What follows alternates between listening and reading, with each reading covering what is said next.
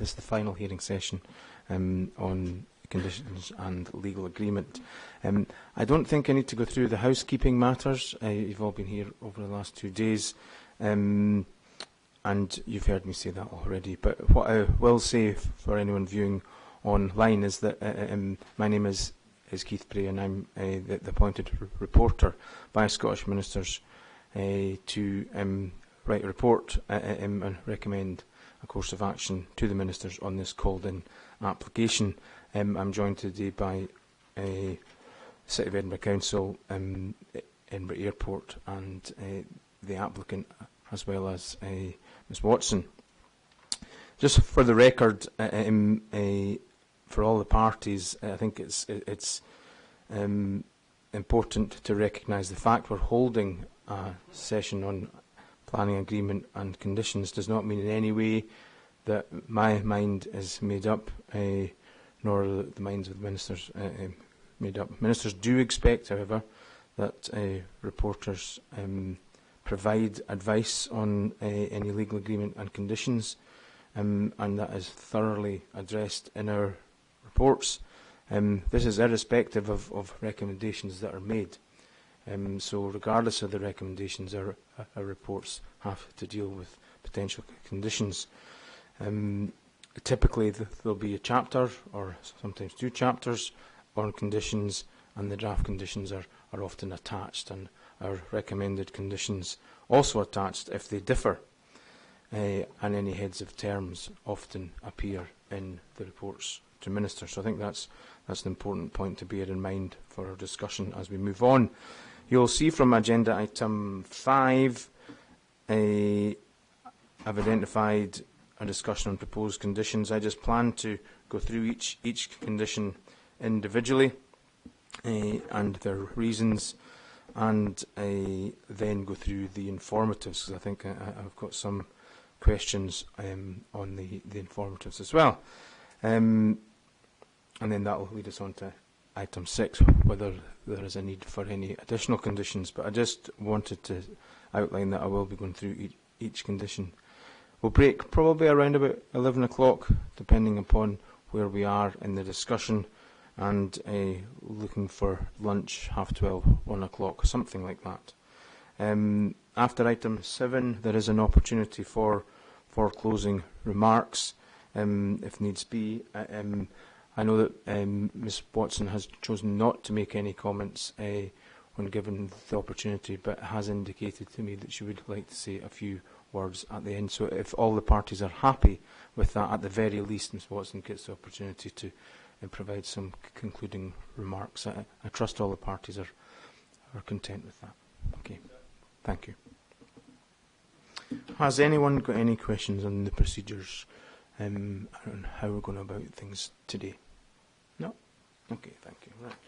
Let's turn then to item 2, and that's the planning obligation, and there is a heads of terms, I think it's core document 34, that is in place. We discussed over the past 2 hearings that the Scottish Ministers have issued their direction on the developer contributions supplementary guidance, and you've directed me to the appendix for or of the Chief Planner's letter, and that I should consider that appendix in light of this proposal.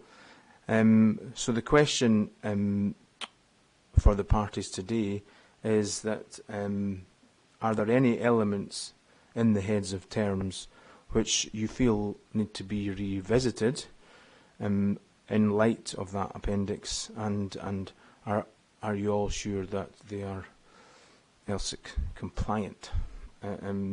So could I just ask which core document the sort of the planning obligations are to be found on? The heads of terms in core document 34. Right, thank you, sir. I'm just having a quick. And so my question, and I will start with the council, is whether or not you feel any of these matters require to be revisited in light of the Minister's direction, we have agreement between the council, or at least agreement in principle between the council and the applicant on affordable housing, on education, transport, tram and healthcare contributions. So maybe if I go through each one, on the housing matter, do the council think there's anything to be revisited there, and quite happy that it's LSIC compliant? Sir, so affordable housing is not part of the developer contribution SG. It's part of its separate supplementary planning guidance. So certainly on that one, that's not affected by the direction, and certainly, in our view, does not need to be revisited. And for the applicant?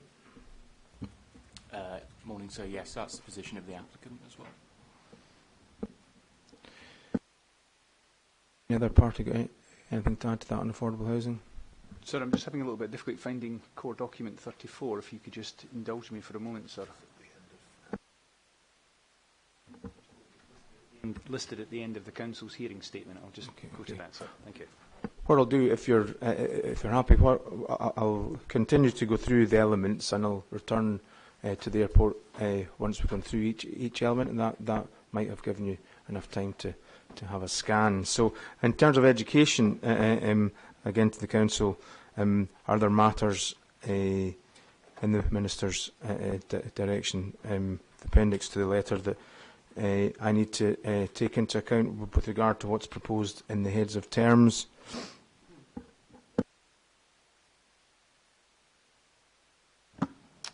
So clearly, the direction does comment on education.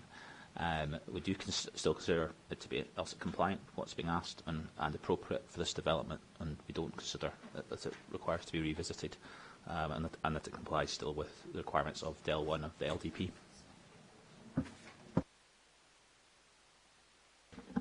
And is there a particular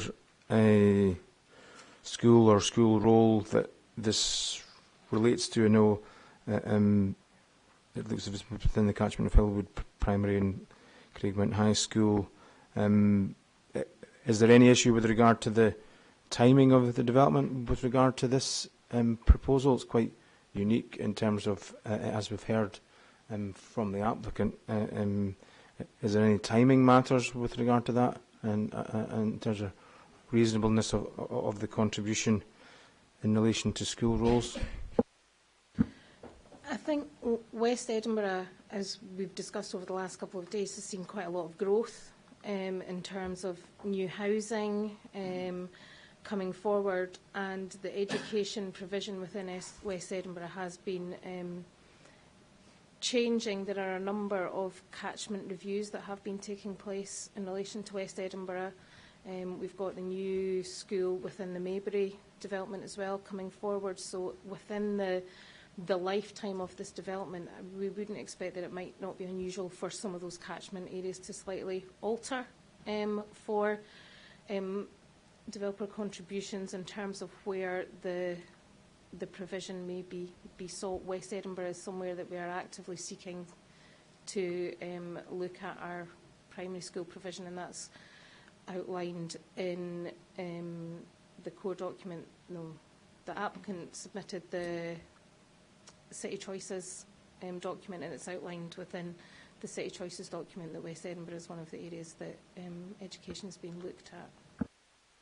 In terms of the timing of the contribution, the heads of terms doesn't indicate that, but is that when the housing comes on stream? It may not be part of the first phases. It may be 15, 16, 17 years away. Is there a matter with regard to timing in relation to the residential? Well, correct me if we've agreed something on this specifically, but I don't believe so.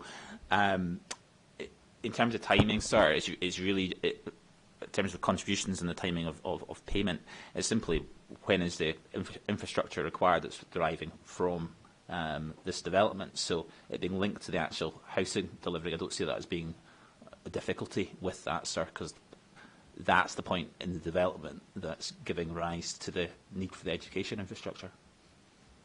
I wasn't necessarily suggesting that. I was just asking for your commentary on that. Anything from the applicant's point of view on education and what you've heard?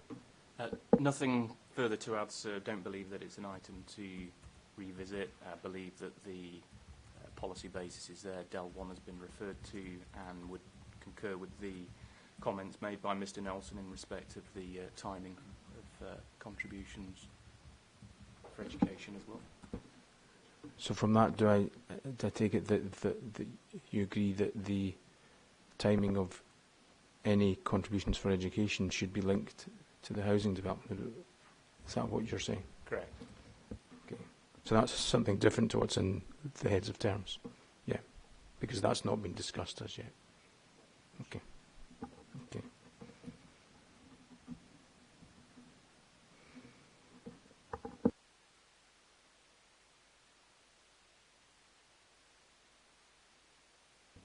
Okay, in terms of transport contribution,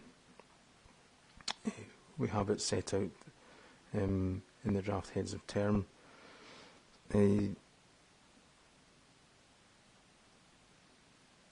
have been sums, amounts of money in terms of contribution mentioned elsewhere in other documents, but there's no sum here. I'm just a little bit confused with regard to whether it's a contribution or whether the applicant, the developer, is implementing it. So I would quite like a bit of clarity on that, and the question around why there is not any sum involved, because I think that's been reflected elsewhere in some of the documentation, if it is indeed to be a contribution. So perhaps to the Council first of all. Yeah, I think we mentioned yesterday that with the transport interventions, the key change had been that it wasn't just a developer contribution that was coming forward on these key mitigation measures, and that it's our understanding that the mitigation measures will be delivered by the applicant. So the Council are not seeking to take the financial contribution for these measures and then implement them. The applicant would be delivering these measures. Is that absolutely the case as you understand it to the applicant? It is, sir, in the interests of efficient delivery of relevant transport infrastructure. That is that's the position of the applicant. So that, am I right in saying that differs from a number of the documentation, earlier documentation, where you've indicated that it would be a cap, that you would contribute up to a certain figure, which is equivalent to the costings of the infrastructure? I think Mr Bissett said during previous hearings, so that's a change in position as far as you're concerned. It is, and it reflects the fact that that position evolved during dialogue with the planning authority. But that's a change in position from yesterday or the day before.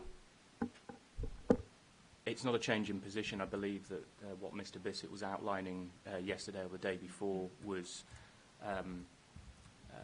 the position at that moment in time during the determination process, and that evolved, as I say, to the final position, which is before you, that the applicant has committed to deliver the off-site infrastructure as set out in the heads of terms prior to the occupation of the first building on site.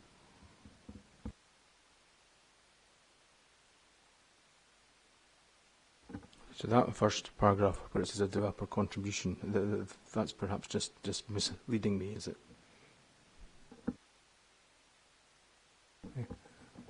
Yes, sir.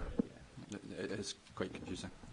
Yeah, I think the hearing statement from the Council on this perhaps expresses it slightly more clearly than that piece of wording, sir. I was just going on this document as the agreed heads of terms. So we're all quite clear that it's not a fixed cap, and that the infrastructure is to be delivered through an obligation in advance of buildings being occupied. And sorry, sir, if I may, yes, it's not a contribution in a monetary sense, it's in a physical sense, if you like.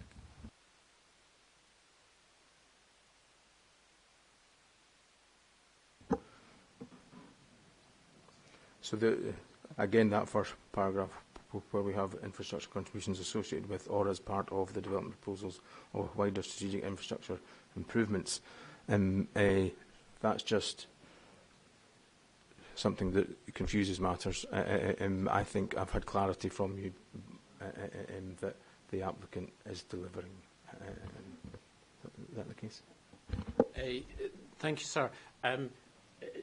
Just so that you have the opportunity to be really clear, if I could maybe suggest to the Council through yourself, perhaps that first paragraph isn't really necessary because the meat of it is really dealt with in the second paragraph.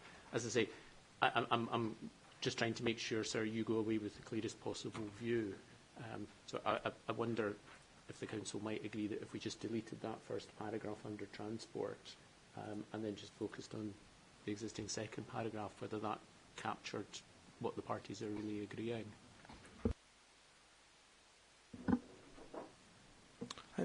Given it's a draft, heads of terms and would need to be worked up in any agreement, in any case, I'm quite clear from that, subject to the Council agreeing that it's about the delivery of the infrastructure that's listed there.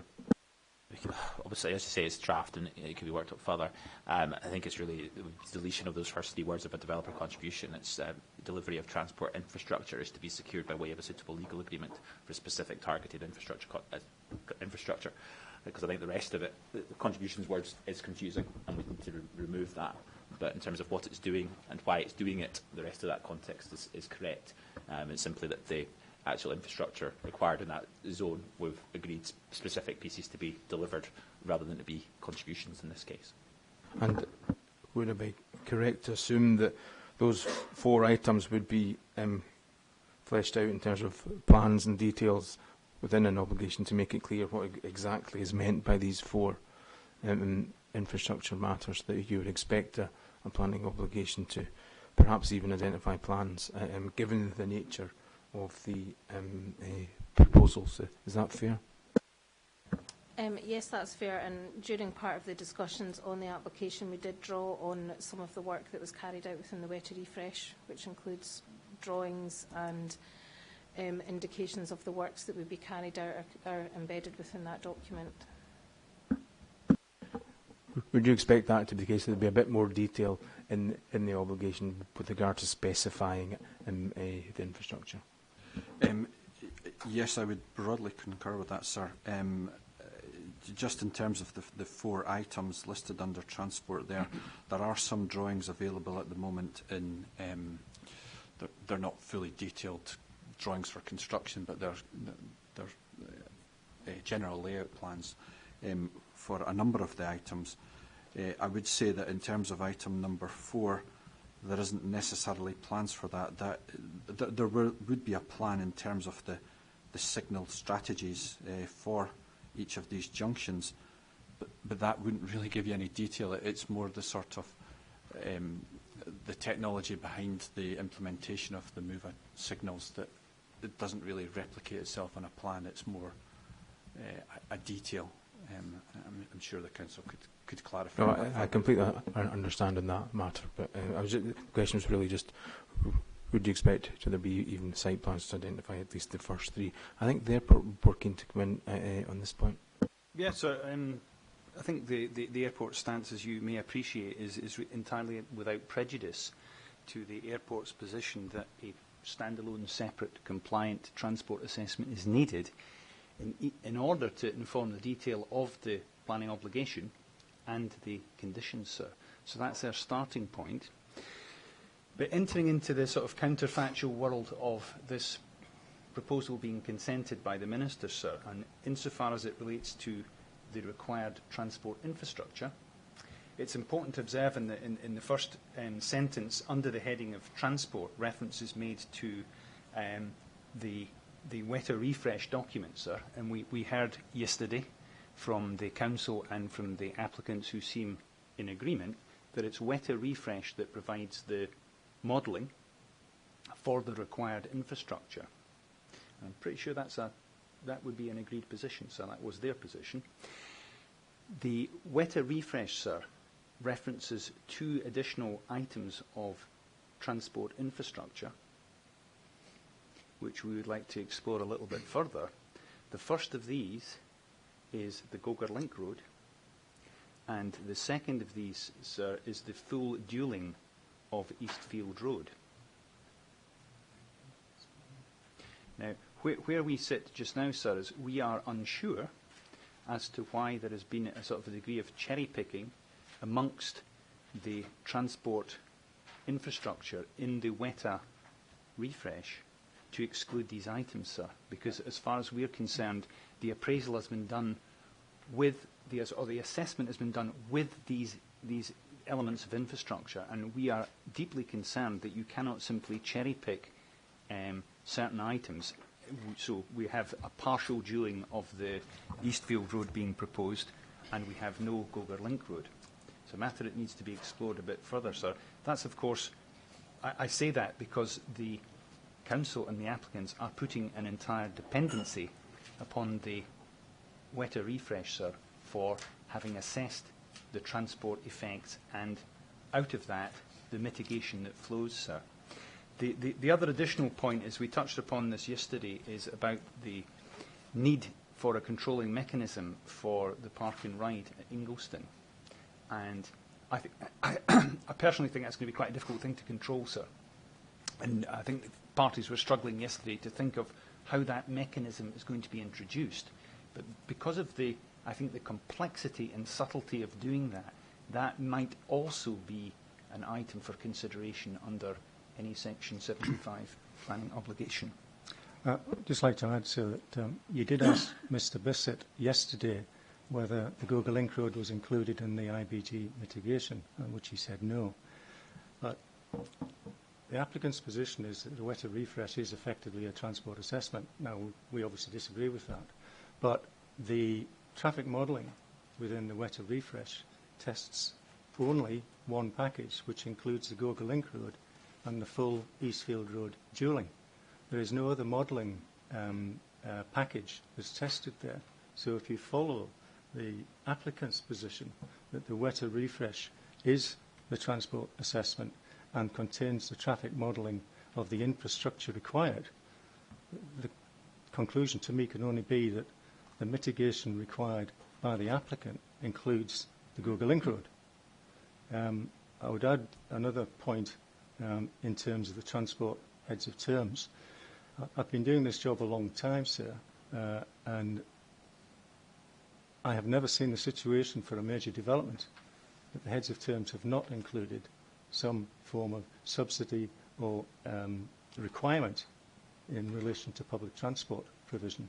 And considering the importance of public transport to this proposal because of the mode share targets, it seems to be quite deficient to me that there is nothing in terms of some form of legal obligation in relation to public transport. Okay, thank you for these comments. I mean, I should have probably outlined that I was going to go through the agreement and then discuss matters that may need to be considered for inclusion. So I wouldn't mind if the Council responded to the point of the Gogar Link Road and the full dualling first of all, and then I think we'll take the additional points in public transport and park and ride as we go through. So the Council first.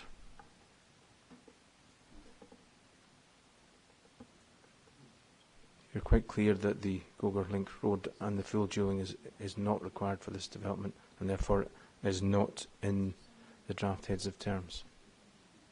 Is that your position?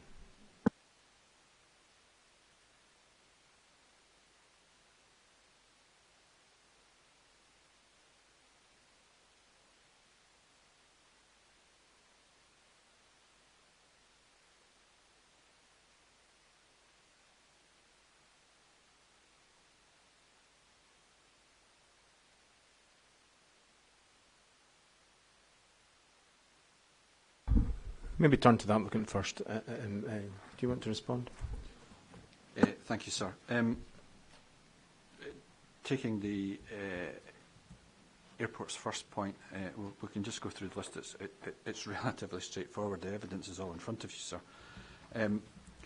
The transport technical note, which was submitted as part of this application, is quite clear in how we got to the measures that are mentioned in this heads of terms, and the fact that the impact of the IBG Phase 1 development is assessed and agreed within Weta Refresh as 9.77%. That gives a developer contribution of approximately £8.5 million in accordance with the Council's LDP and the supplementary guidance. And as the position has developed, the applicant has agreed to implement the measures that are listed in this heads of terms, which equate approximately to that level of contribution. We have already just discussed 5 minutes ago that there is no number in this heads of terms because the applicant has agreed to implement these measures. So, for example, if the measures cost more than £8.5 million, as was determined through the costings in Weta Refresh, then that would be a burden upon the applicant. Turning to the Gogar Link Road, I did not say yesterday that we were not delivering the Gogar Link Road. I said we were delivering the Gogar Link Road within the application site. In terms of the contribution system, as I've just already discussed, the Weta Refresh has a whole package of measures. I think if on page 86, it's an entire page. I don't want to count them all up, but I would suggest that there's probably in excess of 20 measures on that page alone, of which we are delivering some of these measures. What I would like to say is that going back to the contribution of the IBG Phase 1 development of approximately 9.77%, if you were to look at the Weta Refresh contribution spreadsheet, you will see that there is a percentage contribution from the airport as well. I don't have that figure to hand, but it's a bit disingenuous for the airport to say that the applicant is only providing part of the measures in Weta Refresh, given that is the applicable study in this case. In terms of subsidy to public transport, we have discussed this at length yesterday. I'm surprised we're going over this issue again today, but we have discussed and talked at great length yesterday about the sustainable, highly sustainable nature of this site with all the public transport infrastructure, including bus, tram and train, within close proximity of the site that is already available before there's any buildings on site. Finally, we are, it's under the next item, we are obligated to provide a tram contribution in excess of £13 million, and that is towards public transport as well. Thank you, sir. Sir, may I just add a couple of related points on the matter of the, just get my notes if I may, the controlling mechanism, as I believe it was described for potential overspill at the park and ride. It was my recollection from yesterday's session and the evidence from Mr. Kennedy that the City Council would address that matter before any development at this site comes on stream. That is my recollection from yesterday. I certainly heard that. That's the Council's view. And a second point. My role is obviously to take a view on that and report to ministers, and that's why I'm asking questions. A second point, if I may, just on the matter of subsidy for public transport provision. I don't wish to go back over policy matters from day one, but as Mr. Bissett was just alluding to there, in terms of the accessibility credentials of this site, there can be no doubt that it wouldn't have been allocated in the LDP if it hadn't already proven itself in terms of accessibility credentials. Perhaps the Council may have a view on that as well in terms of the very strict criteria that they apply to allocating sites, particularly of this nature and scale in the LDP, and of which my understanding is accessibility is one of the three key issues that they apply in terms of assessing all candidate sites. Council, would you like to add anything? particularly on the Gogar Link Road and the dualling of Eastfield Road. Yeah, thank you, sir. I think if we go to the West Edinburgh Transport Appraisal Refresh, and on page 90, it says that the most appropriate contribution model for West Edinburgh, and to reaching a conclusion on the most appropriate contribution, it's helpful to first of all set out a number of key principles. And some of these are already referred to in sort of planning guidance and how we seek developer contributions and planning conditions.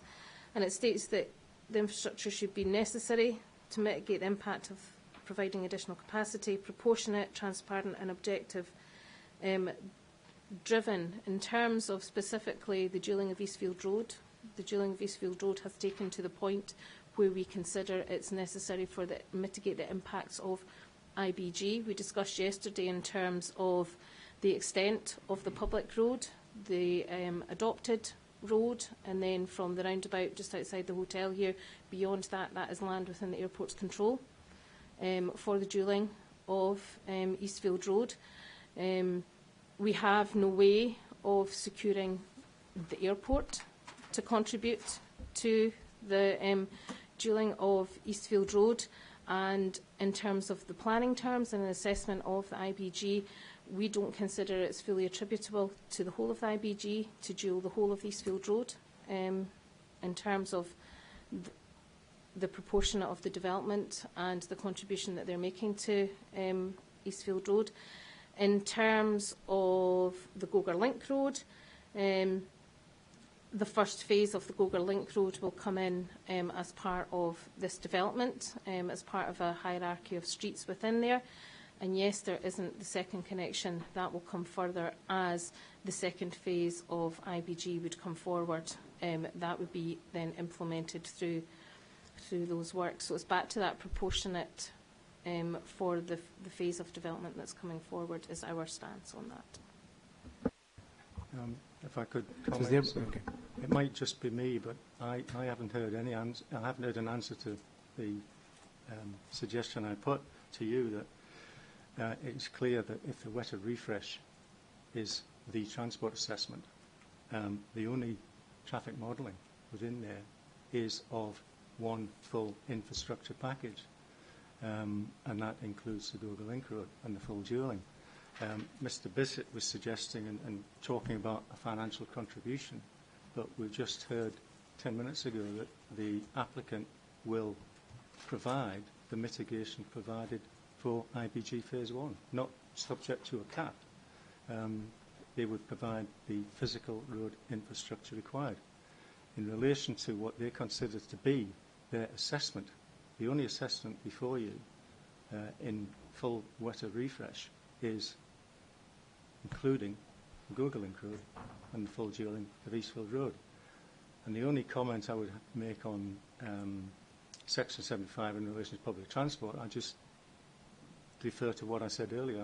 I've never seen a major application such as this not have some form of obligation in relation to public transport, provision of services.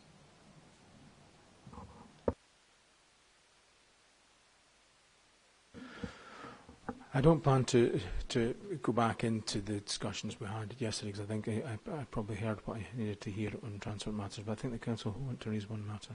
Yeah, sorry, just one point that I did want to pick up is this, that buses are the only public transport option that are available here. And I think the uniqueness, as we've discussed on this site over the last few days, is that we have public transport embedded into the site. The tram stop is there already. Edinburgh Gateway Station went in advance of the development as well. So public transport goes beyond bus services. There are other public transport facilities. They're already in place, and within the heads of terms there is that contribution to the tram outlined, and I think Mr Kennedy discussed that yesterday, that was part of the tram business case, was being aware of developments that would come on stream and contributions that would then come towards the tram.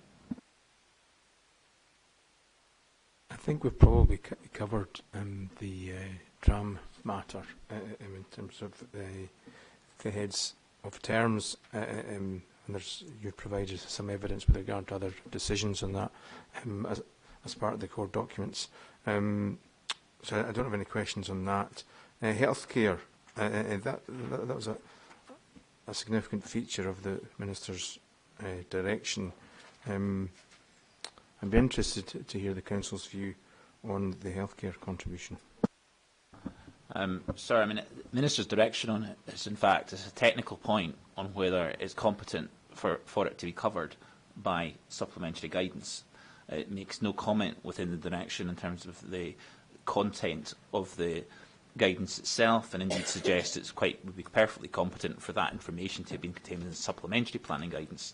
The Council's position is it's in the process of producing supplementary planning guidance of any similar terms, and that the contributions sought continue to be appropriate for healthcare, and indeed, again, compliant with DEL 1 provisions.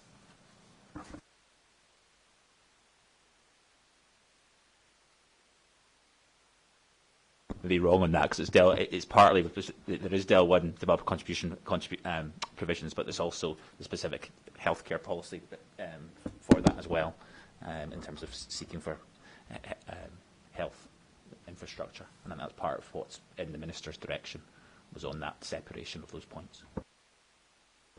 Is there any matter with regard to timing, with regard to this is tied again to residential development?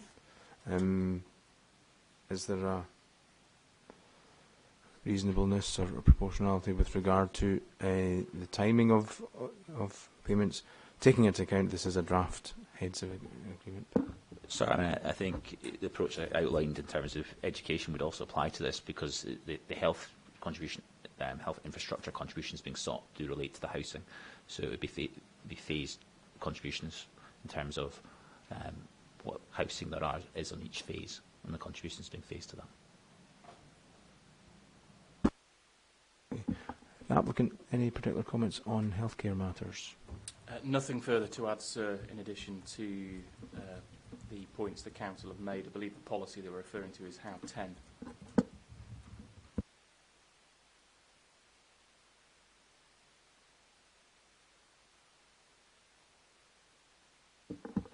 Okay, well, obviously I've got to consider the direction of the Ministers and how that might apply. Did the airport have any matters on healthcare before I go on to additional matters? None, sir, no. There are a number of other matters that I would just like to sort of touch on with regard to simply the potential. I'm not expressing a view. I'm just looking for your thoughts on potential matters that have linked to our discussions over the last 2 days. Is it fair to say that given the scale of the sort of core landscaping area, is that an area that you would, as a planning authority, seek to be involved in with regard to a planning obligation? There's a significant area. I know the applicant has, I think, in their documentation indicated that the strategy may be to hand over to one body to maintain it, but do you feel in a development of this scale that core areas of landscape need to be addressed in a planning obligation, or are planning conditions sufficient, given it's all within the site? Just your thoughts and views on that. Oh, sorry. Our views remain, I think, condition is still appropriate for this, sir. Not saying that we have a particularly strong view on that, but our view as a planning authority would be that it would have been sufficient. Applicant, do you have any view on that? I'm not suggesting it should be in. I'm just highlighting matters that could potentially be considered in an obligation for development of this scale. I believe, sir, it could be appropriately addressed by conditions. And in terms of the land ownership of the infrastructure mitigation, I mean, the first three proposals would involve potentially land ownership issues. I think in appellant's, the applicant's documentation, that you assume any land matters would be at nil cost. Is that going to be the reality?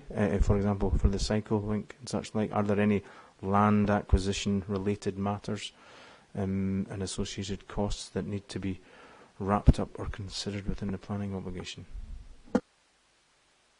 Not that we're aware, sir. So the council owns all the land? No, well, no, the council owns the road land, but in terms of the cycle link, the land within the ownership of the applicants, and the adjacent land is within the same ownership.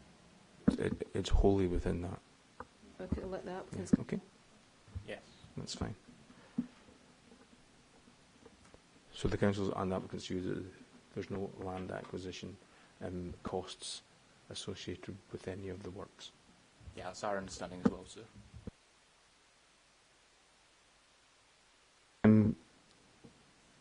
If we look at informative 5 on the schedule of proposed informatives, and we touched on this yesterday, with regard to car parking controls, suitable traffic orders, and I think in terms of the report of handling, I think there was certainly a suggestion that car club spaces should be considered. It's all part of control over parking in cars. Informative 5 indicates at no cost to the council. If the council isn't paying, who's paying?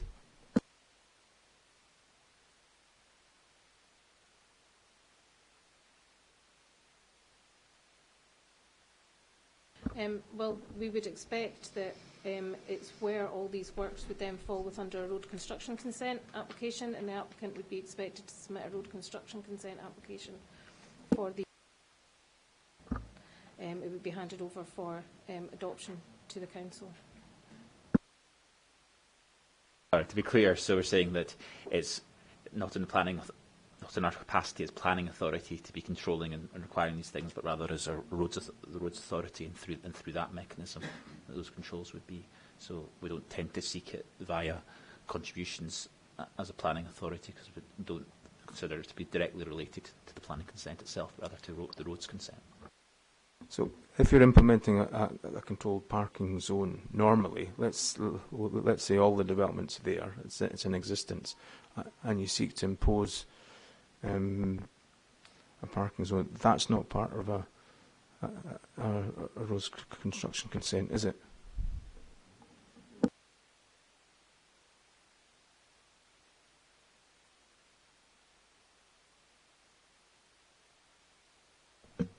Yeah, we used to seek contributions for traffic orders, stopping off redeterminations as part of legal agreements, but it's now considered, as my colleague has said, that it's separate to that.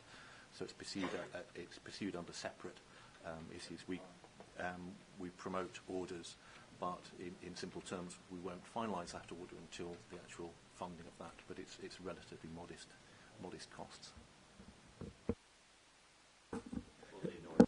It's only in the order of £2,000 an order, I believe, sir. So it's pretty modest in terms. But you still indicated that it's at no cost to the council. So there is a cost. So I've just asked who pays for it. I don't think I've had an answer. So the payment for the order would come from the applicant as part of the RCC and the adoption process going forward, and that would include any parking controls, double yellow lines, single lines, all these sorts of measures would be formed as part of the RCC process. If the council is promoting the road traffic order and not the applicant, what's the situation there? Yes, the council promotes it as the roads authority, but that's so we actually have the powers and the responsibilities to promote the order, but in terms of the funding, that would be at no cost. So it may seem a small part, but if the applicant for any reason didn't want to promote an order, and as roads authority you wanted to promote an order, who pays for that? If it's part of the development, then, as I say, we pursue that through the road construction consent process. A lot of the details of that will not be sorted out until we've actually seen a road layout, and that's been agreed and worked through and progressed through the road construction consent process. So the details of that are actually very important in terms of what is going to be part of the road and what may be entirely off-road. So there may be private areas, and a lot of the negotiation comes down to the details of what the road layout is. You would anticipate that any parking orders would go hand in hand in tandem with a road construction consent? Yes. Because if you did it afterwards, you wouldn't have the ability to control that through the construction consent process. Is that fair? That's correct. I mean, there are occasionally situations where we want to introduce controls afterwards. There may have been issues that have not been anticipated, but I think where we're expecting to introduce an area-wide control rather than localised, what you might call junction issues, I think those issues are going to be. We're going to be able to anticipate where those issues are going to be. It's going to be a blanket control rather than very localised. If we can turn to the applicant first, and then I'll turn. Sir, in answer to, I think, part of your question, it is my understanding that only the Roads Authority can promote the traffic regulation order and not the applicant. In my experience, it's fairly standard practice that, as Mr Simpson has outlined, that the authority promotes the order and the applicant pays for it. It's of the order of £2,000. I don't think we're arguing about a sum of money here. Both the council and the applicant are quite clear that their view is that that doesn't need to be addressed.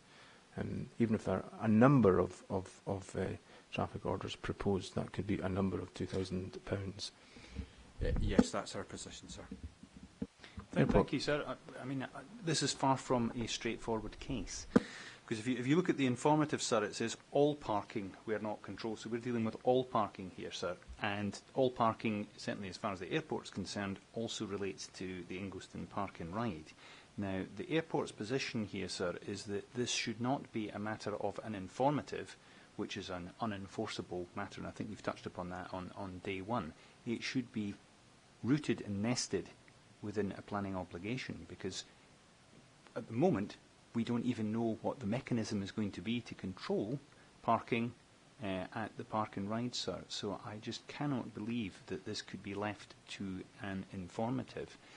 If it were a straightforward situation, sir, where traffic orders were needed to resolve this, then I still agree that I still think that those should be nested in a Section 75 planning obligation, sir, because the problem, if you just illustrated, is what happens if it's needed and no one's going to pay for it. The council here are obviously going to be able to exert some leverage due to the roads construction consent process and say we won't process this unless you actually make the payment. And I think, 99 times out of 100 that will probably work. But I think in this case, sir, we do need some more teeth in the situation where the applicant has to pay for whatever is required, sir, and that may be more than just roads orders. We're probably addressing, and you may be getting to this, sir, but what is the mechanism for controlling the Ingliston Park and Ride? It needs to be fully thought through, and the council yesterday, as far as I have it noticed, sir, were kind of struggling to come up with what that mechanism should be. I don't think we should kick the can down the road with that, sir. I think we need to know what that mechanism is so that you can have confidence and the ministers can have confidence that there's a reasonable prospect of that being controlled either through condition, through a planning obligation or in combination of the two, sir. A traffic regulation order will not stop overspill parking in Ingliston Park and Ride, so it has to be something else. And nobody yesterday could come up with a solution. It was agreed it was a high-risk scenario, so I think we do need to know, as part of an obligation, what that is. Just stepping back just a little, in terms of what's outlined as an approach to the consent and the conditions and the implementation plan potential phasing, we are talking about a fairly lengthy build out. I'm assuming there would be potentially a number of traffic orders promoted, potentially a number within each plot. So does that not amount to quite a number of £2,000? And it could add up to quite a significant sum that may be better wrapped up in terms of a planning obligation. Is it fair to say that there could be a significant number of traffic orders required over the lifetime of the development? Yeah, I mean that's a very fair reflection. There could be more than one. There may be multiple numbers of one. I guess what we don't know is the defined amount and how you then capture a payment within a Section 75 of what a level would be for them. How do we determine that? I think I'd like to just touch slightly something on what the airport said there in terms of condition and controlling the park and ride. We just need to remember that the park and ride is within a separate land ownership, so it's within the council's land ownership.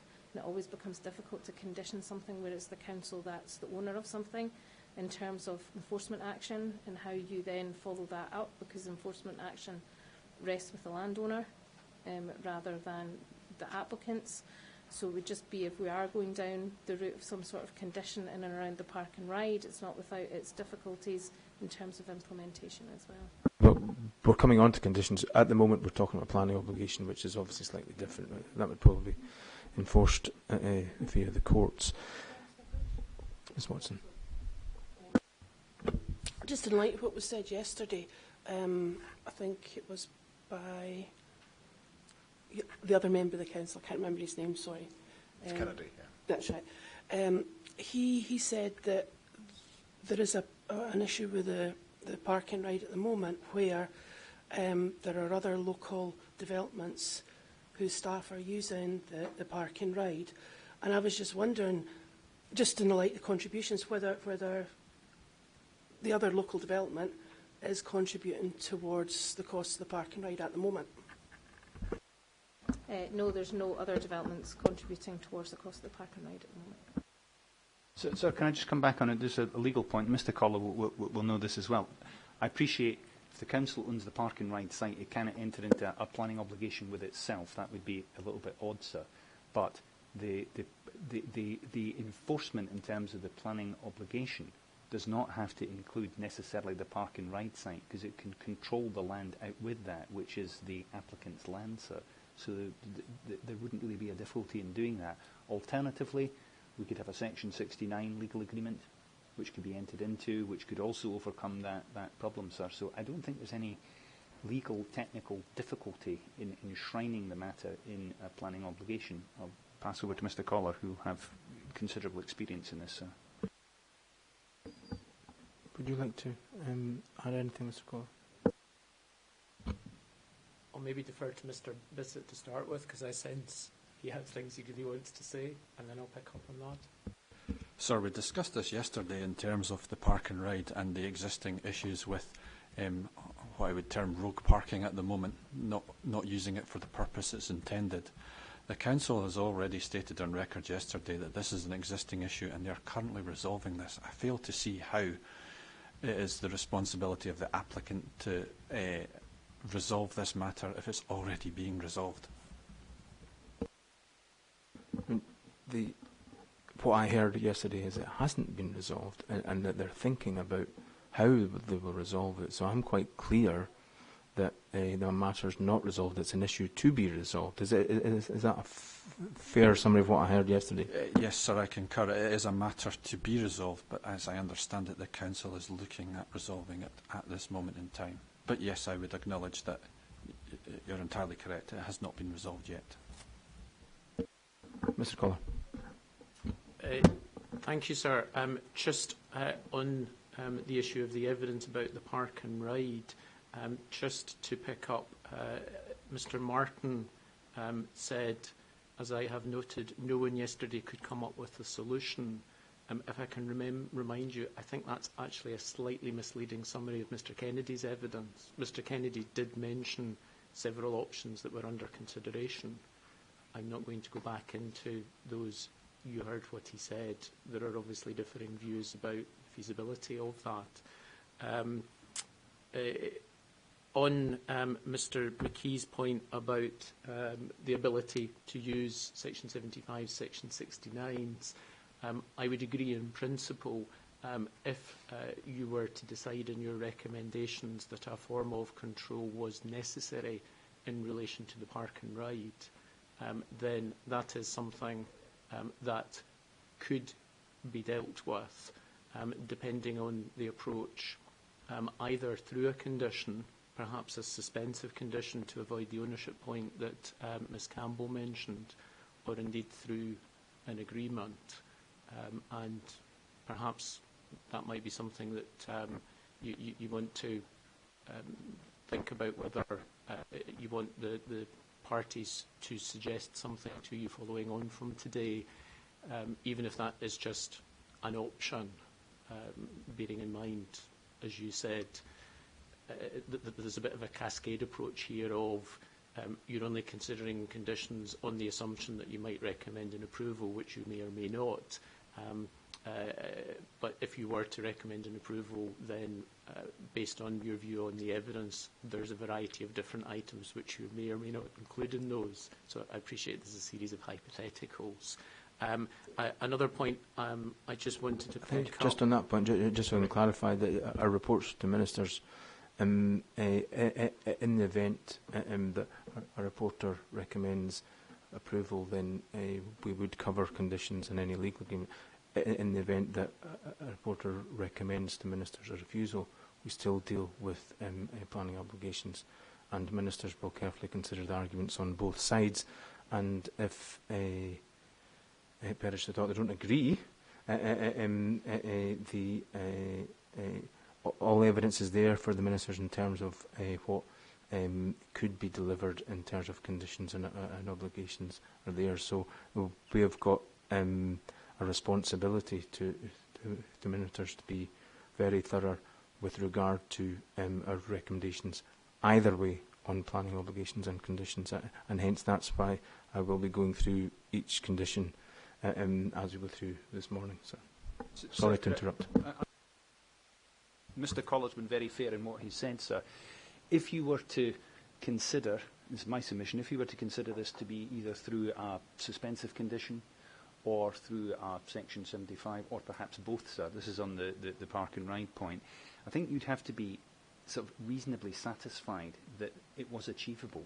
You know, it's not like a hypothetical, you just have to sort this problem out. I think you'd need to have a basis on which there would be sort of reasonable prospects of the issue, which we think is inevitable to occur, could be resolved, sir. So I think it is important that you at least receive some information upon that from the Council and perhaps from the applicants, and obviously the airport would like the opportunity to comment on that, sir. Sorry, Mr Collard, you were going to make additional comments and I interrupted. That's all right, sir. Just picking up on a specific point that Ms Campbell raised in response to your point about the development being phased and delivered over a number of years and the uncertainty as a result about the timing and number of TROs, I just wondered, and I suppose I'm really asking you if you might like to ask Ms Campbell to comment, whether that is something perhaps that should be dealt with during the AMSC stage if the PPP was granted, just on the basis of there's a situation of uncertainty at the moment, whereas at the AMSC stage, because details will be available, it's potentially easier to regulate the situation at that point. The Council? I'll not ask you the question because you heard it, I'll just let you answer. So I would say no to that, sir, in terms of when it's appropriate to actually put legal agreement provisions in place on these issues. I mean, we've set out why we consider it not to be necessary to be seeking this through a legal agreement. However, I think we had acknowledged that it was something we did used to seek via legal agreement, and indeed I'd acknowledged that you can set it out as per an amount per traffic regulation order that's that's brought forward within a legal agreement that it's £2,000 per order. And it's possible to frame it within the 75. And I'm not disputing that. I think we're just saying in terms of the circular tests that we don't consider it to be technically necessary, given there's separate powers as Roads Authority, and that we consider those to be the appropriate powers and vehicle to secure those payments. I think Mr. Collar was suggesting that it be dealt with by a condition with regard to as the plots come forward, and your response to whether or not the payment, which can and are dealt with in conditions from time to time. Yeah, so just a point, sir, but again we have this issue of sort of backloading the thing, which we want to avoid for reasons of proper planning. But, sir, you couldn't, by way of an AMC condition, request a payment of money, because that could be, or probably would be, an unlawful condition, sir. I concur with the airport on that point. Sir, I perhaps didn't explain myself very well. When I was suggesting dealing with it at the MSC stage, I was actually meaning by way of an agreement, because it is well accepted law that, yes, you can't use a condition to require payment of money. But I appreciate the Council's position is that they don't feel an agreement is appropriate, irrespective of when. It's more of an in-principle position.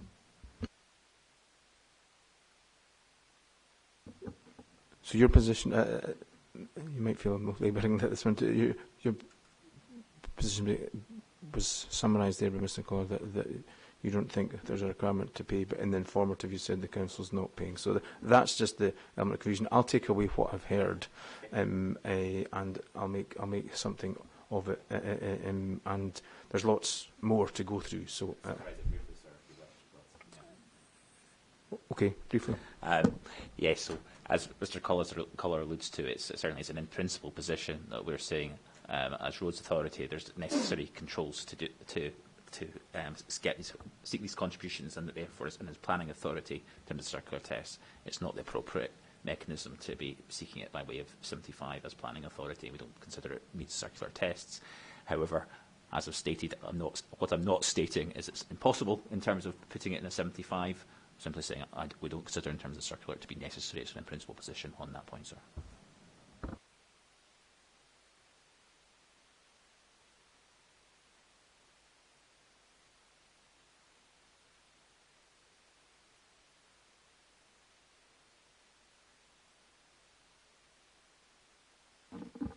Just in relation to informative 3, that's really surplus to requirements.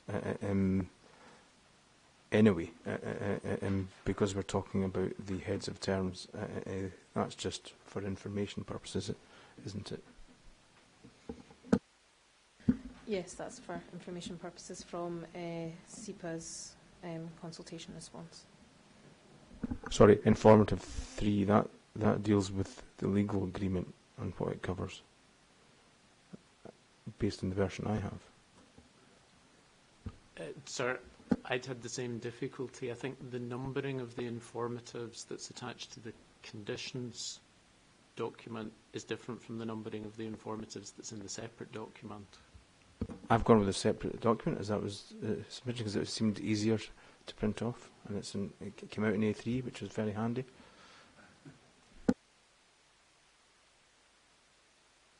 Informative number 3, a legal agreement is required to cover the following matters. I think, even probably without looking at it, given it's informative, and we've discussed a draft heads of terms, I just want to be clear that that's surplus to requirements. Agreed. Okay, thank you. Yeah, okay. So just can I just make a point, sir? But before we sort of leave planning obligations and move to conditions, whilst I appreciate the airport would not be a party to the Section 75 agreement if it were proposed, sir, the airport would like to be consulted on the final draft before it's signed, because the airport clearly has a stake in this, sir, in terms of mitigating the impacts on Eastfield Road if this development were to go ahead. So I would like something put in your report, sir, that we would be consulted, and we'll have that opportunity of offering comment. I hope the council and the applicant would agree to that, sir. Well, I've taken a note of that. Anyway, so. We've covered matters that are in the draft heads of terms.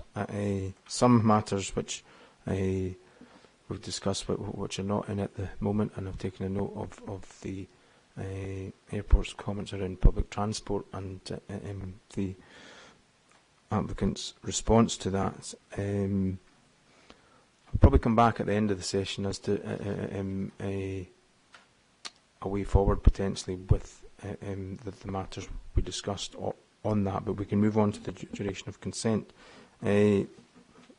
Item 3, there appears to be agreement at the principle of making a direction in terms of duration, but there's no agreement on the precise timescales.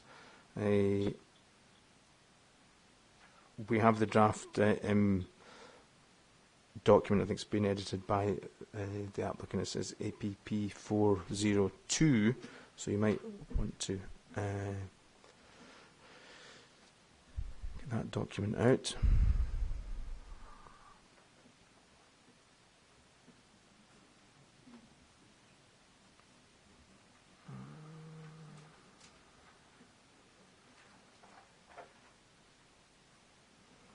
That's 402, and that's a tracked change document. Does that, everyone got that document in front of them? Okay.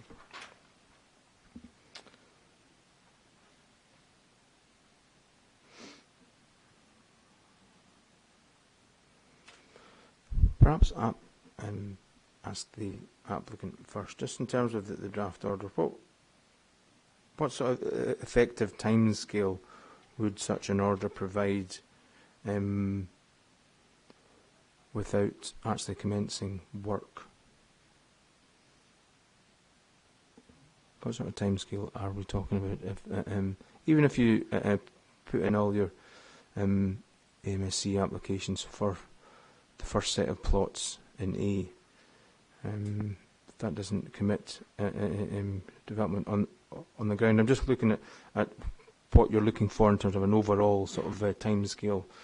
I think I've worked it out, but I wouldn't mind your view on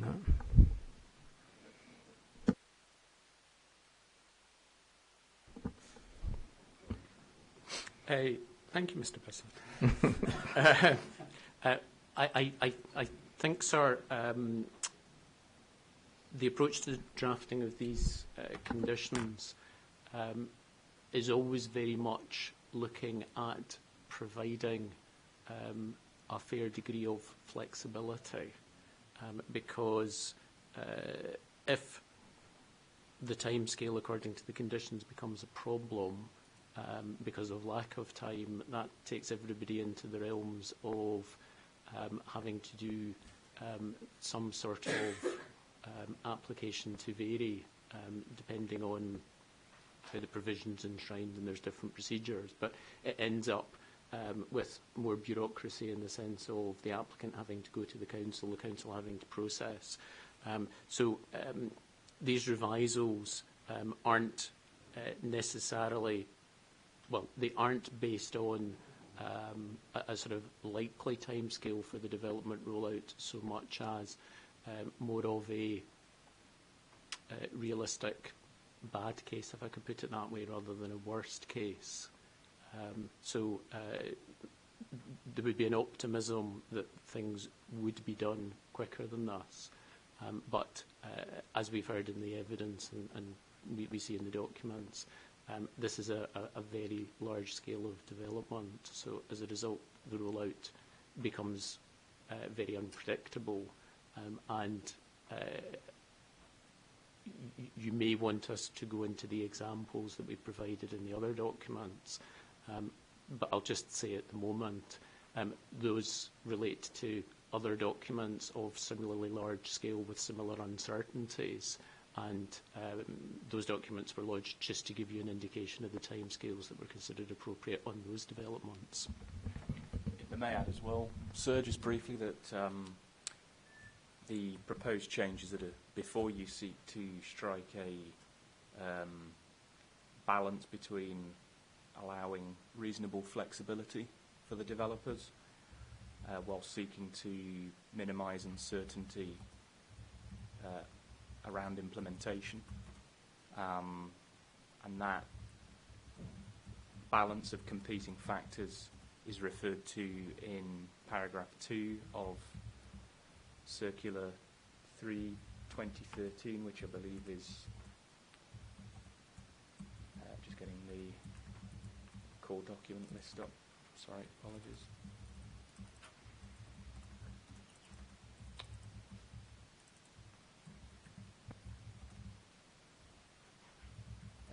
Core document 30. So that's the balance that we've tried to strike in terms of the proposed changes to the direction. The Council's thoughts on these changes that have been tracked on this document. Are these changes you don't agree with, as I understand from your submissions? I think Mr. Newton touched on it, that it's that degree of flexibility versus the degree of certainty, and I think it's the Council looking for certainty in terms of the scale of the development coming forward. I think in terms of the 5 or 7 years, I think we're fairly flexible, more relaxed in terms of the 5 and 7 years. I think it's the 15 years that we're then looking at sort of build-outs over a 20-year period that's probably causing us a wee bit more nervousness in terms of the development coming in and large phases of that development which still may not be on the ground within the next 20 years, and sort of that PPP certainty and how the development's coming forward. I think the examples that have been submitted in terms of the duration of the permissions and other authorities and other examples, we have experience of longer consents, and they're causing us issues in terms of the implementation and the delivery and the infrastructure that then was set at a time to then 15 years later that the infrastructure's then moved on and altered. I've had a look at the timescales, and if the applicant had submitted the first set of plots, there's no requirement to do anything other than submit. I think it would amount to about 17 years. The consent would be for, in a sense, before it expired. That's what I seem to work out. 15 plus 2 years. So that's what this draft sort of a direction would enable. Is that your understanding of it? Yes, I agree with the 17 years. I guess I was adding on a bit of time for construction and sort of finishing of development and things like that. But yeah, 17 years for the commencement of works in some of these plots. I was actually talking about when it would lapse or expire, and it's in theory, if the first set of plots didn't, for any reason, after approval of matter specified conditions, it would be around 17 years. Is that your understanding of the draft direction? Yeah. What would be clear on the timescales? Can I just add one further point, sir? It's in our hearing statement on conditions, and just to emphasise, if I may briefly, an additional but very relevant consideration, as set out in the third paragraph of page 8, and that going back to the agreed position with the Council with regard to the upfront delivery of off-site infrastructure, In that scenario, it is critical that sufficient time is afforded for the applicant to recover these upfront costs, and that is reflected in the changes that we made, and it is the position of the applicant that the durations proposed by the council would pose a risk to the funding of those upfront costs. As we've discussed and as I've heard, these infrastructure requirements are proposed in the draft head of terms. My understanding is before the first building is occupied, so there's no there's nothing I've heard that requires the developer to do it in advance of submitting up applications, for example. So there would be no requirement for the infrastructure to be in place before the first building was in place. So the infrastructure may be 15, 16, 17 years away. Is that a fair summary or a take from the implications of this direction? It is, yeah. As I say, it's the from the applicant's point of view, it's the time required to recover those upfront costs, which just wanted to emphasise that.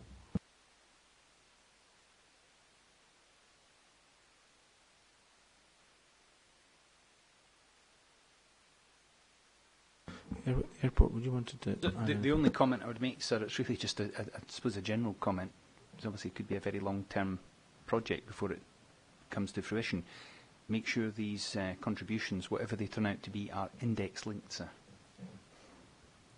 It's one for the council, but it'd be important just to address I think that. in terms of all other matters apart from transport, I would expect or anticipate that there would be an index link. I think we've heard from the applicant that the infrastructure will be provided as described, regardless of the cost.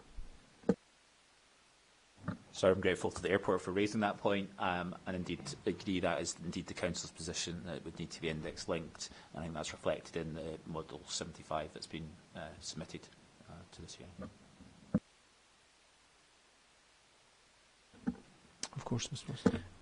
You're saying it could be 17 years before the infrastructure is in place. Does that mean the cycle path and the dualling on Eastfield Road? My understanding is that the requirements are to be in place before any building, the first building, is occupied. So that could be any time from relatively soon after a consent to, at the furthest, perhaps 17, 18 years. Is that a fair summary? Yeah. So the 17 years is the time limit when, say, soil's first broken? I was discussing it in terms of the timescale when a planning application could lapse.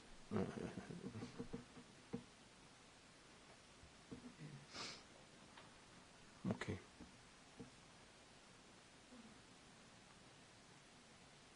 Is there any further comment from the council? You prefer a more restricted timescale for 5 and 10 years? Was that your position? That's your preference for the reasons that you've stated, yes? Yes, that would be our preference for the reasons stated in the hearing statement.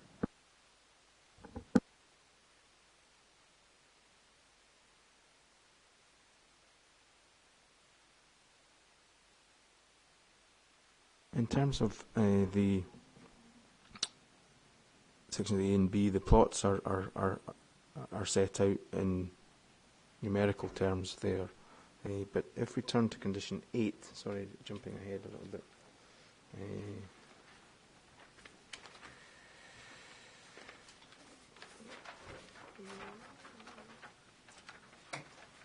I think this is the condition that would allow plots to come forward, I think.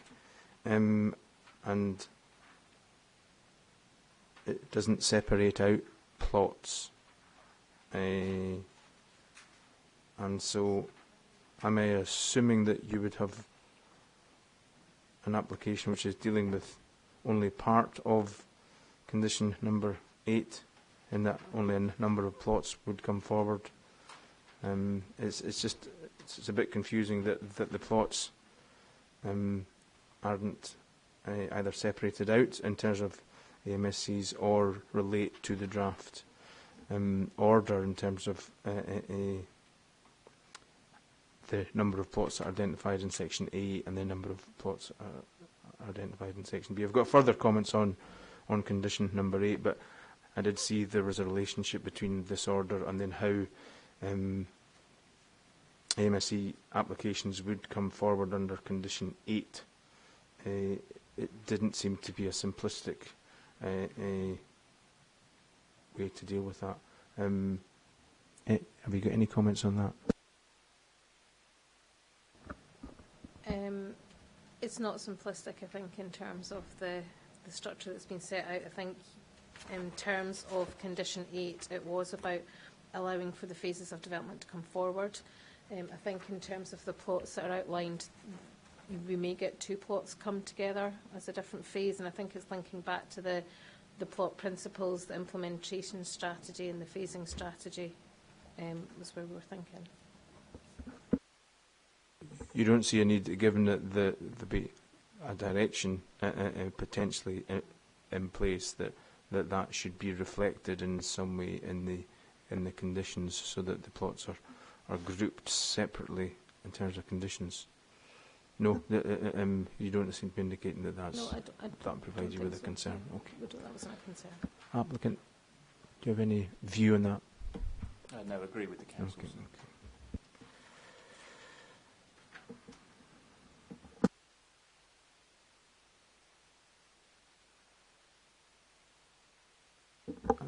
Well, I think I've heard what I needed to hear on that, and I know what you've said in your hearing statements and supporting information. So I think one comment. Very brief point. I was saying earlier, really just you've quite rightly said this as a direction, and in terms of the current law, it would be. But clearly the 2019 Act is seeking to potentially change the timing period to condition, and we're yet waiting on transitional arrangements to tell us what the effect would be. So all I'm pointing to or stating, sir, is if that affects this development in terms of the transitional arrangement, that parties have the opportunity to make further submission on that, if that's in the space of you writing your report. Okay, yeah. Is there a time limit to when the development is first started to when it would be proposed to the whole thing would be ended? So from the start time, when it starts to be developed, to the end time? Or is it just whenever? I'll let the council respond to that. There's timescales that are set for the submission of the developments to be submitted, so the applications to come in on the further details. What we don't have in planning legislation is that when a building starts work, when it's finished. So there's no end date when somebody commences work on the development of a building. There is no end date for when that building has to be finished by. So I can't give you a definitive answer. There's the sort of the 17 years that are discussed in terms of when the applications would be finished to come in for. And then they would have a time period in which to commence the works, but an actual finished, completed date of the whole site is not controlled within the planning legislation. I'm a wee bit confused because I thought it was 17 years to start the development, not to finish. Is that right? It's for the submission of the applications, which then gives them the details to allow the development to be built.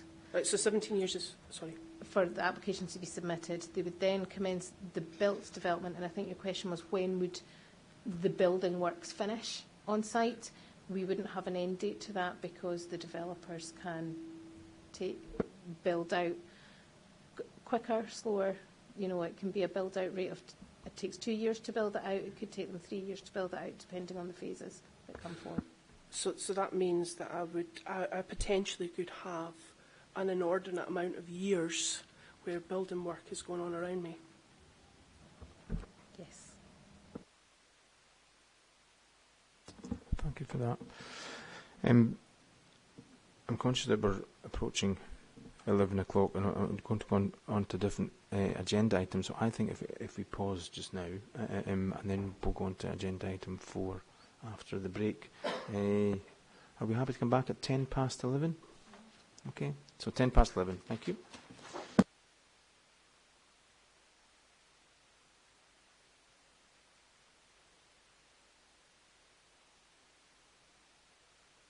Item 4. You may wish to have document APP 114. That's the Phase 1 implementation strategy. But maybe a general question first to the Council, first and then to the applicant. With a large-scale PPP application, would it be a normal practice, if you like, to have a phasing plan prepared in advance of a consent, or is it normal practice to have it submitted as part of the AMSC?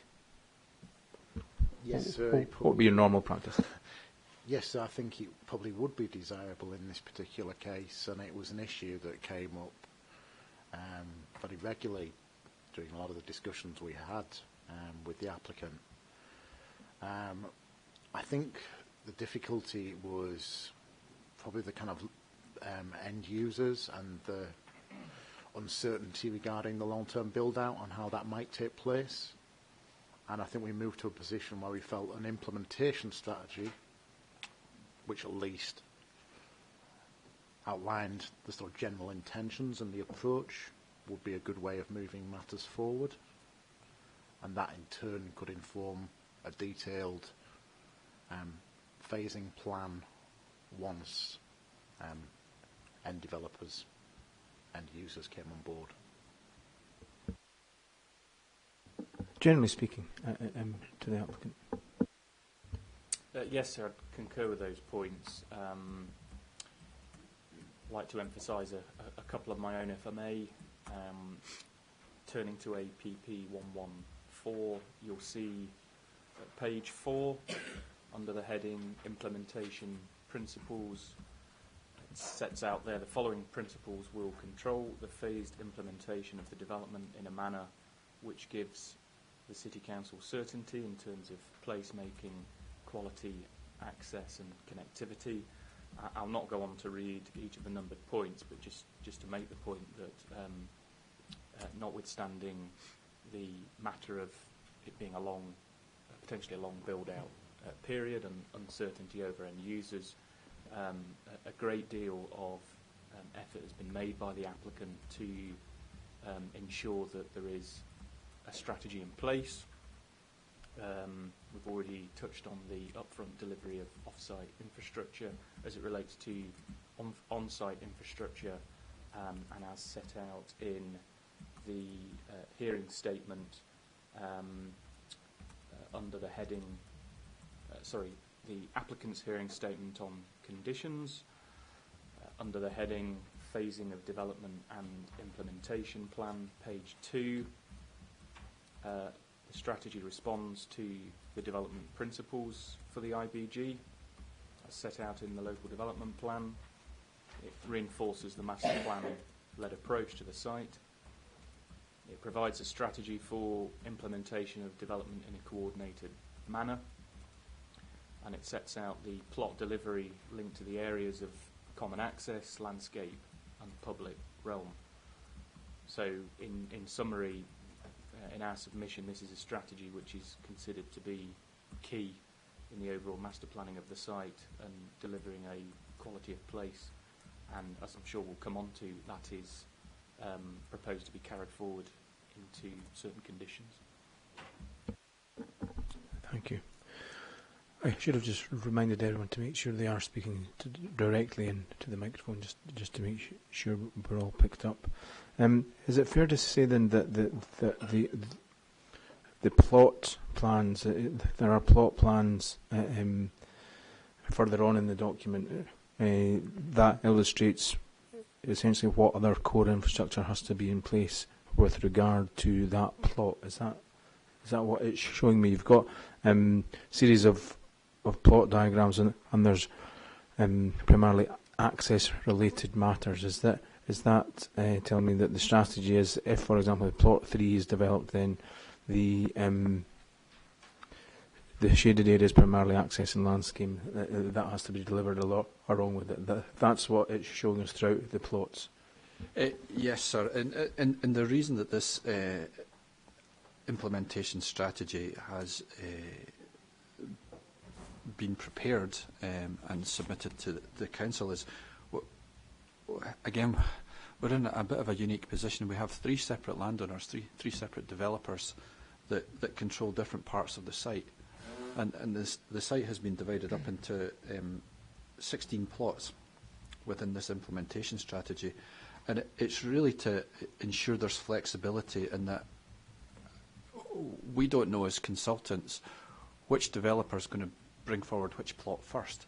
So this gives the flexibility to ensure that the appropriate landscaping, SUDs, internal roads, etc. are delivered with whatever plot comes forward in whatever order they come forward. Yeah, if I could just add to that, sir, as you, and I think to corroborate the point you were making, as you work through each of the plots, it shows the infrastructure, both estate infrastructure and plot infrastructure, that would be required to come forward to deliver that plot. Again, all in the interests of developing the site in a coordinated manner. I believe that addresses the point you made in the first question, sir, around trying to give some certainty over phasing. By suggesting that this document is for approval, that essentially means if, for example, plot 15 comes up, then the rest of the shaded areas, albeit the tram square, is illustrated in all of them, but the rest of the infrastructure is to be delivered if plot 15 is to come forward. Is that my understanding? If it's going to be an approved document, that if plot 15 comes forward, then the infrastructure that's shaded needs to be delivered. Is that? That is correct, sir. Yes. Okay. Ms. Watson. Looking at plot 13 and 15, I think it is, part of the bit that's coloured in is the open space. So is it the developer's intention that the open space where the cycle path is going to go through, that won't be delivered until that particular point in time? No, I don't think that is the case. I think the cycle path, which is to the north side of the A8, which runs towards the RBS junction, that is required to be delivered before the first building on site is occupied. So, for example, if plot 15, which we were referring to, was not the first plot to be built out, the cycle link would still require to be in place. But the green space that's round that, would that be required to be landscaped at the point at which the cycle path would be put in place? The short answer is I'm not sure. Okay. The reason being is the cycle path's going to run right behind my house, and I think I started saying this yesterday. And if the landscaping was put in at that point, that over the course of time, because I'm going to be living in or potentially living in a development site or construction site for many years, if the trees and stuff were planted then and they were allowed to establish and grow, at least that would give me some screening from what's going on behind me. My understanding from looking through the plots and in this implementation strategy is that if any of the plots 16, 15 or 13 come forward, then that public realm space to the south is implemented. That's my understanding of this implementation strategy. Yeah. Could I then possibly ask for an undertaking to be had or to be put forward that at the time when the cycle path gets put in, at least some of that green space is developed and landscaped and put in place, so that it will offer me some screening from the construction that's going to end up going on behind me. I don't know if the council want to answer, but in the draft conditions, there is an implementation plan to come forward, which would probably deal with some of that as well, that the council would have to approve. But perhaps the council want to say something on that. I think the area that Ms Watson refers to, it's in some of the documentation, it's referred to as the southern parkland, certainly in the landscape documentation. I don't think the council would be averse to what Ms Watson has suggested potentially, whether there's any scope for that to go in at an earlier stage. It's perhaps seen more as strategic site infrastructure rather than relating to those particular plots at the southern edge of the site. The fact that at the moment, the back part of my property, which will be only a few metres from the cycle path, is completely open because I have open views, and there is no screening in there whatsoever. When the cycle path goes in, I'll be getting people walking past or cycling past, and they'll be able to see right in. It'll be right in my windows. So it would be good to allow the trees to establish and grow, so that later construction would then have a little bit more screening. Mr. Bissett. Thank you, sir. I've just conferred with one of the developers. We would be happy to offer the screening directly behind Miss Watson's house in relation to plot 13.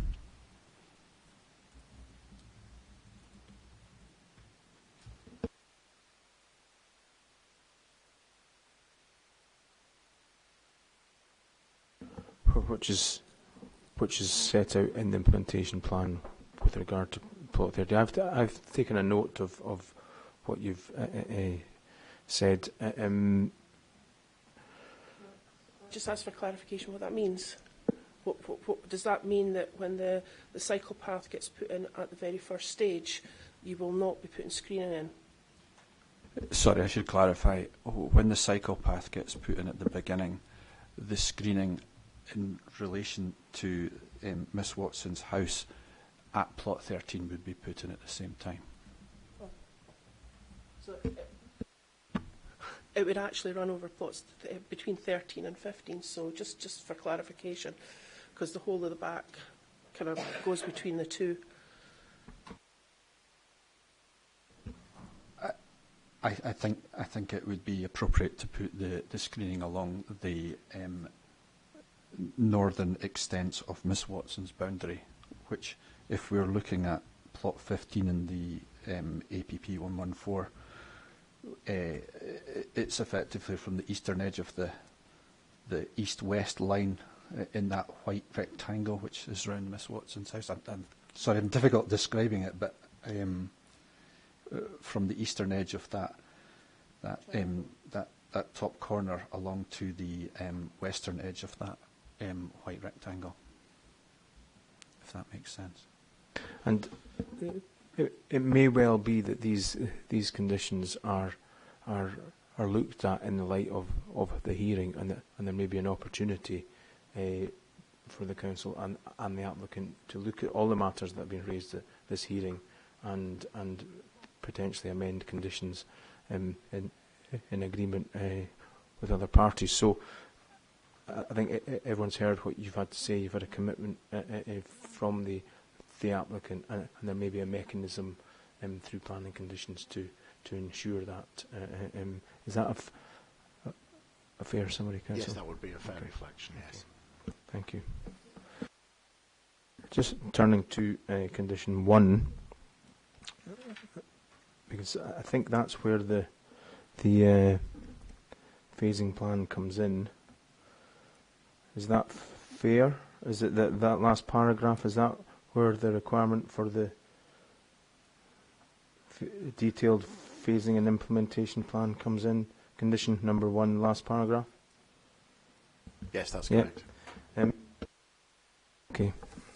It is, sir, and just on a related point, I believe that reinforces the currency of the implementation strategy and having that in place as an approved document up front at the PPP stage.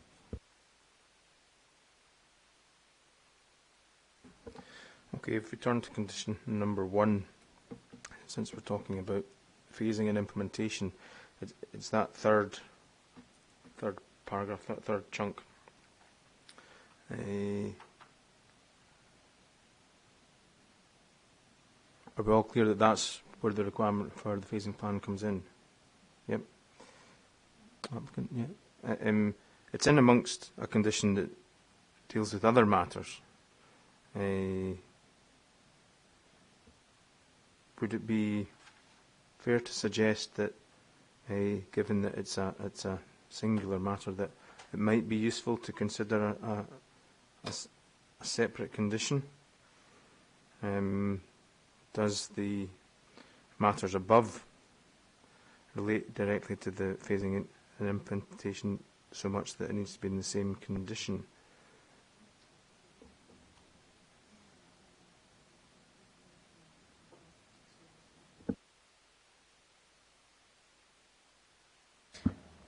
Sir, we would be of the position that they're all linked to each other. I think it's about that strategic site works that are required, and that the phasing and the implementation of those strategic works are linked, and that's why it was all bundled together within that single condition, and that we wouldn't be comfortable looking at the phasing and implementation plan without seeing then the details of the public realm, the open space, all these strategic matters coming together as a single package to consider as one.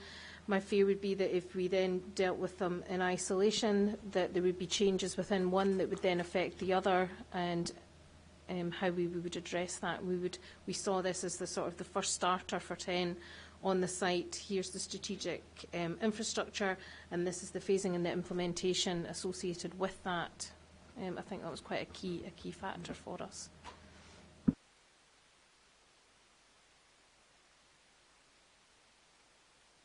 And condition 1 is essentially the matter that has to be dealt with first in terms of how the conditions are framed. Is that the case? If you look at condition number 2, I think it's indicating that condition number 1 has to come first. Yes, and that was on the basis of the strategic master planning, the length of permission, and establishing these key strategic matters first. So yes, we wanted those established. Okay. Just clarification on some wording. Substantially in accordance with. What does that mean?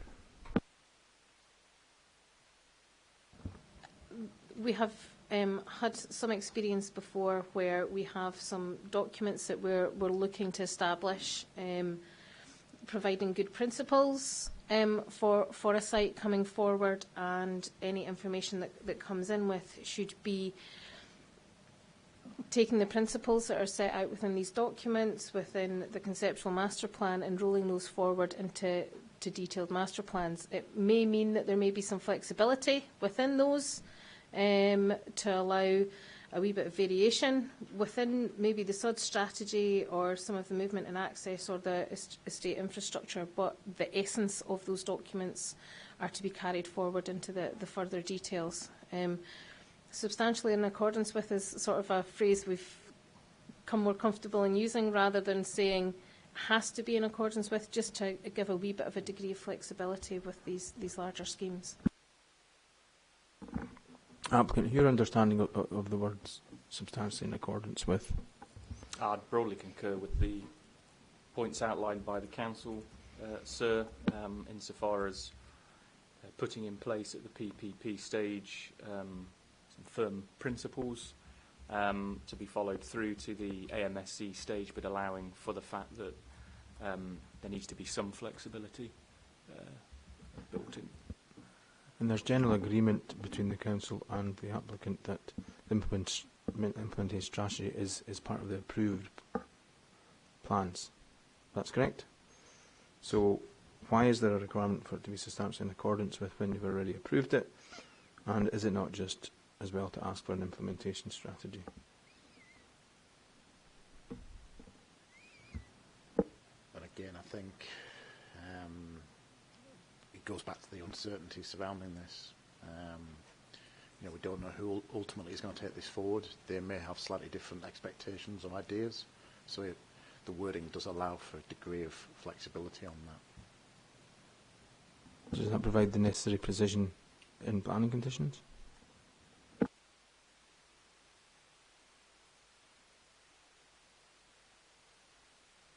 I'll maybe ask her, the finalised site levels, site-wide tree survey and tree constraints plan, flooding and drainage information and land contamination. Is that to be part of the implementation plan, or has it appeared there by accident? It didn't seem to.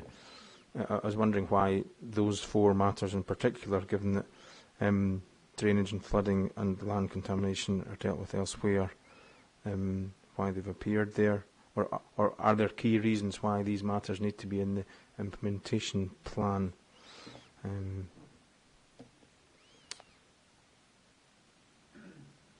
Perhaps if I can ask the Council that.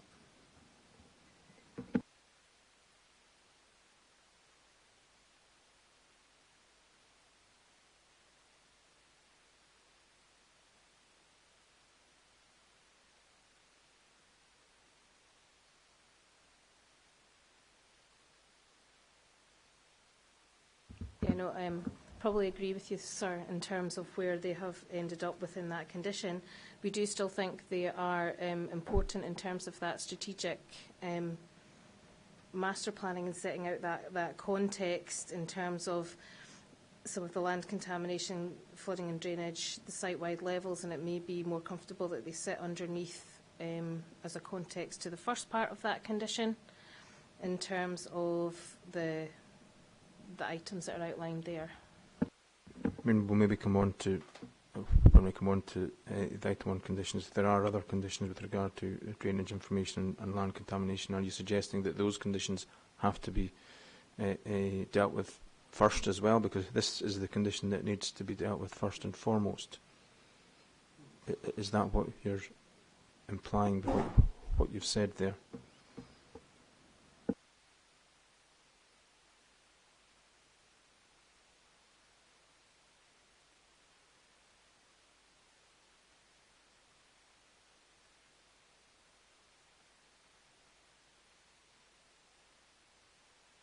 I think it's down to some of the unknowns in terms of the land contamination. What does that do in terms of influencing any of the plot developments, the flooding and drainage, and then the tree constraints plan as well may have an influence in terms of some of the phasing or the master plan framework. It's within those, I guess it's just having sufficient information at a strategic level to take those forward. Whereas there may be further details that come in as within each plots for those matters as well.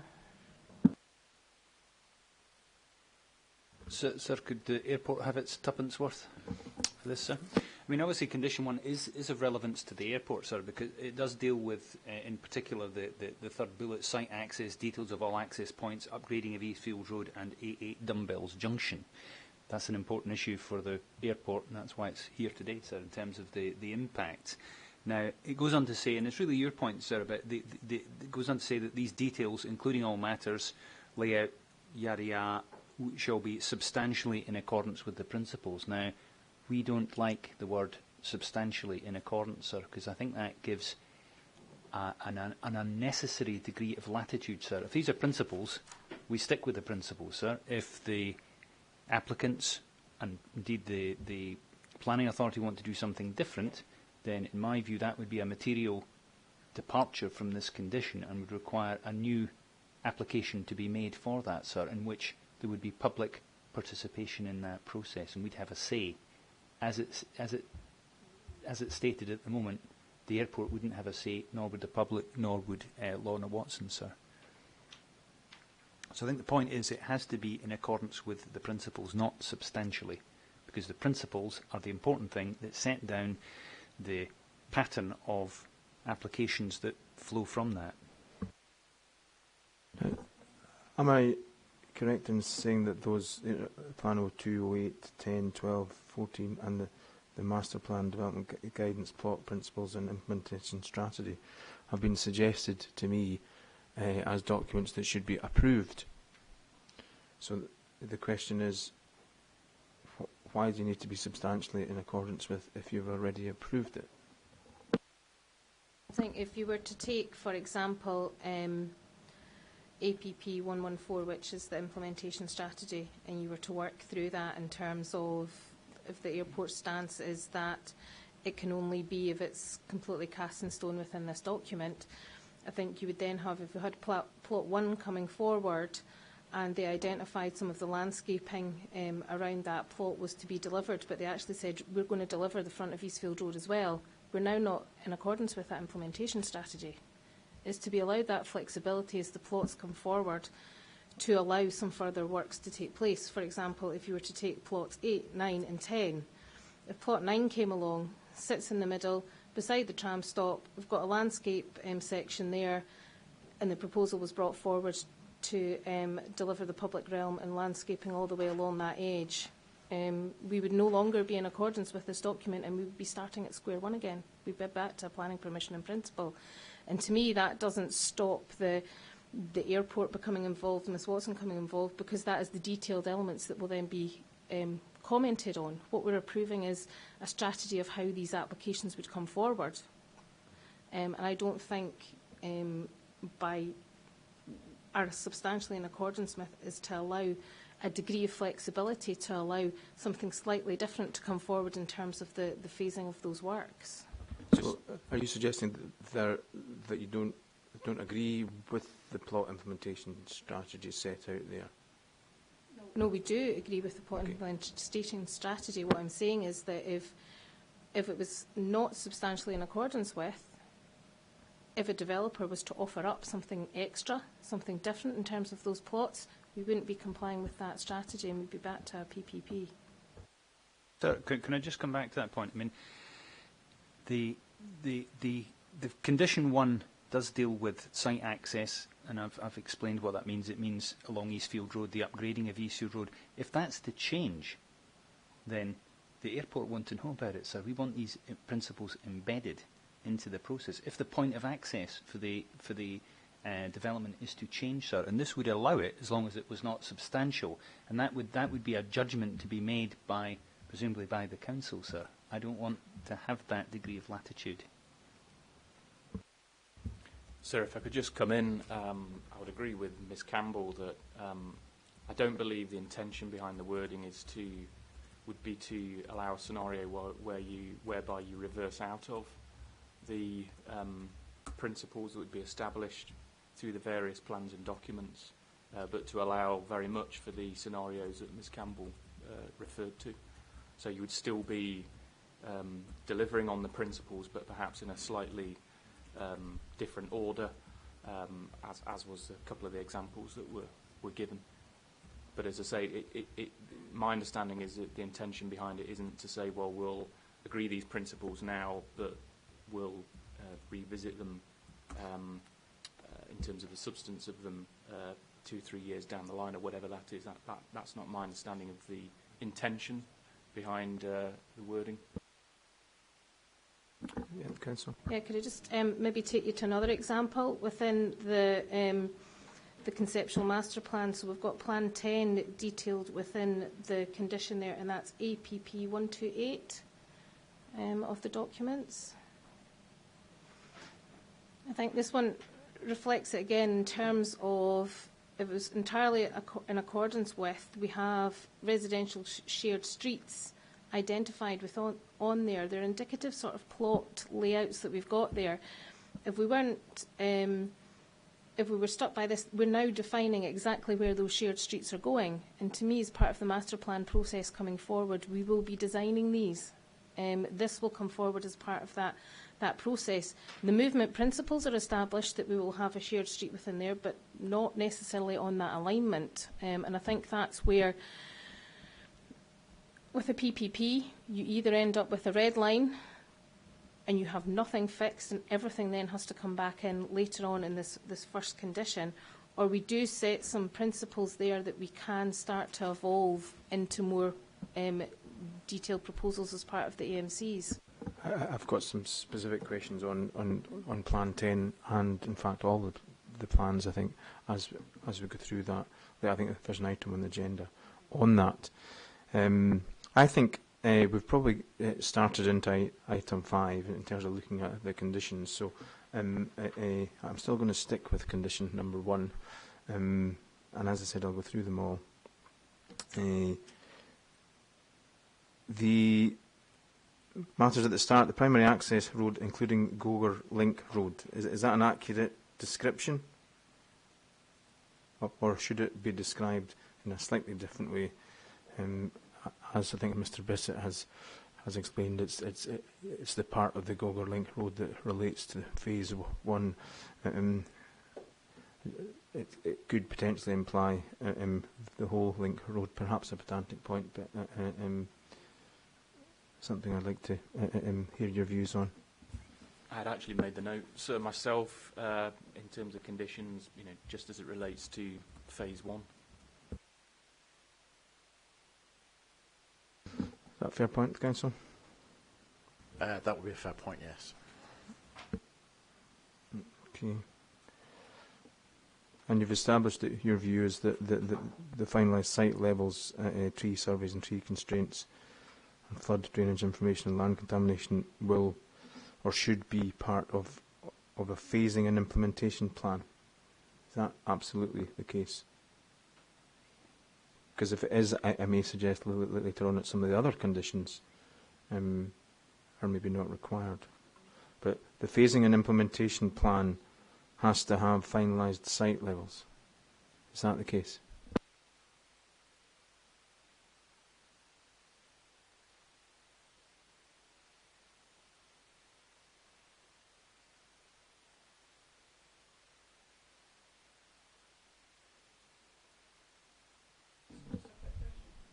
Yes, Ms. Watson. Yeah, I'm just wondering, are you aware that my septic tank lies on the southern parkland to the east of my property? I think, Ms. Watson, that the parties of the council and the applicant have made representations in that. So I'm aware of your views, and I'm also aware of their views as to how that could or should not be dealt with. Yes. Yes, in reviewing those 4 bullet points, sir, I think it's not necessarily site-wide contamination, it's sort of contamination as it relates to the implementation of those works above, rather than site-wide. So for the finished site levels, we would need to see the site levels for the strategic cycle route and others, but we wouldn't be expecting the finished site levels for across the whole site. You maybe suggest there's a bit more work to be done there. Okay.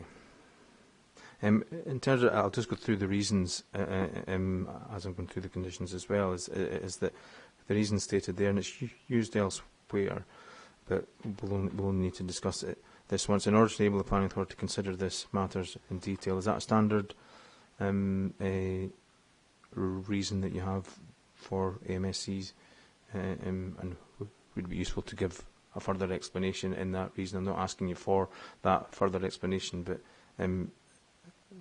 the reason for a condition simply to consider matters, I'd maybe suggest it might be helpful to have a wider reasoning there. Is that a fair point? There are more reasons why you want an implementation plan rather than just to consider it, I think is the point I'm making. Okay. Agreed, and that's a more standard reason that we would use across permissions. Okay. Is that a fair point? So, okay, condition number 2 then.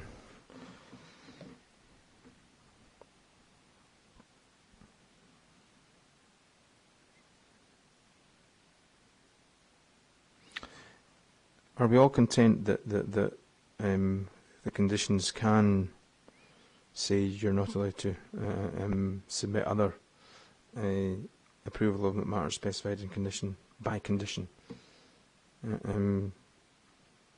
So in the second line, it's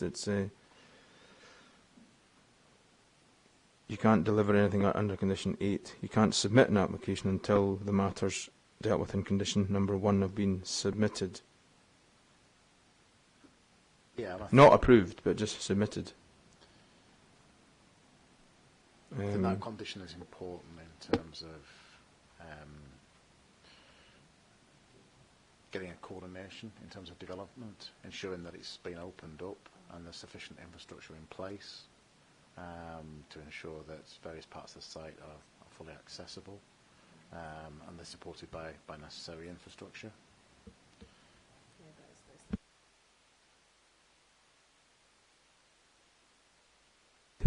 It's mentioned later on in terms of approved under condition 1, but it doesn't seem to suggest that you can't submit anything under condition 8 until it's been submitted and approved. It's just before it's submitted. I wonder, sir, if the second part of the condition deals with your point that any subsequent applications for the approval of matters specified in condition shall be submitted in accordance with the detailed strategic matters and phasing approved under condition 1. Yeah, well, I wasn't quite clear if that actually clarified it for me. Do you think it's clear? I suppose the question is the condition clear enough? I think the intention of the condition is that condition 1 is submitted and approved before any other applications are submitted. Is that the intention of the condition? I will ask a question whether that's appropriate or not, but is that the intention of the condition? Yeah, I think that is the intention of the condition. I think the intention of the condition should also be that the further reserve matters are approved before the condition 1 matters are approved. But would there be anything to stop the AMC applications coming in before that first matter had been approved? We've got a similar scenario with another site at the moment as well, where we have a master plan that's been submitted and we're quite comfortable in taking the other AMC matter to come in because they're all sort of tying up, but we're not approving the second matter of detail until that first matter is approved. So if it's just the timings. Therefore, well, sir, I take your point. I mean, I think I think this condition 2 should be predicated on the approval of the matters required under condition 1, sir, because it is in condition 1 that we have the principles embedded. So surely we need the principles approved, and then we move to the subsequent stage. So I think in the first sentence where it refers to submitted, it should be have been approved rather than have been submitted, sir. Because otherwise there'll be multiple. How will you know that the subsequent application is following the principles if you haven't approved the principles yet, sir? It's a kind of, you just need to know about it. I appreciate what Elaine's saying about flexibility, sir, but we are trying to embed these principles and it needs to follow that sequence. And sir, just to pick up specifically on what Mr McKee was saying there, and again, as I mentioned earlier on, the difficulty always in approaching drafting conditions is dealing with a lot of hypothetical situations and trying to retain some flexibility. I take his point that it might seem strange to submit an application in advance of an approval, but what I would suggest is if that is a risk that the developer is prepared to take, there may be circumstances where the developer would want to do that, and the planning authority might not necessarily be against that. And ultimately, the planning authority have the control once an application has been submitted as to whether or not they approve or refuse that. So, as a matter of logic, I would agree with Mr McKee, but as I say, I think it's quite important in terms of overall flexibility to retain the option to submit prior to approval, and again just emphasising that that is the risk the developer would take, that ultimately if the council didn't give the approval that the application was predicated on, then the developer would have to go back to square one. My point about, is it fair for a condition to actually stop the submission of other matters that are covered in the... is that a normal practice that you would use, is using a condition to say you can't submit anything else? Is that a reasonable sort of proposition in terms of a condition? Because I think Mr. Collar was almost pointing towards whether there's a point in the condition because the planning authority has control over these matters anyway, although you didn't say that.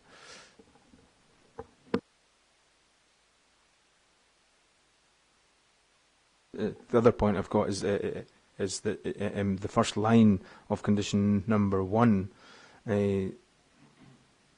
sets out that the following is grant of plan permission in principle, the first application of approval for matter specifying conditions submitted to the council shall obtain approval for all strategic infra. Is there a bit of confusion between condition number 2 and that first line about when things happen? And should it all, whatever drafting is to be recommended to ministers, is there some logic in dealing with 1 and 2 together? Yes, I agree, sir. On reflection, I think we had maybe just tried to adopt a belt and braces approach, and it maybe hasn't quite come out correctly in the drafting, and I think there is opportunity to amalgamate the intentions of condition 2 within condition 1. And obviously there's not one single way to deal with conditions. Conditions can be dealt in lots of ways. I'm just kind of offering some views. But okay, I think we'll move on to condition number 3. Oh.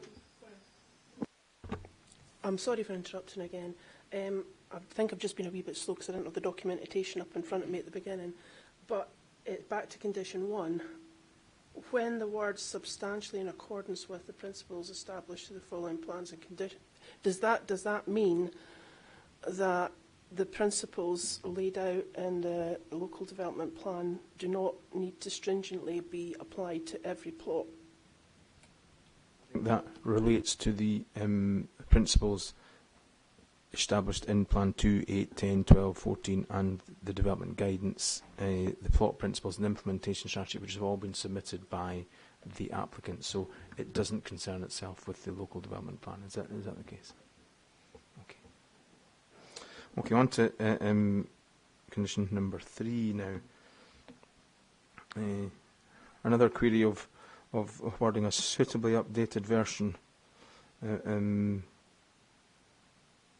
Is it an updated version, or is any reason why you've got suitably updated?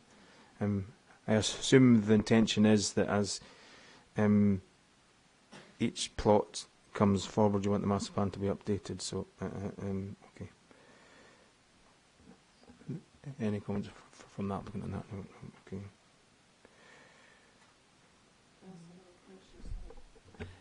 As each plot comes forward, will I have any say in what happens to it once this passes PPP? Or in terms of the process for dealing with an AMSC, I'll let the council deal with that. Yes, so there would be each application that comes in for an AMC, there's a requirement to submit the details of the applications, which would then be considered against still the detailed policies within the local development plan, so beyond the principal levels, in terms of residential amenity, all these sorts of matters that you sort of raised. And there is a neighbour notification requirement for any applications to come forward, and we can maybe discuss out with this scenario in terms of how you can make yourself more aware, because I'm just aware of such a large scale development that when the red line's drawn round a smaller area, it may not capture your property within the 20 metre zone for neighbour notification, but I can explain a wee bit more off camera for you. Just a query on I think it's the third line down. AMC application consents and maintain the primacy of Class 4 business use across the entirety of the application site. Is that really required, given condition number 4 is proposed? So you probably need to look at condition 4 now.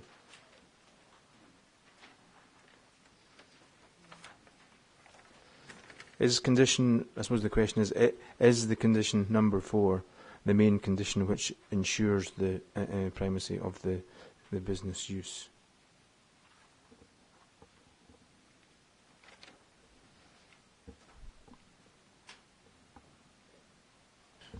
I think, well, we think given the proposed wording of condition 4, I think we'd accept that the reference to business uses in condition 3 is probably not required.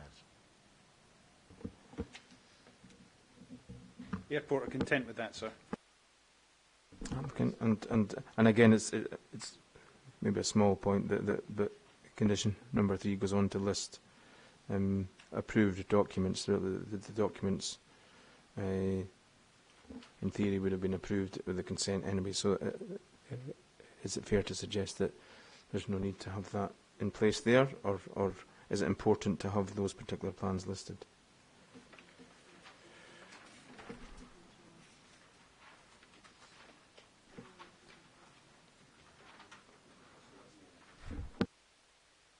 Agreed, we don't need to repeat.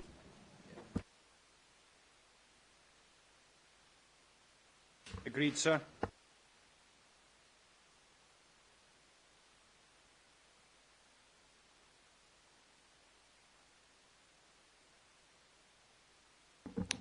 No question on that from the applicant. It was just really whether or not the list of approved plans needs to appear in that condition, given that any consent, any PPP consent would list what the approved plans are in any case. It may seem a small point, but I'm just going through all the comments I have on the conditions. Yeah. Okay.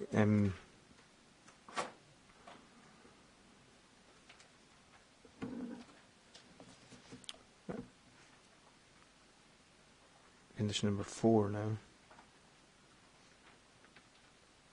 Sir, could I just comment on condition 4? I mean, we've got a percentage there for class 4 business use, and we've got maximum floor spaces for hotels and residential, etc. So, just want to know where those sort of figures come from, sir, because I'm not clear. The council or the applicant want to? I mean, I noticed that in terms of hotel, it's square meters, and in terms of business uses, it's 50%, 58% of the development, and not square meters. But perhaps if the council or the applicant will want to volunteer to answer that question. Just the source of are we clear that that's firmly embedded in the application? Perhaps that was the question. As far as the development quantum is concerned and the way it's expressed there, that's clearly expressed in all the application documentation, the planning statement, the design and access statement. That's correct, sir. It reflects the application that was lodged. Is there a danger of when we're mixing percentages in square meters that there's an element of confusion if you've got some uses that are expressed in percentages and some uses that are expressed in square meters? Could that benefit one and disbenefit the other? And would there be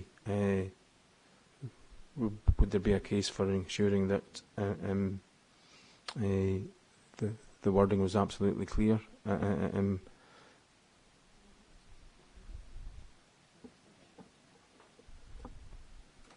Something to think about, I think. I'll give it further thought, sir. I mean, I think because the maximums are quite clearly expressed in terms of square meters, then that gives you the degree of certainty we're looking for. Whereas the floor space of class 4 business use is setting a minimum threshold of that percentage. So I think it gives you sufficient certainty that is the minimum without prescribing an amount of meters, because it may well be a far greater sum. So prescribing it down by a figure I don't think is necessarily helpful. I think the percentage actually does give you the level of certainty that the applications put forward. So I'm not convinced that it does give this certainty, because we, certainly as far as the airport is concerned, so we're not satisfied that this has been modelled in terms of traffic, because it's slightly uncontrolled, so it's a minimum overall floor space of class 4 of 58%, so it could be 100%. just taking that logic further forward, sir, we don't know how these figures, in particular the 58% or whatever higher figure, relate to the transport assessment, sir, in terms of what has been properly modelled in terms of the traffic generation of this development. To the applicant, perhaps, would you like to respond to that?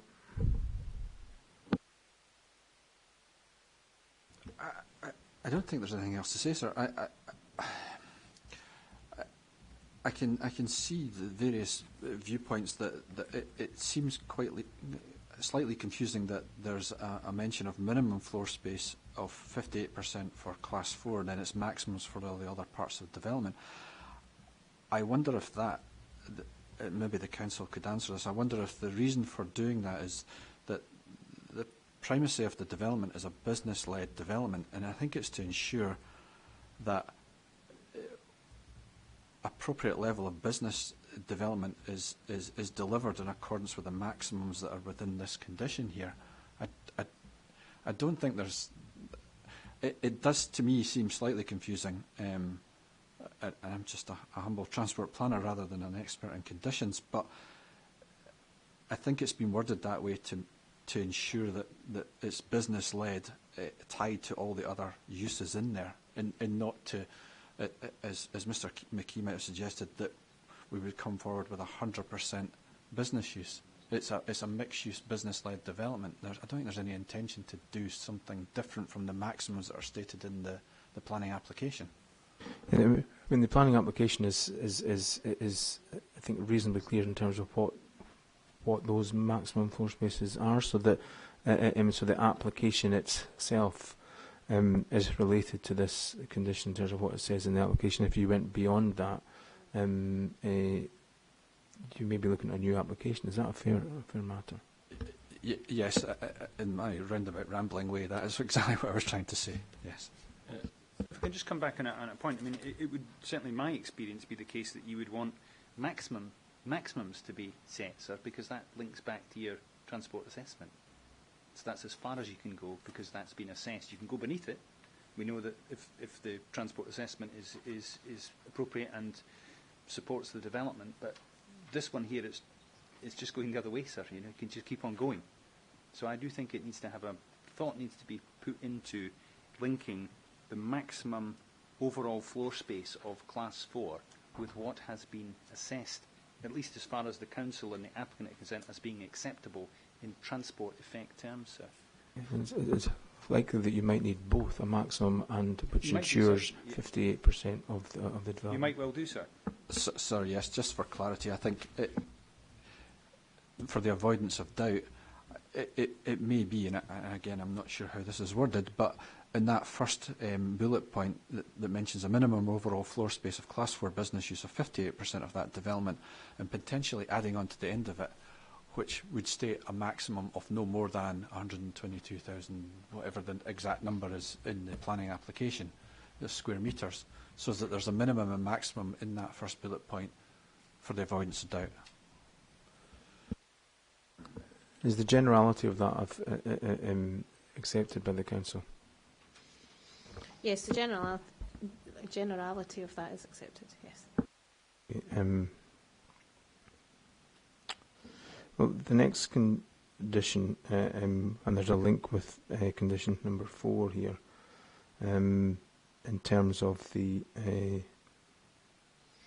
matters relating to kind of retail. The second sentence in condition 4 says, any proposals in excess of this size shall be required to demonstrate compliance with retail policies of the local development plan through the submission of supporting information. So, does that mean that this condition allows retail development of greater than 250 square metres? On the first reading, it appears to allow that, so long as you submit further information. Is that the case?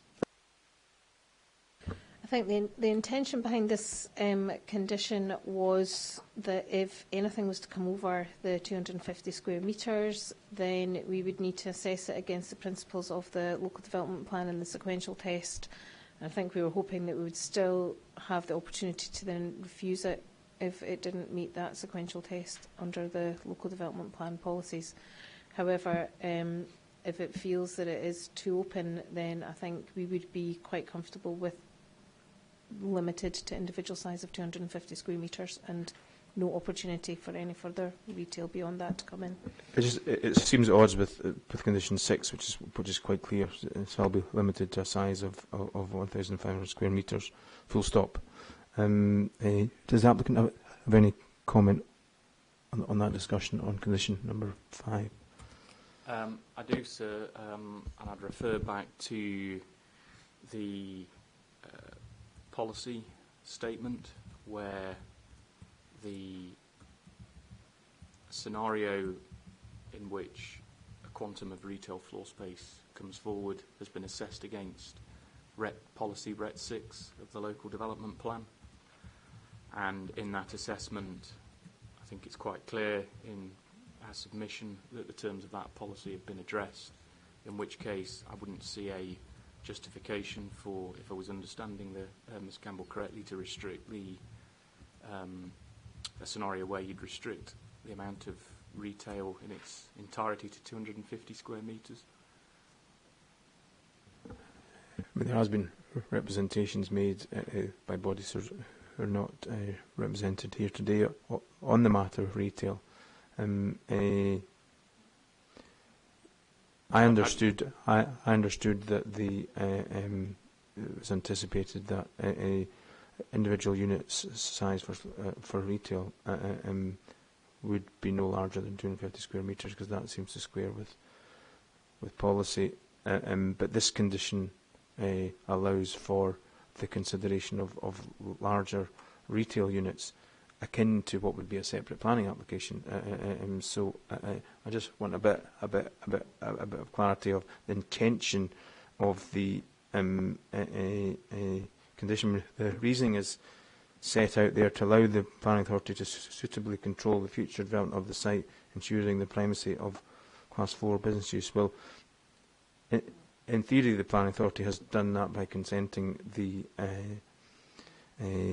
development, because you may have set conditions to suitably control, and it just seems strange that this is different to item 6, and it's related to retail, which has been a concern for those making representations. So I just want to be really clear on that. So based on what you've heard, you're still happy with the wording, or do you have an alternative view? I think we have developed an alternative view, and in particular we've referred back to our report of handling on page 14 of our report of handling, where we address the retail issues, and you're correct that representations were received in terms of potential retail impact and size of units. Sequential test hadn't been submitted with the application, is my understanding, and we have stated in the report of handling any retail proposal exceeding 250 square metres would be required to demonstrate the sequential policy test through a separate planning consent process. So therefore, on the basis of our condition that we have there at condition 5, we would be resting on the first sentence, and we would be seeking to take away the second part of that condition. Okay, applicant, you've heard that from the council. I'll give you a second. Does the airport have any comment to make on that?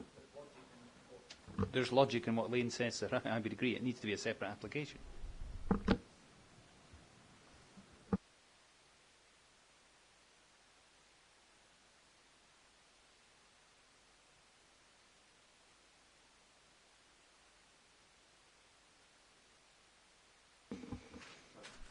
So essentially, do you accept a condition which limits all retail to 250 square metres? That's the question. No, in principle, and if I could just address why, sir, in terms of the point around the sequential test, just bear with me if you may, please.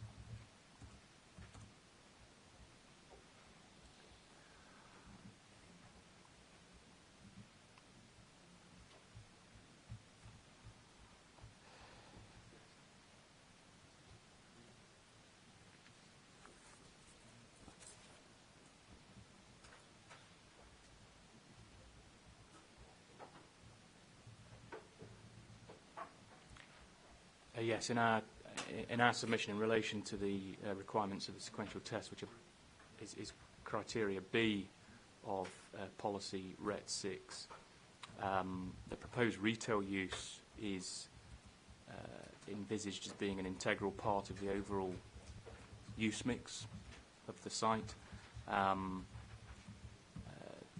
Therefore, in our submission, it would be unreasonable to seek to locate it elsewhere.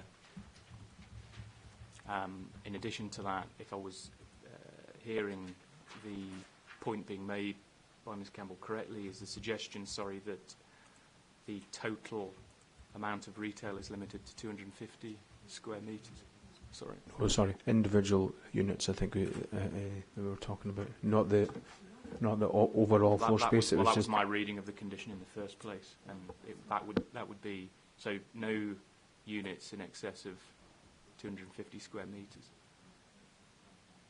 Sorry, I think the total retail floor space is not under discussion here. It's the maximum individual unit size, and we're suggesting that each individual unit should be restricted to 250 square metres. You may have 5 of them line up around the tram, creating a heart of your development, but it's 250 square metres is the maximum size for each individual unit.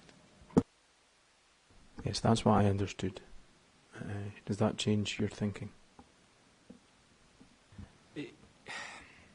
All I would add is that in the LDP at paragraph 2.52, page 122, it gives a scenario where there are benefits in providing small-scale convenience stores up to 250 square metres floor space.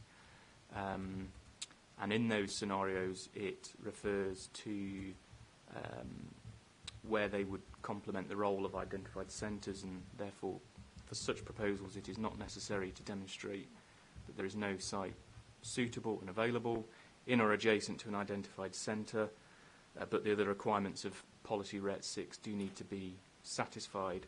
I would refer back to our policy statement where, notwithstanding those provisions in our submission, the full terms of policy RET 6 have been satisfied.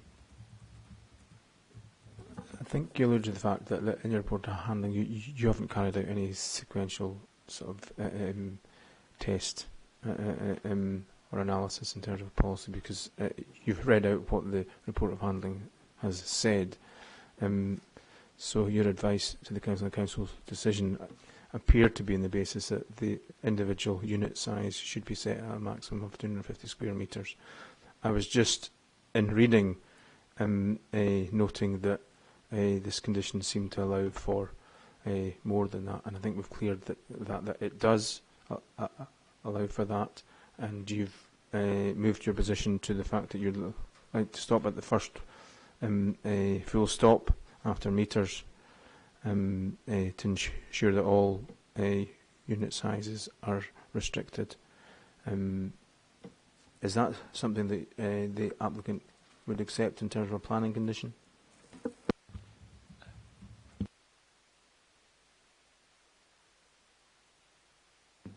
Sorry, it would stop after 250 square metres. Full stop.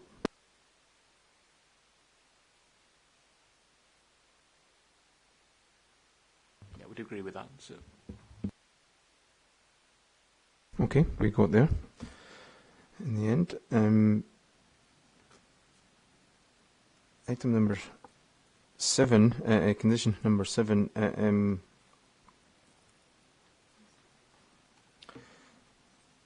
seems to relate to condition number 8 in terms of plots coming forward, but relates to individual plots or phased subsections. Must demonstrate the relationship with the master plan context, etc., etc. Is there a confusion of terms given we've got implementation, we've got a phasing plan, we've got phased subsections and individual plots? Similar comments on condition number 8. We've got phased subsections or individual plots. Is there a particular reason why it's important to have that flexibility, given that there will have been a phasing plan approved, and we have the approval of the implementation strategy potentially in place anyway. I don't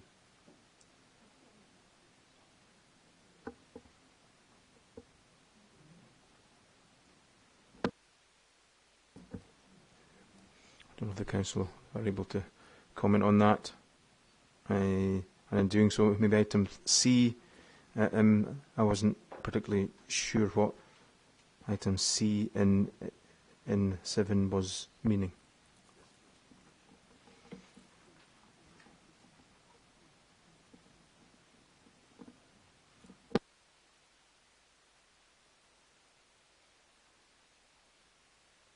So I think on reflection, looking at condition 1 and the relationship that it has with the strategic matters, and then all the detailed matters that are within condition 8, I think we are capturing all of that information, and there's probably not that requirement for that separate condition.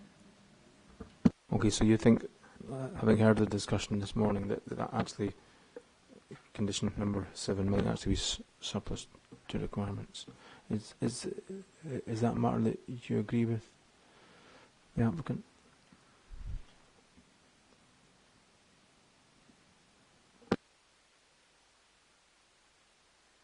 Yeah, I'd agree. It probably is. Airport, any particular comments on that? I think it probably is surplus, sir. It's covered earlier on, yeah.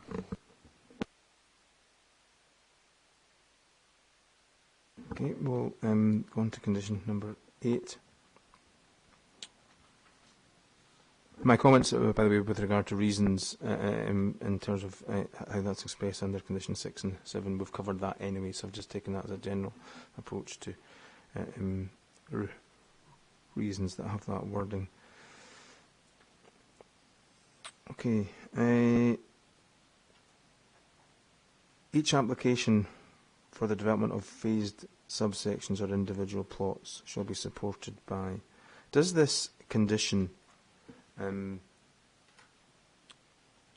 allow for the submission for individual plots, phases, or if a plot comes forward, it's only really addressing some of condition 8, because actually condition number 8 covers every plot in the development. So if a plot comes forward, it's only really satisfying part of the development. And again, that relates to the comments or the discussion we had earlier on with regard to the direction and timing for the consent.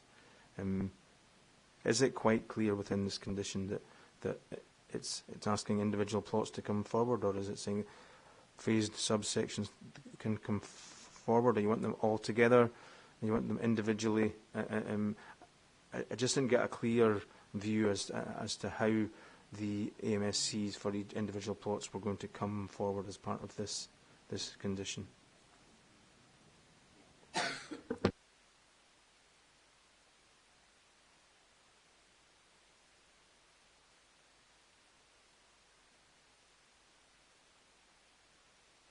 I think it's down to the size of the plots, and looking at each plot, we may get an overall submission comes in for a plot, but within that plot, as time develops, there may be 2 buildings within a plot, and then there's an updated AMC needs to come in for that plot. So I think it's trying to capture the scenarios that you may have a full plot come in, or you may have part of a plot come in. I think it's back to some of these unknowns in terms of the detailed design and how we capture that. And yes, it might be that some of the wording and the phraseology in here needs to be looked at, but I think that was the intention, that you would have the subsections come in, but equally part of it might get built out and then another bit would need to come in. I think some of it's down to the scale of it. That's useful to get understanding of the intention is to allow plots or sub-phases within that plot to come forward as a distinct AMSC application underneath this condition. Is that your understanding? It is, sir, and that flexibility is critical. Okay. And on the fifth line down, we see the phrase, "It shall demonstrate a range of building heights as per the principles outlined in the LDP and the West Edinburgh Strategic Design Framework," which we all agreed was getting a bit old in terms of its currency. And you've had, in theory, height parameters agreed as part of the agreed plans. Is that really needed in there, or is that an additional constraint that will provide confusion? And again, it's a matter for the council to respond to in the first instance, given that the building heights, I think, have been set, at least maximum, have been set out in what is proposed as the approved documents.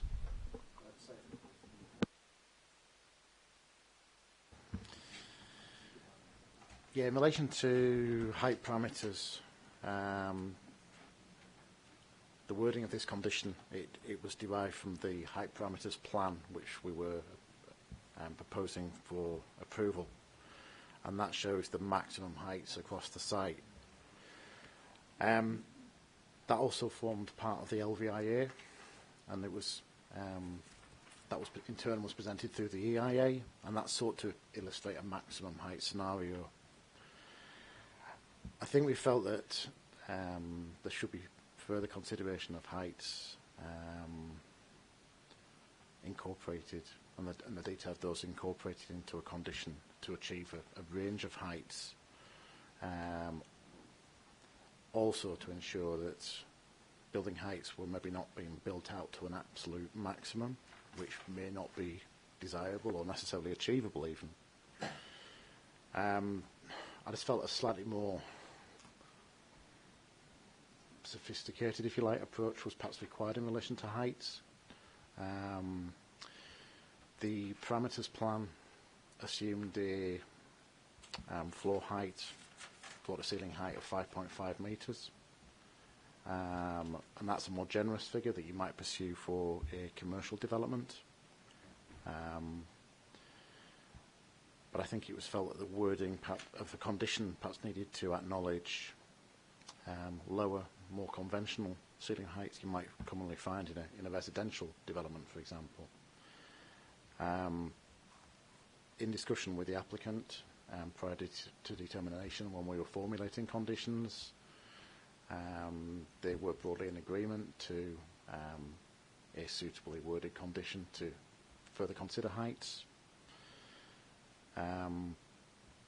So that's why we came up with the wording that is proposed there, but we felt it was perhaps a little bit crude just to go purely with an absolute maximum in this particular case. The plans are height parameters. I'm assuming when any application came in for MSC, the planning authority looks at the development plan and any other material considerations in any case, and it's whether that statement is actually required. That's my question.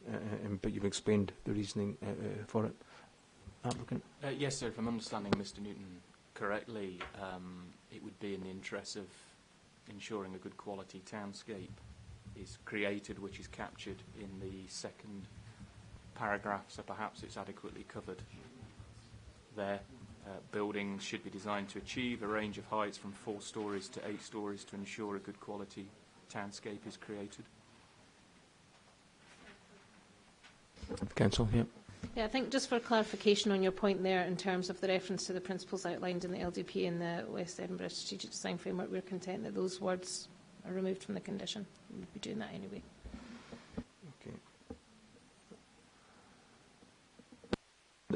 Similarly, the last line, visual impact arising from building heights, and articulation of roof space must also be considered. That sounds of it's something the planning authority are going to be considering, rather than a matter that you're specifying in a condition.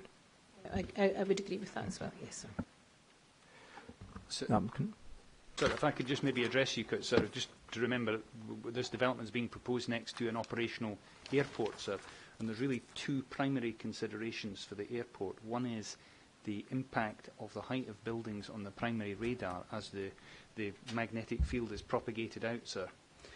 I understand that these maximum heights have been built into that, sir, so that's an important thing for us. The other aspect, which is also I observe is covered, is the issue of acoustics, sir, because we're near an airport, so there'll need to be some special measures taken in the design of the buildings to mitigate the effect of noise from the airport, sir. I think they're in there. I just wanted to make the point, sir. And we'll certainly come on to that, I think, in terms of what we're going through the conditions. But the applicant, have you got any particular comments about the council's view that some of the wording there is surplus to requirements? I'd agree with that, sir. Of course. It's about the height parameters. Does that condition mean that looking at certain plots, there will be scope to maybe say against again the green edge to look at taking the height of the buildings down from a maximum to a lower height? Is that what that condition means? The height parameters plan did identify a range of heights across the site and appropriate locations for development that's relatively higher or lower. The wording of the condition that I just described, I think it sought to certainly further consider those particular details. I'm aware that the West Edinburgh Strategic Design Framework does talk about 4 stories, but 4 stories based upon a higher floor height could be something that up to 22 metres. So I think it's important as that relationship between overall heights and story numbers is also acknowledged as well. Okay, the other comment I've got in terms of the preamble to, or the first part of condition number 8 is, and referring back to the draft direction, which had been changed. That direction quite clearly sets out plots and plot numbers, but this condition refers to phases, sub-phases. And is there any difficulty between the use of the terminology between the two, and the direction is asking for certain plots to be submitted, and the condition allows for the plots or subsections of those plots. So it's just really if you think if there is any sort of a conflict there, or could there be room for confusion?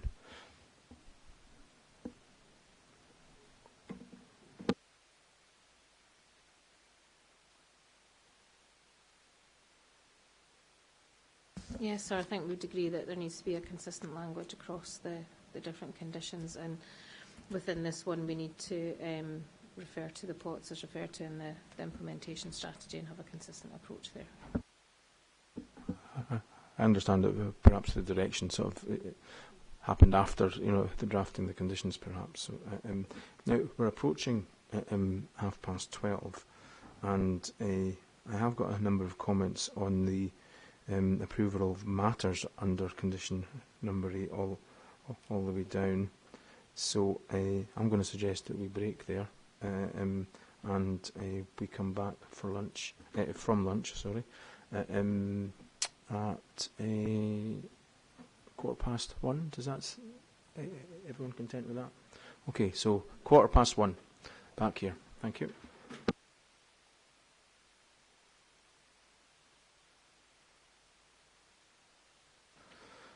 Had their lunch. Condition number 8. On item 5 of the agenda, and I dealt with the first paragraph, and then I was going on to discuss the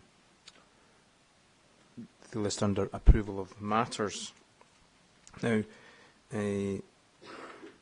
item C, which I wish to return to under item 6 on the agenda, but I just want to clarify from the council, that's where car parking, that's the place that car parking comes in terms of being submitted for plots or subplots or for phases, and that's also where further transport information comes in.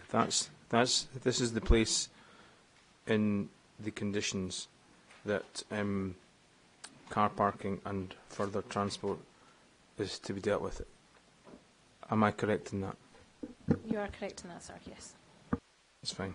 I'm going to come back to those matters under item 6, but one clarification is that you talked earlier about the need for the ability to submit applications as individual plots, as sub-phases of those plots, and to allow for that. Does that mean that specific transport information is to be submitted on the same basis, individual plots, subplots? Because this is where it's captured. I mean, we're going to talk about it in more detail, I think, later, but I just wanted to clarify at which point you were to get the further information on transport in relation to each phase or plot. Because I think that's the place within the conditions that transportation is mentioned.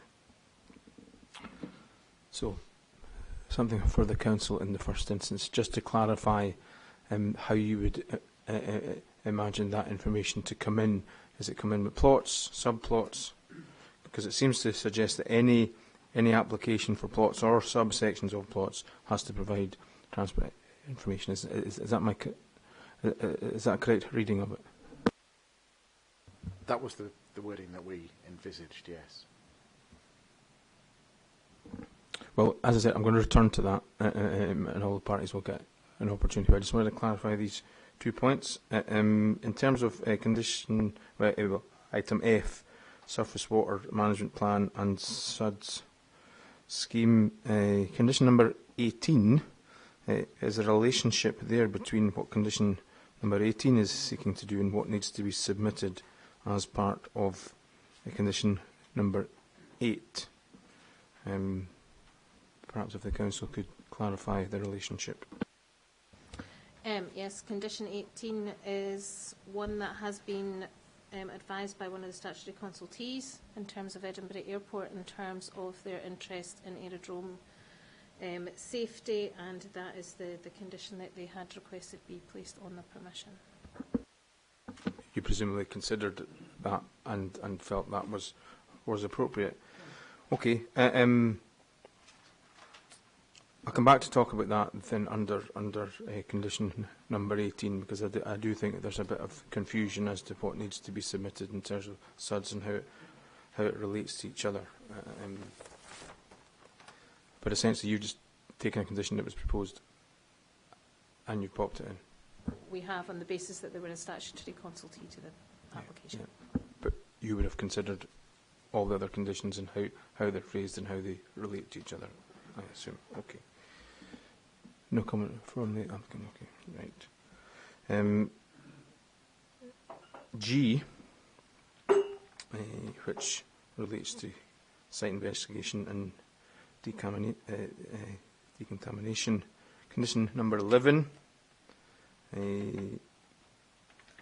seems to have a conflict there in that condition number 11 is asking for a site survey and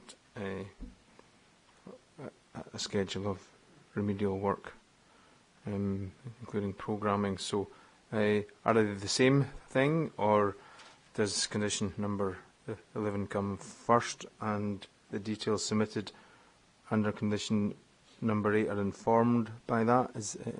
Perhaps if you could just clarify the relationship between item G and condition number 11. Yes, condition 11 provides greater detail and clarification in terms of what's sought for decontamination, and it may be that when applications come in for the AMC matters under condition 8, they can then refer back to the works that have been carried under condition 11. So condition number 11 has to be dealt with before anyone comes in under number 8 then. Is that fair? And does condition number 11 assume that deals with the whole site? Because it doesn't specify anything otherwise.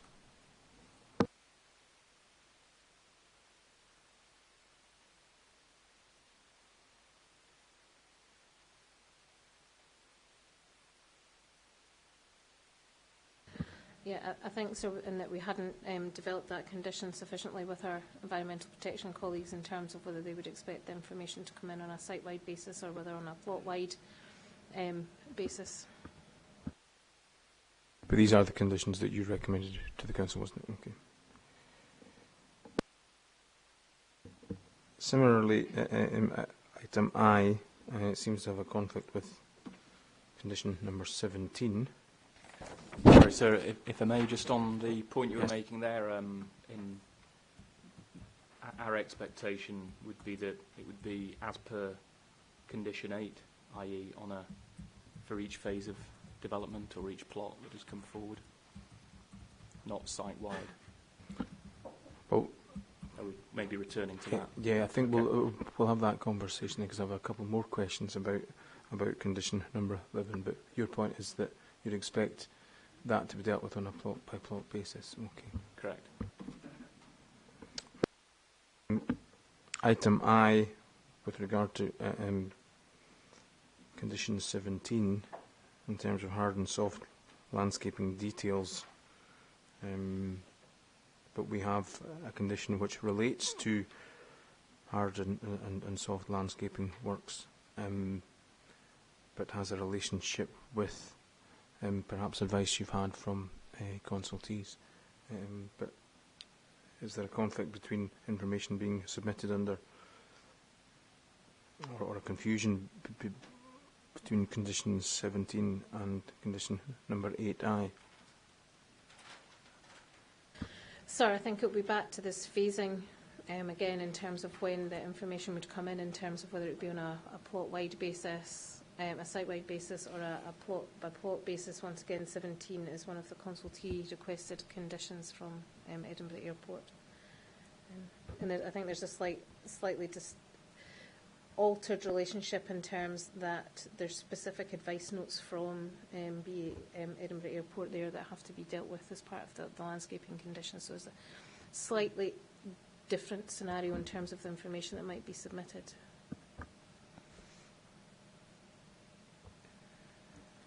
Applicant, does that sound straightforward, or do you think in terms of submitting further applications that would give you complications? I'd refer to the same point I've just made in respect of condition 11, I think it was, sir.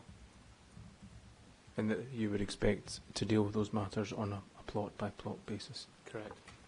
Okay. Thank you for that.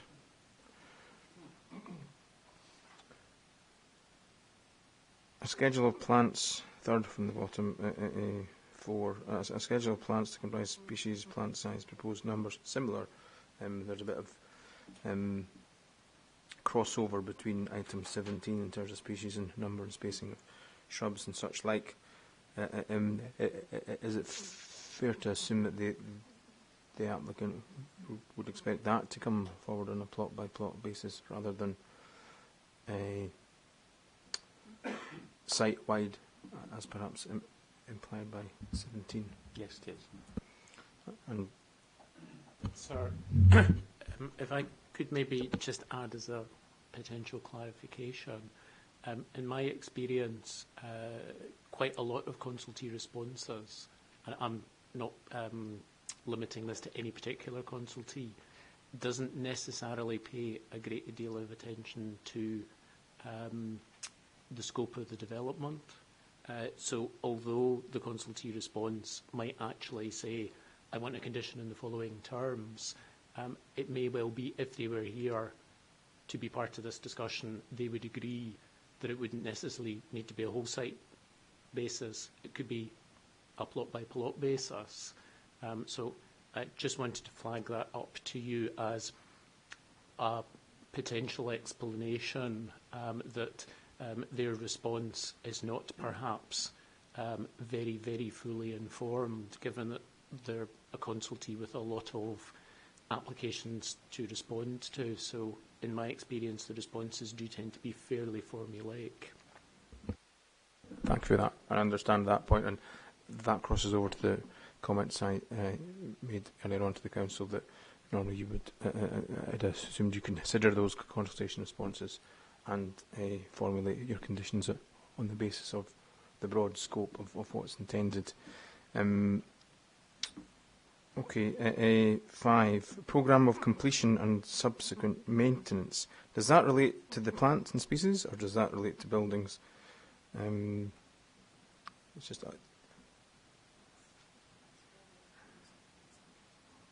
So that's associated with our hard and soft landscaping details as part of I. So it's 1, 2, 3, so 4, okay, 5. Yeah. So it's all part of that. Sections of part of I. Okay.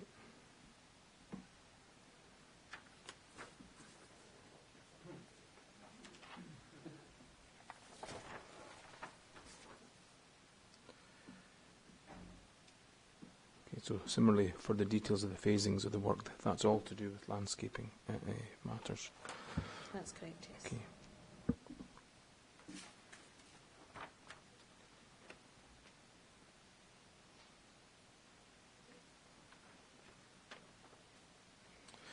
Okay, I think I don't think I've got any comments on condition number 9. Unless anyone else has, move on to condition number 10. No development shall take place on the site until the applicant secured the preservation and/or conservation. Preservation and/or conservation, is that a condition that's pointing towards submission of some scheme to be then implemented thereafter? Condition number 10. Yes, that we would expect further on in that statement with a conservation design which has been submitted to and approved by the planning authority. So it may be that it's in and around that preservation conservation. This is a condition that's been formulated in consultation with our archaeological officer, and that's the correct terms that he has sought to put in. What's to be submitted as a conservation design, which could be in the form of some plan or scheme to be approved. Yes, that's correct. Okay. No other comments on that one? No, I would agree with that. Okay.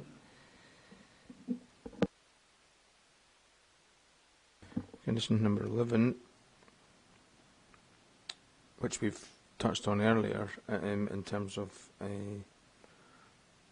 whether it's site-wide or plot-wide. Are we sure that there is no need to carry out any survey work in advance of consent? That's the first question, given the wording of that condition. I had a thought as to whether or not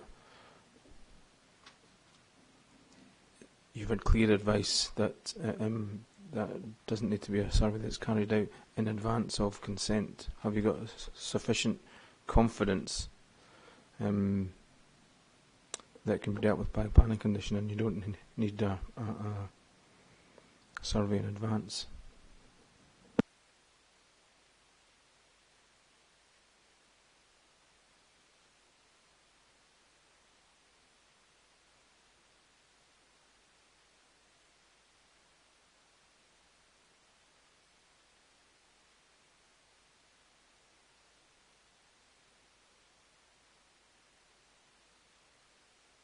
Part A of the condition seems to indicate that survey is quite important to consider whether development on the land is acceptable. The wording just seemed to point towards a survey requiring to be carried out before consent. Is that Sorry, I was just checking the report of handling in terms of our environmental protection colleagues' consultation response on the matter. Their full comments are contained within the rear portion of the application. I was just double checking. There other issues which can be addressed by condition for PPP application are contaminated land, flood lighting and odour, so they were satisfied that it could be conditioned at that time, and we would take the guidance from them in respect of contaminated land. I think there was also a comment on the file from the building standards had looked at it as well, and the only recorded possible contaminated land is on the boundary of the site with the airport. Is there a possibility of made ground in the site? And that was where further information would just be sought in respect of that as part of a condition. In relation to our comments earlier, is condition 11, would that be better expressed with regard to the plots or the phasing plan, or as worded just now, it sounds as if it's the whole site? Any thoughts on that from the council? I think we would usually consider the level of risk from previous uses on the site, and given the comments that have been made by environmental assessment in terms of this application, we would consider it would be appropriate by plot, by phase. By plot. Which concurs with the view it does, sir, and just to add that the matter of sorry, let me get the correct heading. It was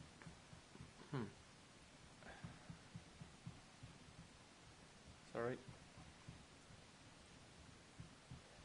Ground conditions, hydrogeology and contamination was assessed as part of the environmental impact assessment process. So it has been considered to some extent already, and the conclusions of that were that is what we now see in the proposed condition at 11. My point was really around that matter of what area it covered, and also criteria A seemed to be pointing towards carrying out a survey in advance of consent, because it seems to be unsure about the risk. But you've clarified the advice, and I'm happy to move on. Other than, I think the reasons, is it fair to say the reasons have now been adopted by their own conditions? I would agree with you, sir, that there's been a mix-up in the transposing, I think, of the reasons onto the schedule. But we don't really need to discuss that in any detail. No, okay. Everyone content with that? Okay.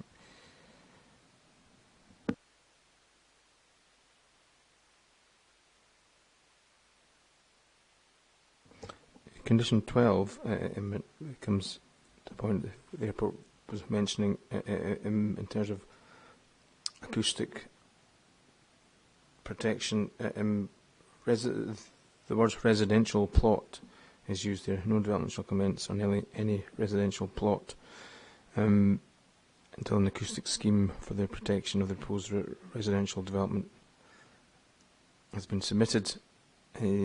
You mentioned earlier on that you may expect applications to come in for subplot phases. Are we talking about the whole area or subplot areas that you would expect a scheme to address noise? I think it would be any plot that contained residential properties within it, and it's a specific design response and design mechanism in terms of protection of residential properties. And that's not protection from the airport, that's protection generally, isn't it?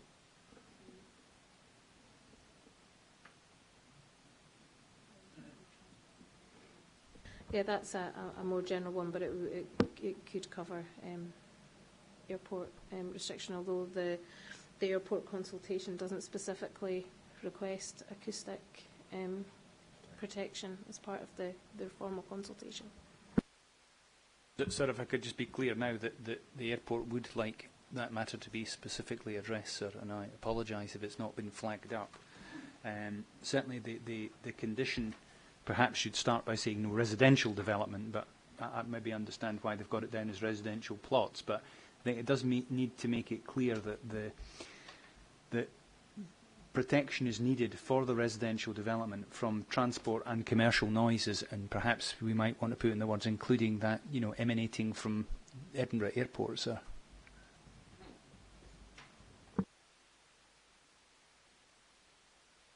Can I just clarify that in any of your consultation responses, has the airport requested that previously? Sir, off the top of my head, I don't know the answer to that, sir. If it's not been picked up, it's likely that it wasn't asked for, sir. I'm just simply making the point just now it would be prudent to address that issue, sir. Is that something that you're saying should be addressed in conditions? Is it maybe a matter that I'll need a bit further procedure on, so that everyone has an opportunity to discuss? If it's been an omission in terms of covering all bases in your submissions, then that's fine, but we would probably need all the parties to just have a look at that.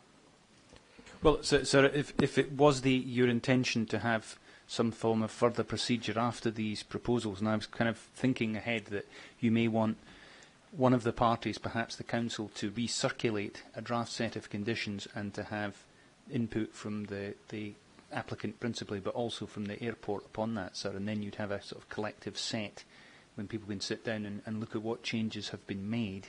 That's where we could pick that up, sir. Well, I take your point that you might want to discuss it just now, but it's as it says on the tin, sir. I'm happy that we'll come to that at the end of the hearing in terms of what we do, but I would just want to.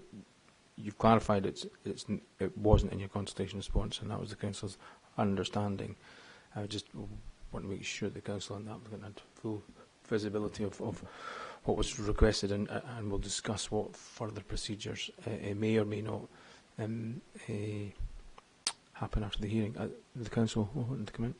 Yeah, I just wanted to. I think it's one of these areas where the airport have commented as a statutory consultee in terms of the consultation on the proposals. And they're also here as a role as an interested party, as a letter of representation.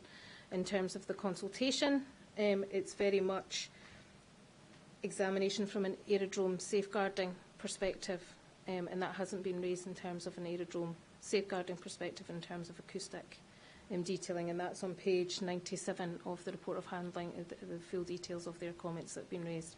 Whether it's a separate matter now as the airport as a commercial entity are seeking acoustic glazing, then or acoustic matters, then it's a slightly different judgment call in terms of the requirements of a planning permission. I mean, I'd assume perhaps wrongly that we're talking from both roles, if you like. But can you clarify which role it does cover both roles, because it's one as the airport as a utility in one sense, and it obviously generates noise by the nature of aeroplanes coming and going, taking off and landing, but also as a commercial entity, we wouldn't want to have the airport's operational function or its growth constrained by housing that was brought forward that didn't comply with shall we say, a minimum standard of acoustic mitigation, sir. Apologise if it wasn't picked up before.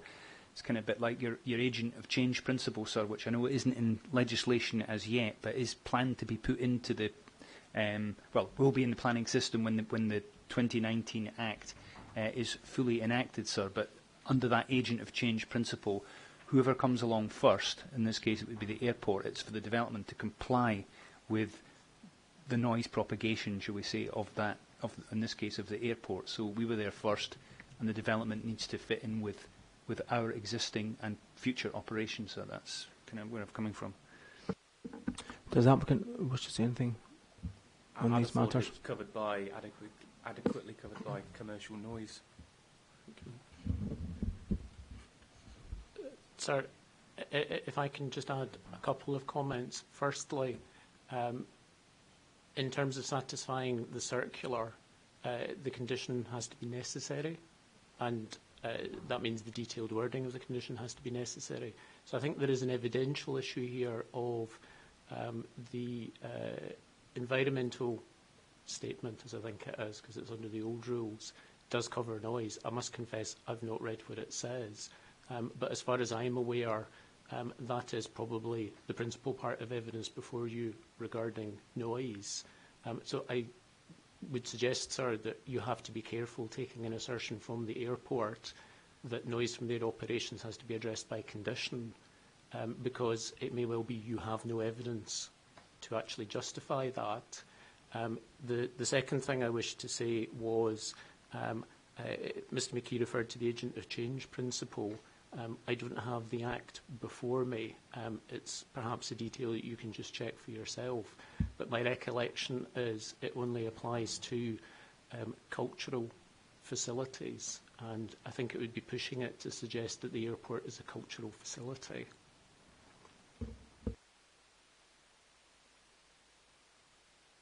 Sir, perhaps we can deal with that at the end when you discuss further procedure. What's the best way to deal with that? I did indicate in response to the airport that I may consider further procedure on that particular matter, and I think that I suppose would be aimed at addressing some of the comments. It may not be a matter that we can just wrap up in a further procedure with regard to conditions, but we'll discuss that at the end, what needs to happen next.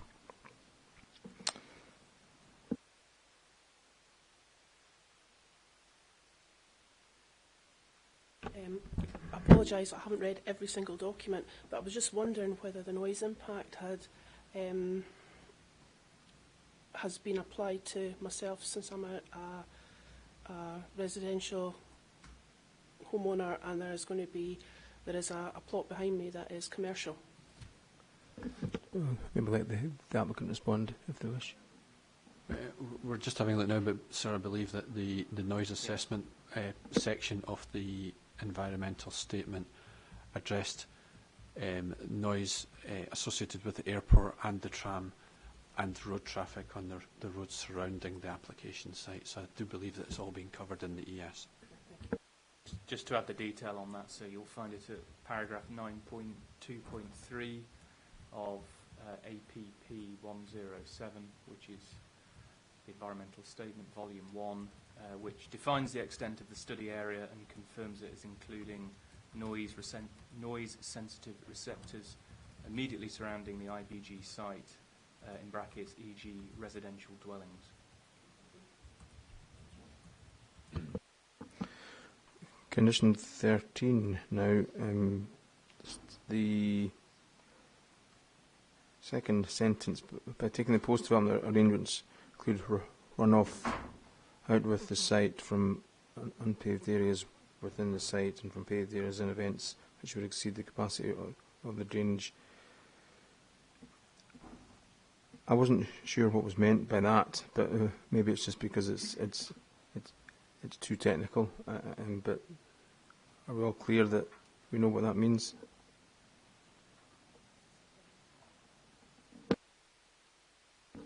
Perhaps for the council in the first instance.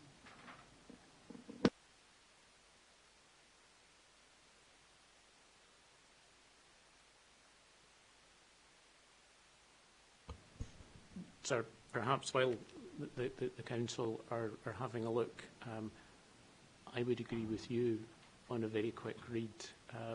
I think there's perhaps a word missing or something, but certainly in terms of circular tests, precision and whatnot, I think a bit of redrafting would assist.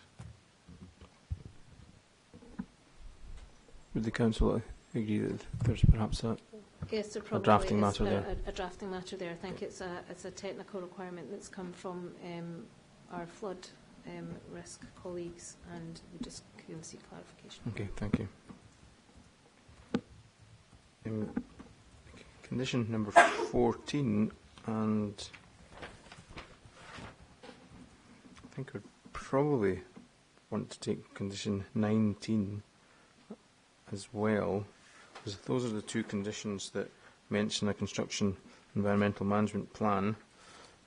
Two separate plans as I understand it, one for biodiversity and landscape, and then separately in condition number 19 with regard to noise, specifically for noise. So the construction environmental management plan seems to be constrained to landscape and biodiversity and noise, whereas my understanding of a construction environment management plan is it's broader than that. But perhaps you could provide the background to conditions 14 and 19 being separate, and whether or not you agree that construction environment management plan would generally be wider than those specific matters.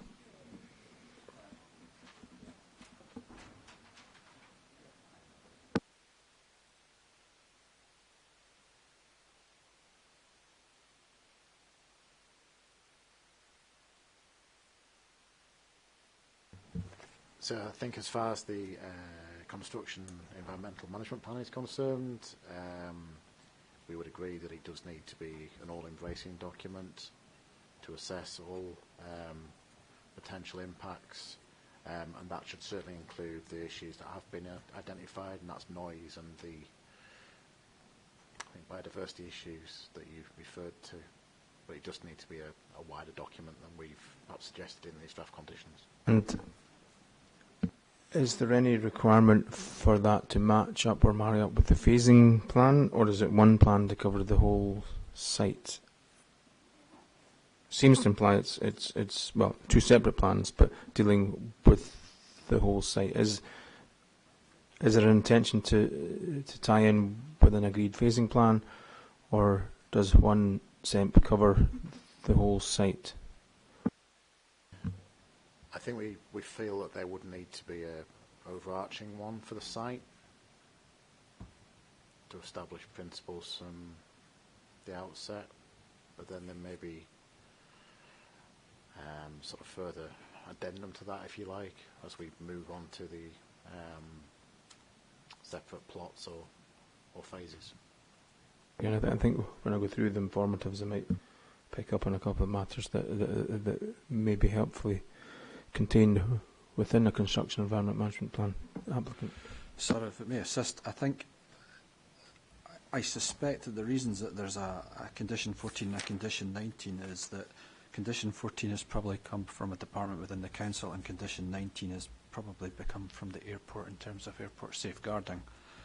We would concur with the council that it probably makes sense to have a site-wide construction and environmental management plan that covers all the matters. They don't have to be specified, it just has to be a construction environmental management plan that covers the whole site in one plan that deals with all the issues that have been raised by whatever council department drafted condition 14, and we're assuming that condition 19 was from the aerodrome safeguarding.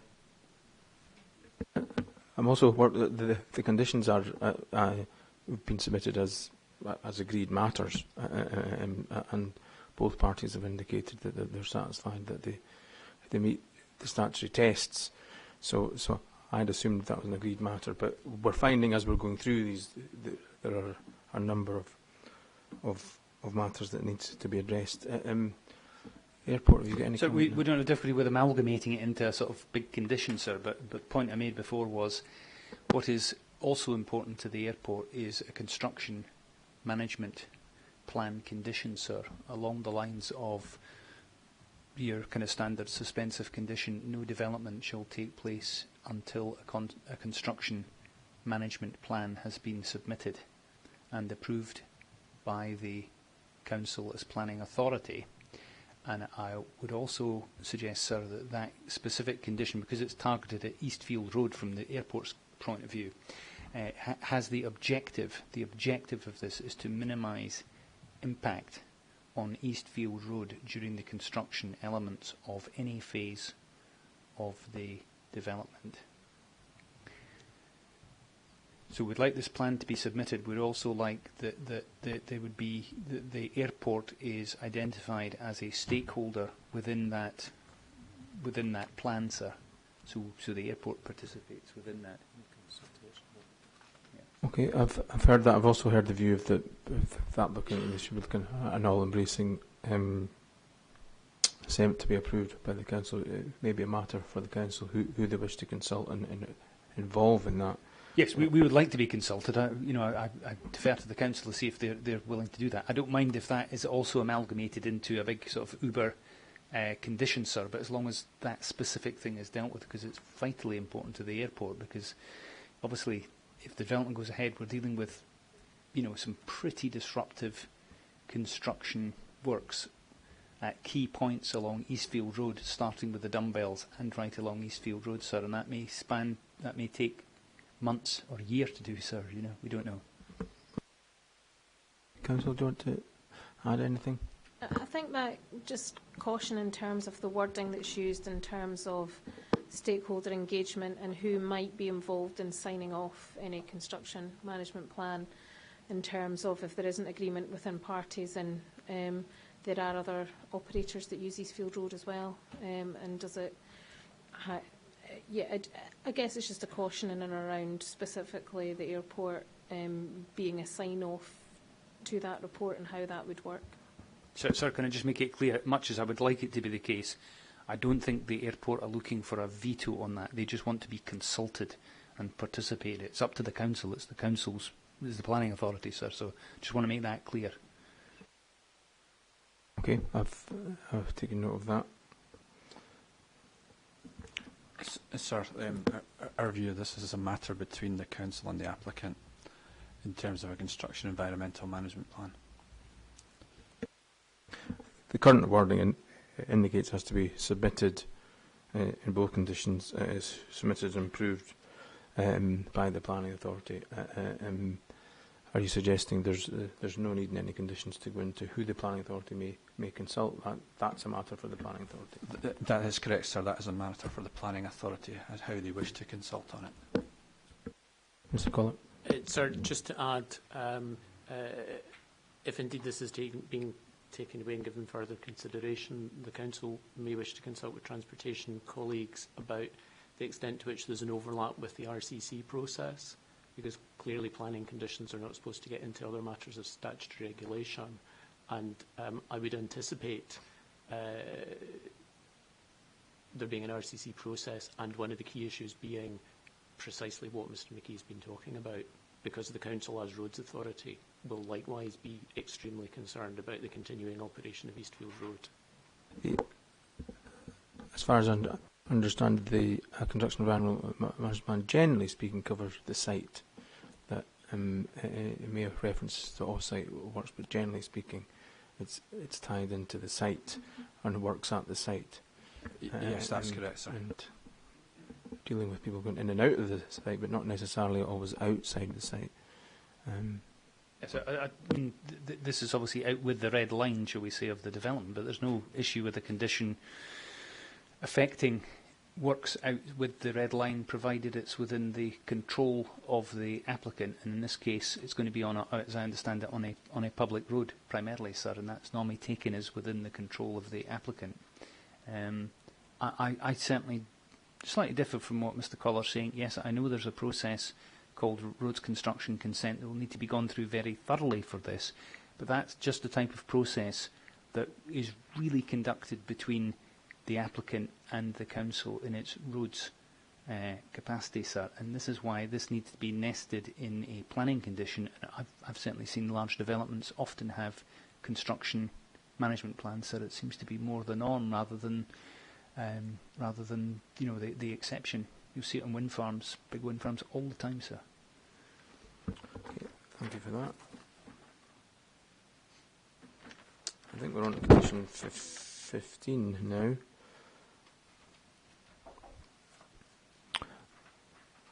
And we discussed air quality yesterday, and there was a discussion on whether mitigation is to be captured as part of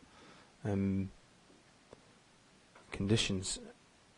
The word provisions, what provisions are they? Just along the first line, shall comply with the provisions as set out in the associated air quality assessment report. Would be better to clarify what those provisions were in the condition rather than referring back to the addendum. just so it's clear and precise in terms of the condition without having to refer back to documents? And are those provisions enforceable? Sir, I would agree that we could set out the provisions within that condition. Whether those provisions are enforceable or not, I would need to take some time to review the document to incorporate those into a condition and consider those.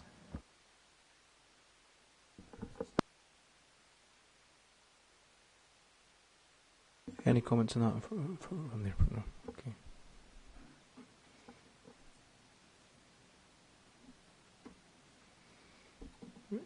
Is it your view that Condition 15 deals with mitigation? I mean, I think your colleagues had identified in your report handling identified 6 matters.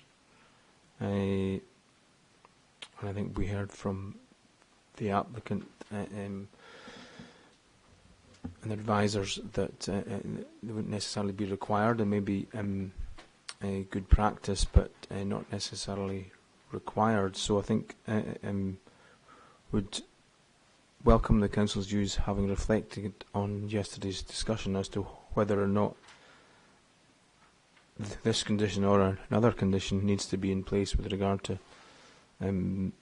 capturing the mitigation, and whether indeed you can do that through condition. I don't know if you've clarified your thinking on that.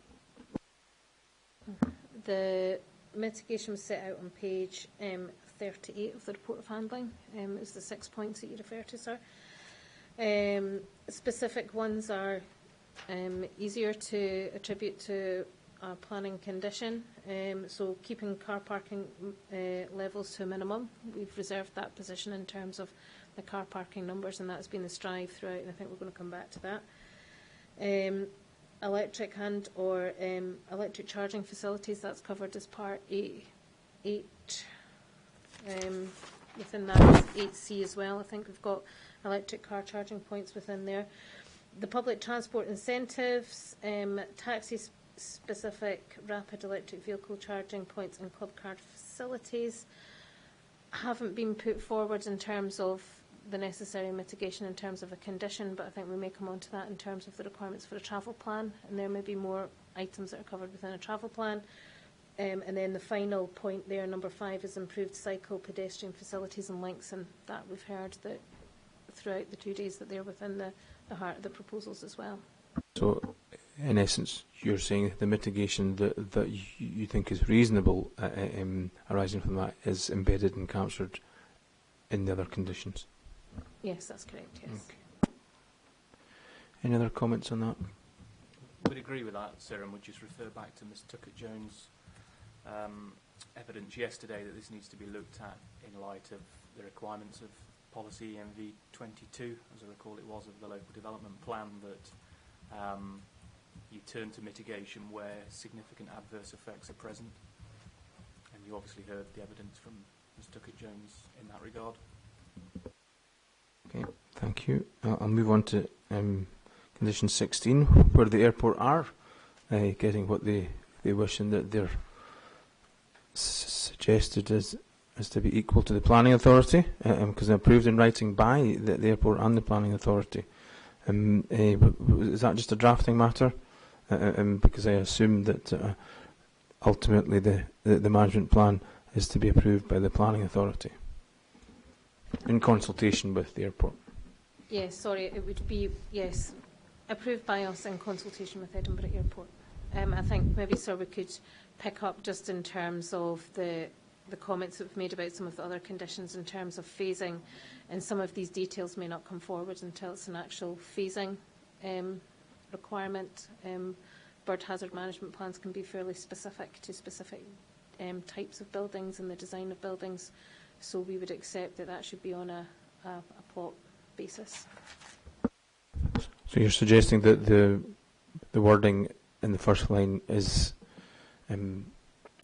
amended to reflect consultation with the airport, but the planning authority approving, and that it would come forward as part of a plot by plot sort of basis, so that there'd be management plans for each plot, in a sense of what you were saying.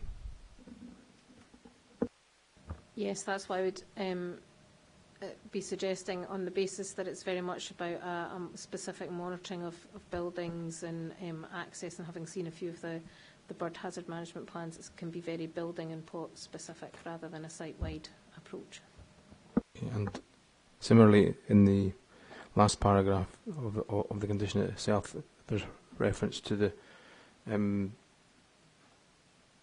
approved by Edinburgh Airport, but going by what you said earlier on, it would be approved by the planning authority.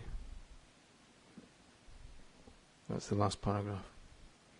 Yes, that's correct. Yes. Okay. Does the airport have anything particular to add?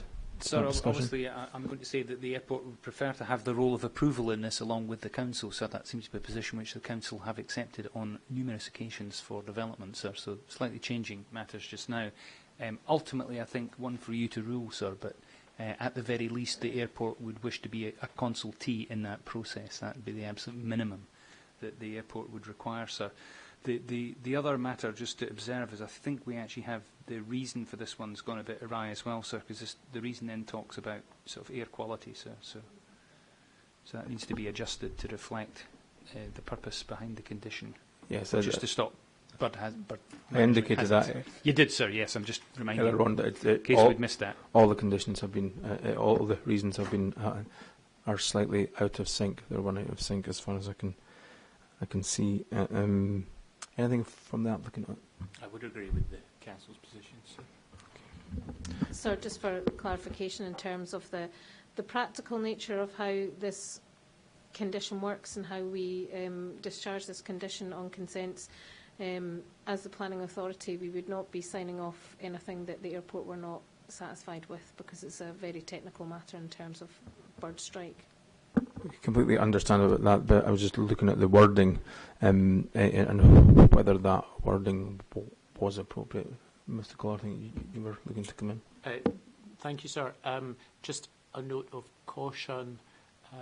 It might be that the direction in relation to aerodrome safeguarding, which I think comes from the ministers, might, I'm just saying might, I don't know, require approval of the airport. So just a suggestion that in the redrafting of the condition and in your consideration, sir, there's just a check made that the wording as is at the moment might actually be required by the direction.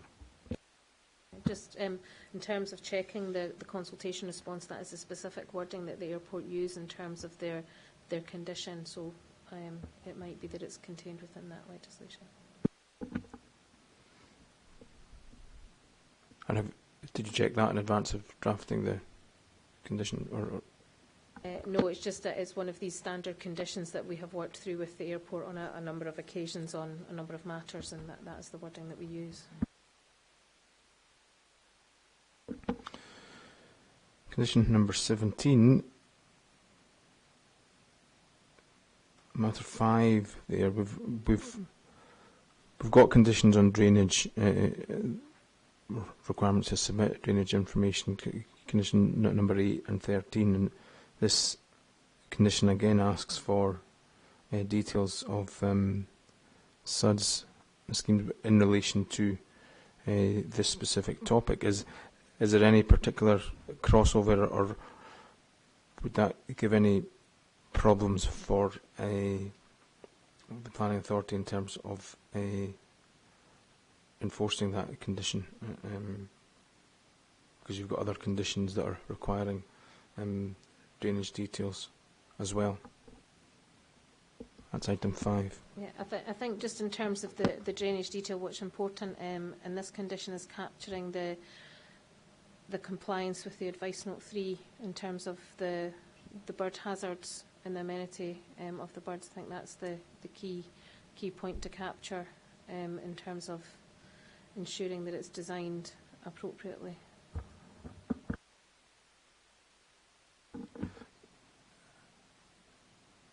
Is the applicant then going to have to submit 2 sets of applications, in a sense, to deal with this condition? Is it plot wide, or site wide, or is it to come forward on a plot-by-plot basis? It feasibly could come in as a, with the strategic landscaping and works, there will need to be compliance in terms of the potential for birds hazards, and then there will also be plot-by-plot basis as well, so there's probably going to be a bit of both in terms of this. It won't be a capture-all for everything. We would usually take it when they're submitting the information, say for the strategic site-wide details, that they would be covering this condition off as part of that information that comes in. So it's sort of seen together. So there may be the case that a number of conditions may be satisfied by one submission. Is that your understanding, applicant? To an extent, yes. I think I'd refer back to my comments that a plot-by-plot basis would appear to be reasonable in this respect. For example, item 3, the species number and spacing of trees and shrubs. It would seem practical to tackle that on a plot-by-plot basis.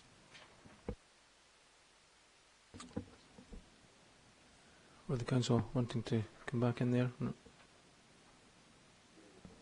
Really, just to add to what was just said, I think, yeah, plot-by-plot basis is fine, but I think also you would assume the first plot to be the strategic landscaping and infrastructure.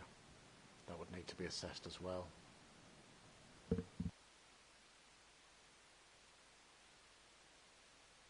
I think I've got to the point where we've discussed the conditions enough. I want to go into the informatives, and then we'll return back to matters that are perhaps worth discussion that aren't covered in conditions. And I'll return to car parking and transport information in that. I think the informatives might be a bit quicker than the conditions. You'll be glad to know. We've dealt with informative 3. I don't have any comments on 1 and 2. Suffice it, the informatives generally don't play part of any of our reporting to ministers. That's largely a matter that is dealt with by planning authorities in terms of advising developers on certain matters that are out with the planning envelope, if you like.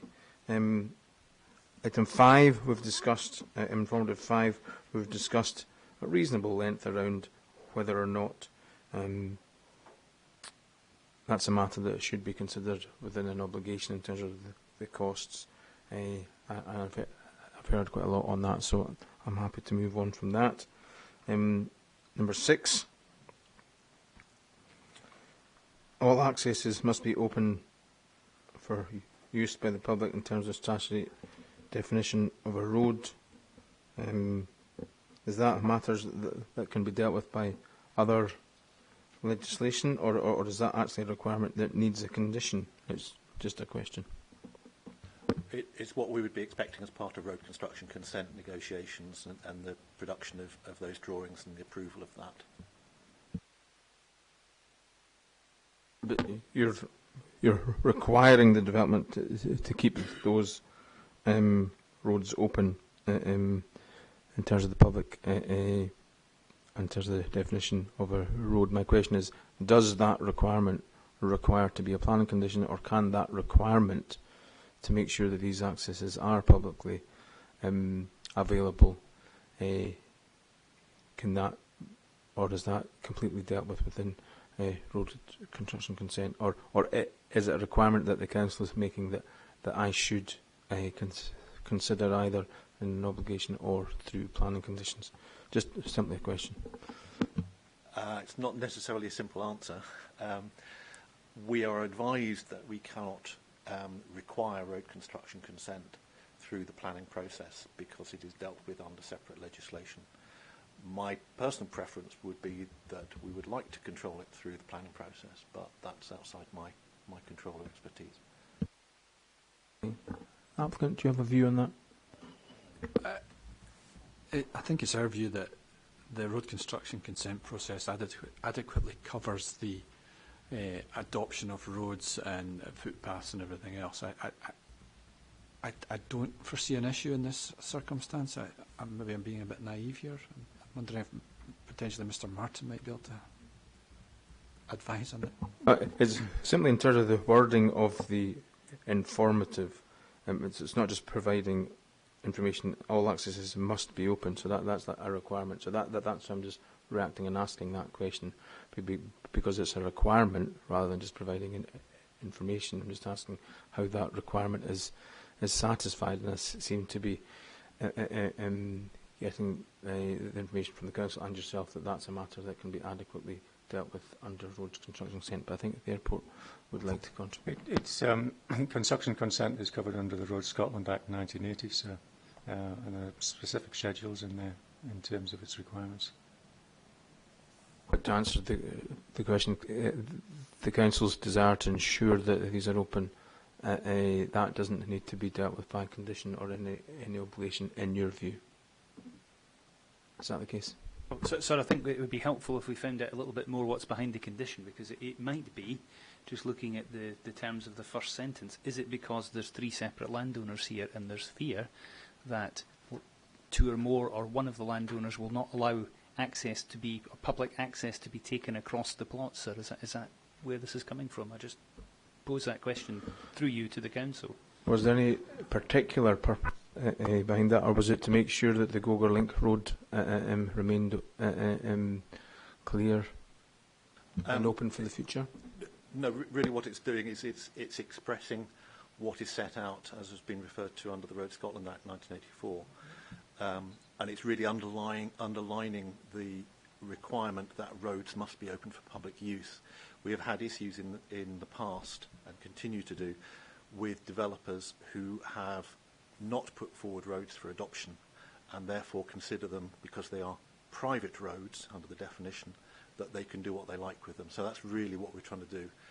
It's really to almost double underline that situation. So you're just emphasising to the developer that matter. This matter is covered by the Road Scotland Act, and it's what is a public road and what is a private road. And Edinburgh Park, Southern Thurs is a classic example of that, so where the rear access from Hermiston Gate is a private road subject to barrier control, which means access is controlled and it is not available for public use. So is it your view that I need not consider that matter as part of any conditions or planning obligation based on what you've just said? I don't see how the council can control a roadway which would still be considered to be private, i.e. not adopted, off the public highway of Eastfield Road, so, unless it were adopted. It would be a private road until that situation, with the public not having a right of access.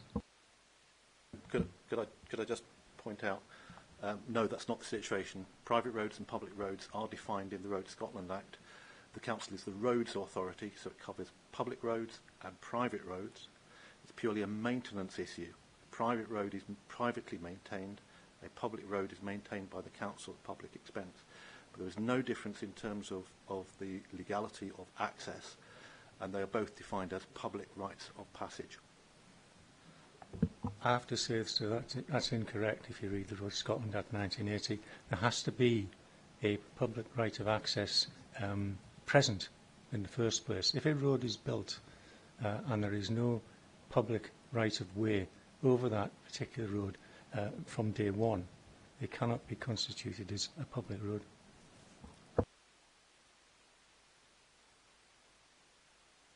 Okay, just further on in that inform. If I could maybe just add, we've got into a discussion on the Road Scotland Act. The council will correct me, but I think I am correct that the council do have the power to adopt in any situation. There may be maintenance implications, procedure to go through, but that is a power available to them under the Roads Act. So in terms of your understanding of existence of other statutory controls to address the issue, Mr. Simpson's evidence about the underlying concern, as it were, which I think is a fairly general concern from what we've heard, I think I would be correct in saying the Council have powers under Road Scotland Act, which could resolve that situation. All I'll say is that this was looked at in length at the Edinburgh Park Southern Phase, and there was senior council opinion on it, and the question of whether or not it can be adopted is a very difficult point.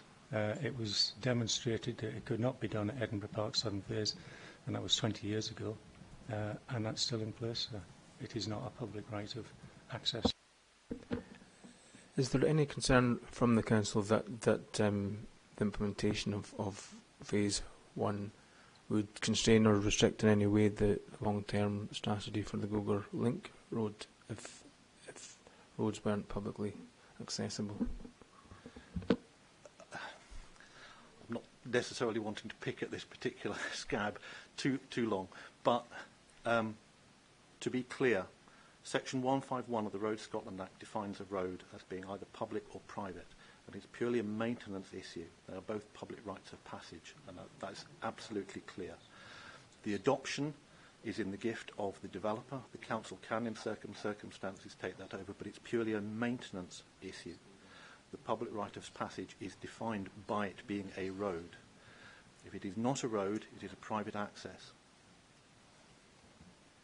And in answer to your question, no, we've not got a concern in terms of the Gogar Link Road.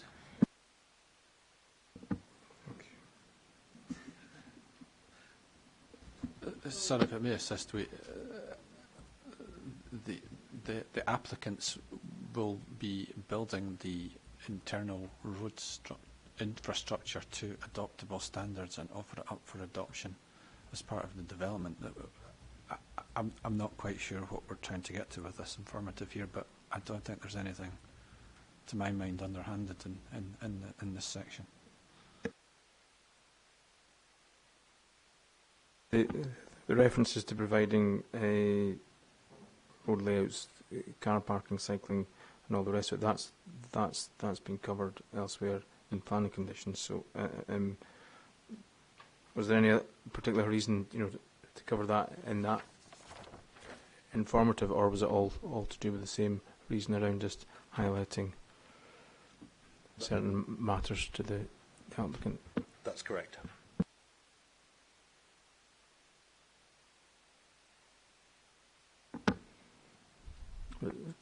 Ensuring that refuse collection vehicles are able to turn at the site, that's something that would be assessed, I assume, at the AMASC.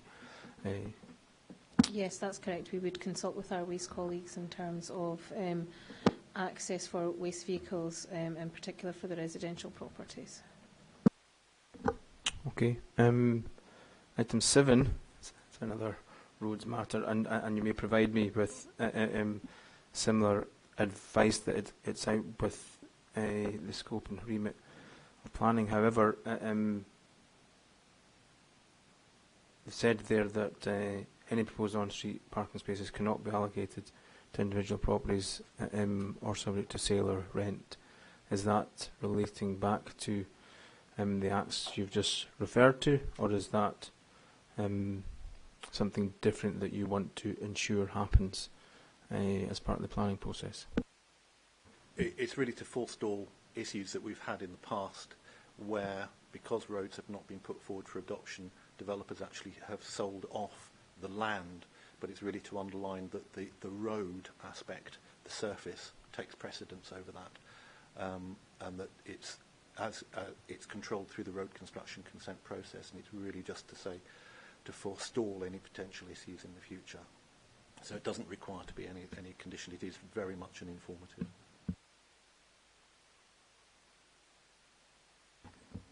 Is it set out there to try to prevent that happening? That's correct. And so if it's something that you're seeking to prevent happening, is it something that has to be captured in condition or obligation? Sorry, I mean, it's not a planning. I don't think it's a planning point per se, which is why it's not. Part of why it's an informative. It is a point. It's just simply a statement of the law that once that road is adopted, it becomes part of the adopted road, and that's what's going to have precedence. and really just to give notice in terms of in terms of ownership and onward sale of the houses, that you're not including as part of the sale a right to park a car an X bit of what will become the adopted road.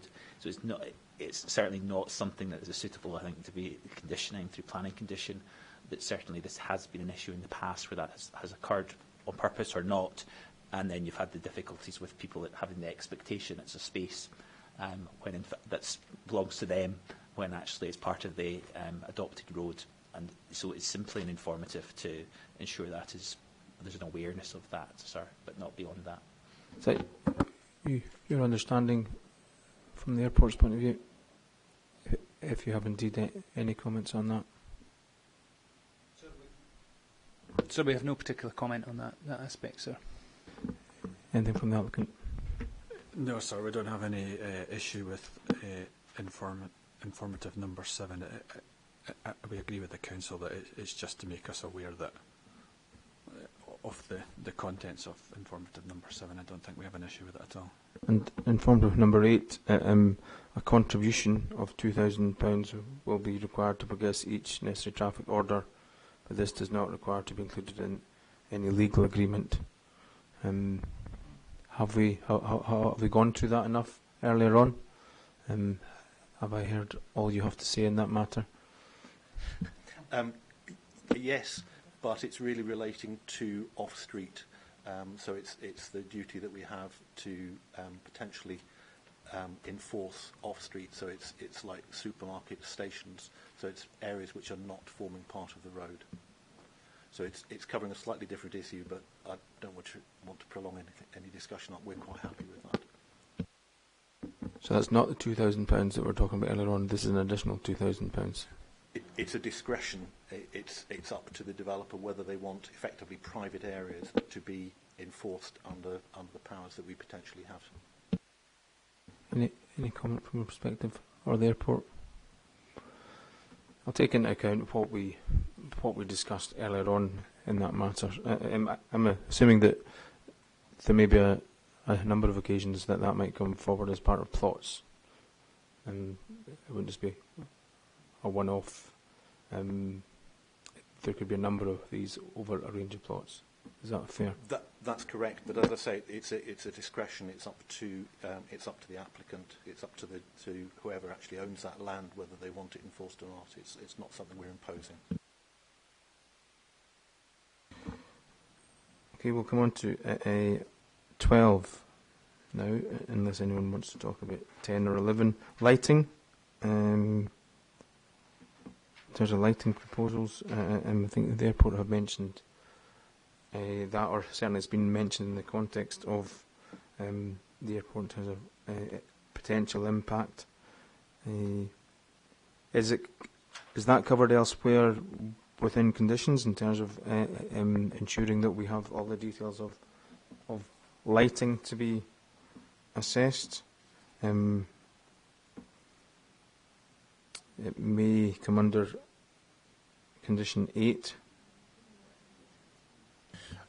The wording of that... It's got street lighting. Has it got any other lighting? The wording of that is a standard advisory provided by the airport. I think it's meant to be all-encompassing, not purely street lighting. So, I mean, it's advice we've taken from the airport, and that's the wording that is reflected there. The informative says that we draw attention to the need to carefully design lighting proposals, and then you explain further with regard to the airport. If lighting is to be carefully designed, would it be reasonable to add it on to condition number 8 in terms of lighting? So you've got the planning authority has got information to assess and consider in terms of lighting. I guess it's one of these items that's where it's appropriate to look in terms of the interest of the airport in terms of the lighting proposal, but I'd just be slightly concerned if we started to load everything. We've already taken the local development plan and the strategic development plan out of some of the conditions, and it's just that loading. This is the reference point of where to go to in terms of looking for that design of the lighting, rather than.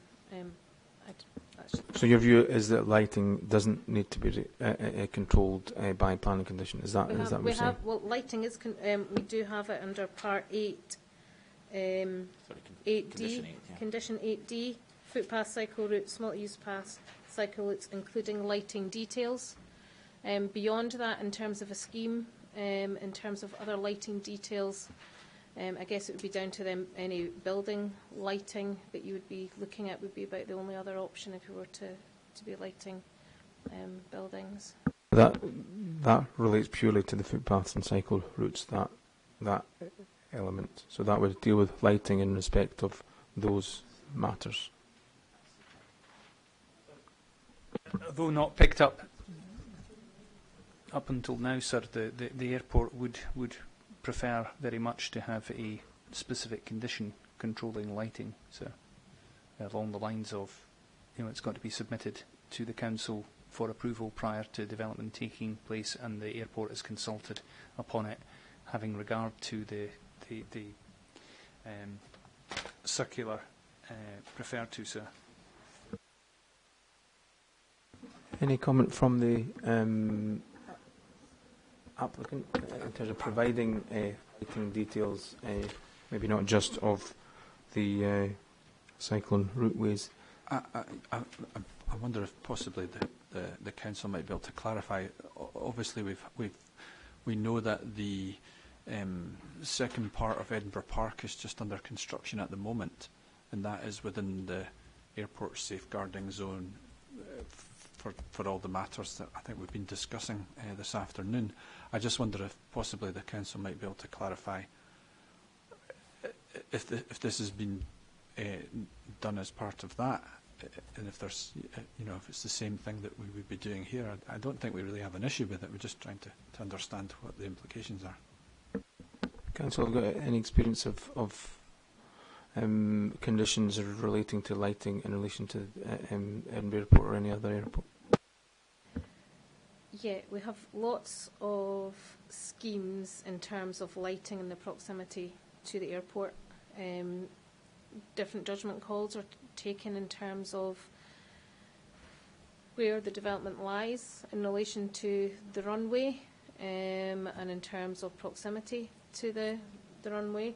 This is definitely the closest commercial development that we've had in proximity to the airport. I mean, we've got new examples of new hotels located just outside the property here, and the hotel straight across from us, the Moxie, it's got that high-level pink sign on it. There was no objection from Edinburgh Airport in terms of the relationship to the airport in terms of that high-level sign in terms of lighting. So we've captured lighting within 8. It may be that we need to building design including any lighting schemes is added on to that condition in terms of 8A. We've captured cycle path lighting, we've got street lighting which would be captured as well within the RCC, and there would be the guidance required in terms of the advice note there as well. But we have other schemes. In terms of Edinburgh Park specifically, the cranes, because they're at height, there's specific height controls, and they're covered as well, I think, in a further informative. But that's definitely for the developers to pursue. I've got no comments on cranes. Glad to hear.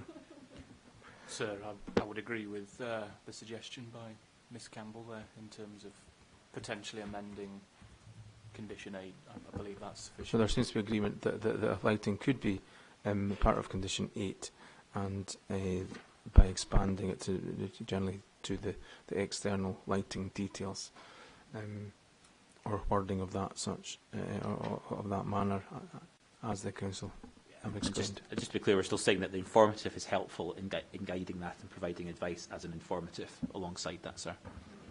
I've clarified, I think, earlier on. It's highly unlikely that I'll be recommending informatives to the minister. That's a matter between the planning authority and the applicant.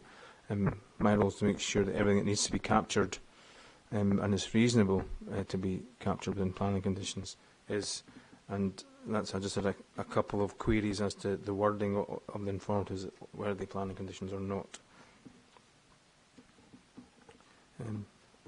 Similarly, in condition 13, there are some details in there,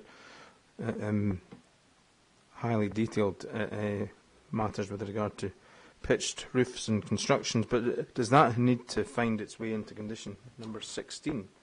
Are these matters of such importance that they should really be reflected in condition number 16?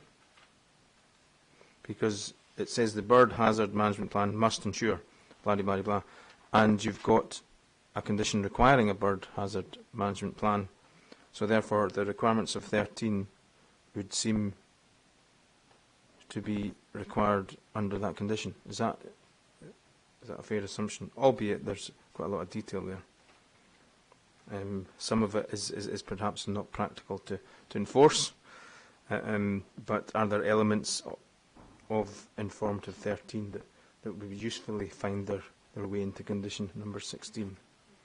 I think we have had discussions with the airport in terms of the conditions, in terms of a wider context, in terms of their requirements and placing conditions on permissions, and the number 16 was sort of a streamlined version that we had agreed with the airport in terms of the submission of the bird hazard management plans.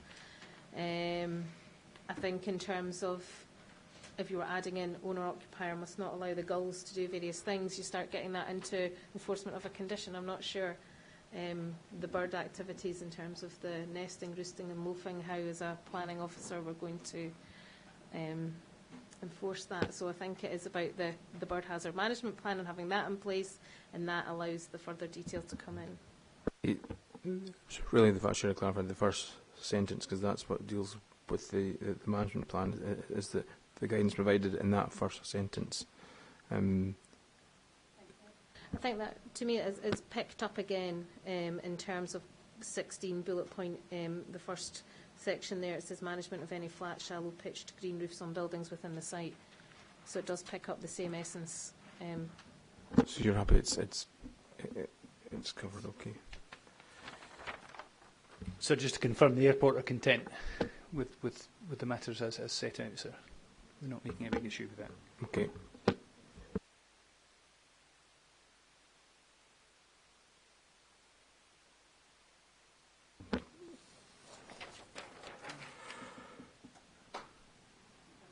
Towards the end of, in fact, most of informative 14, does that indicate that these are matters that should be addressed or listed as something to be considered in a construction environment management plan?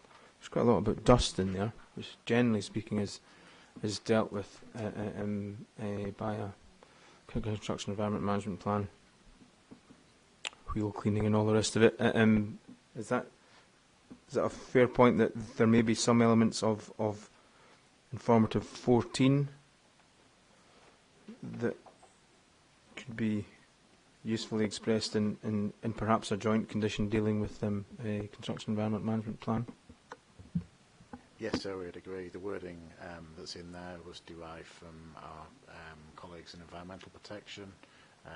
We would consider that all those matters identified could be picked up as part of a construction environmental plan condition, for example. We've agreed earlier on, there's not a broad one, there's two specific ones.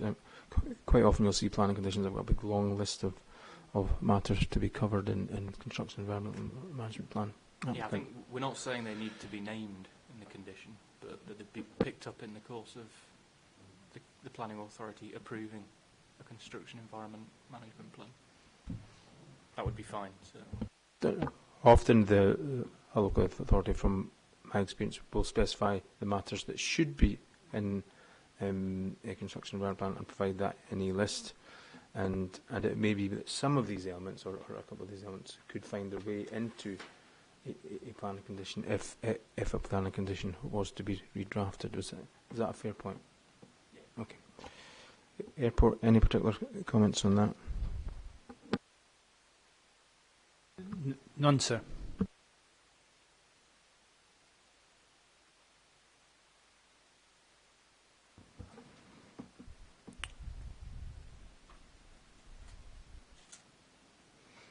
Lastly, with regard to noise,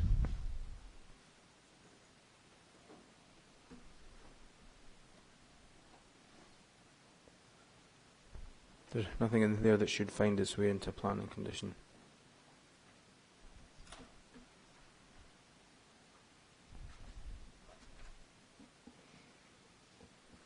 Airport, you've had a couple of concerns earlier on with regard to noise matters. I don't know if you've got anything to...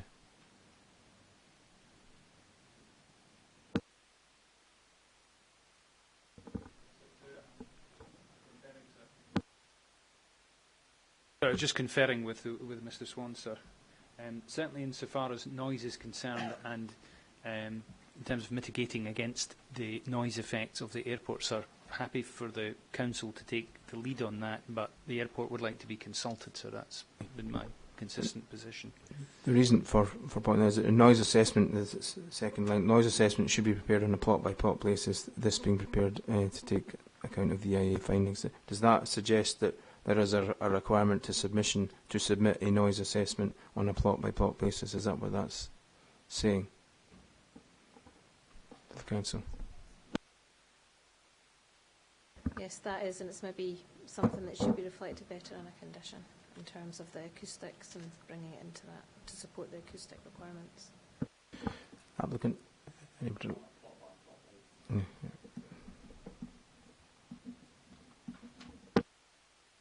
Okay, well, thank you for bearing with me on that, but it has been useful, at least for me, it's been very useful to get your views on the matters which I just assumed had been agreed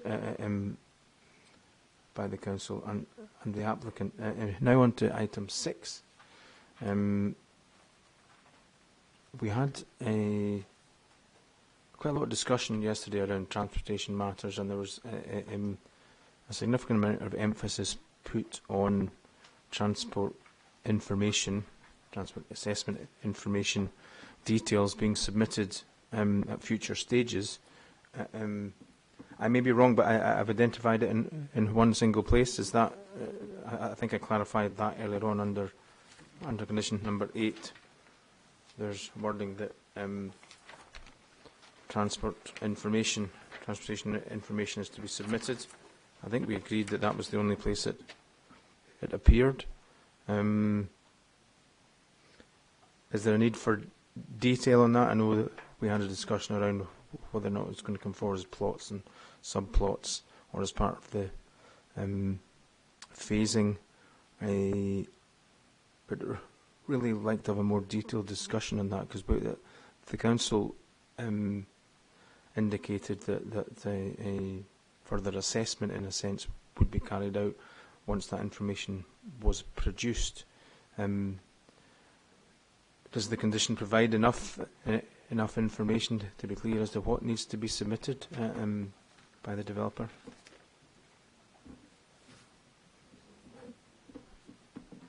First of all, that's to the council. Yeah, on the basis of the condition that's set out, we're comfortable that there's sufficient information in there to allow us to seek the information we require. So just transportation information, you don't want to be any more specific than that? No, I think it's a reflection of the variety of applications that may come in the AMCs and the plots and the scale of developments that may come in across the whole of those, so we have said transport information. The airport, would you wish to contribute? Well, I see further information, sir.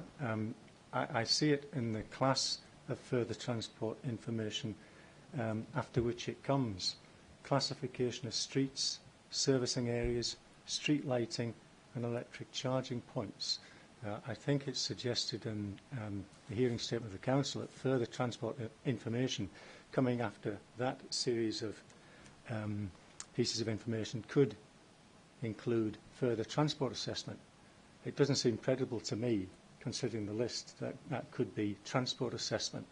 And I come back to what we discussed yesterday in terms of transport assessment guidance, 5.15, which says that the transport assessment should indicate the conditions to be imposed on any planning permission in principal consent to ensure that any subsequent applications maintain the conditions of the original application.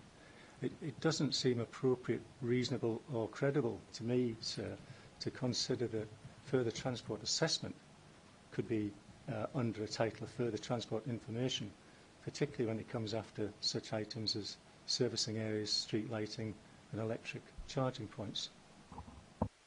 Just on that point, what would you envisage coming forward for a plot? I'll not choose any particular plot, but just if matters were to be submitted on a plot-by-plot basis, what transport information would you envisage there? Because it's obviously not specified in the condition. I think that it depends on the type of development that comes forward, the type of application.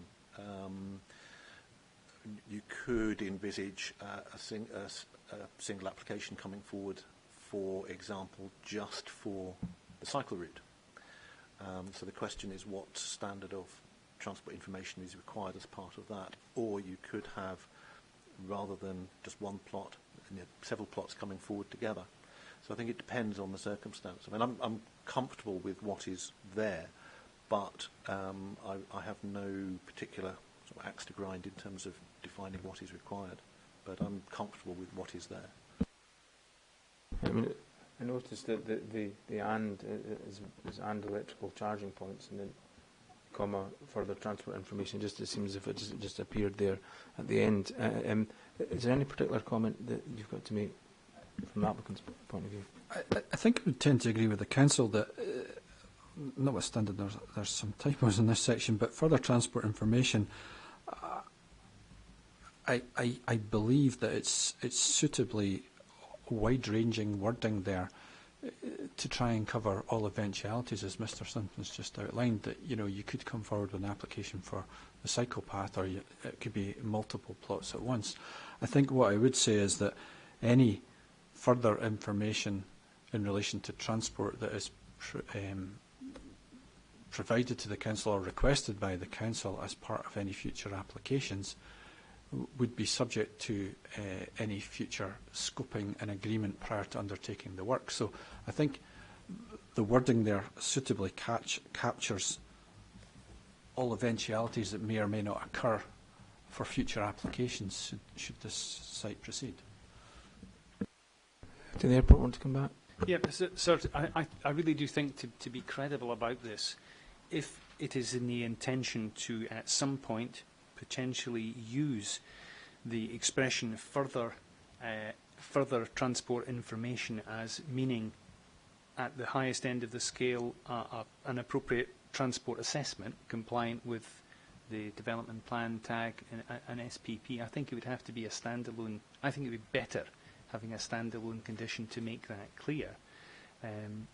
If that weren't the case, sir, it would always be open to the applicant to argue that wasn't required, because all they really need is further transport information. It's unspecified.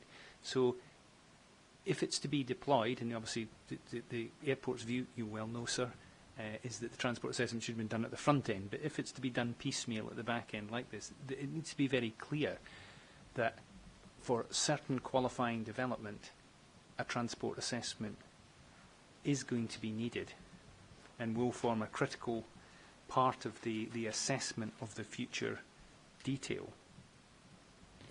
Sir, if I may, I'm not sure we're in that territory, because that would require a new planning application, as far as I'm concerned. What would need just clarify your answer now? What would need a new planning application? Well, what you have before you is an assessment of the impacts of a range of land uses and quantum of development. I won't go back through it, but our submission is obviously that satisfies the requirements of local development plan policy in the first instance, etc., etc. So insofar as that relates to this PPP process, that test, if you like, has been satisfied. If we were into the scenario of new transport assessments, that would be where we're looking at a new planning application, as far as I'm concerned. Could the council perhaps comment on that? I was going to make a comment previously in relation to Mr. Martin's comment. Yeah, please do so. Yeah. I mean, I don't think the council would have an issue with the requirement for transport information being perhaps giving slightly greater emphasis in the wording of that condition. The fact it sort of appears at the end of that sentence, yeah, there could be some adjustment made there.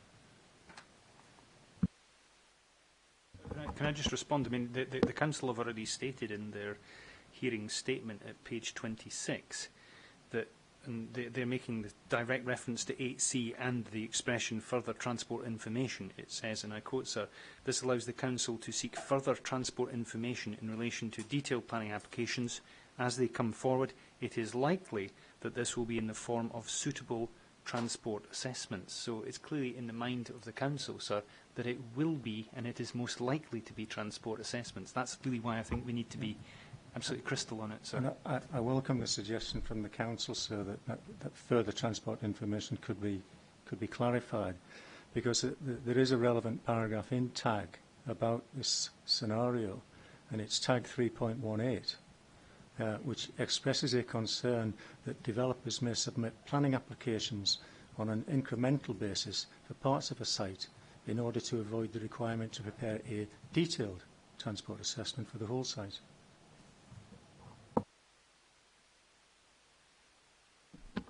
Applicant. Just directly in relation to that last point made by Mr. Martin there, we're not doing multiple applications for different parts of the site. There's already been an application done for the entire site and the entire West Edinburgh area in terms of the Wetter Refresh study and all the other studies that have been done. In relation to the further transport information in the council's hearing statement where it said suitable transport assessment, I think there's quite clear there that it's suitable transport assessment. It doesn't necessarily have to be all the details that I believe the airport are suggesting. It's whatever's required by the council at that time.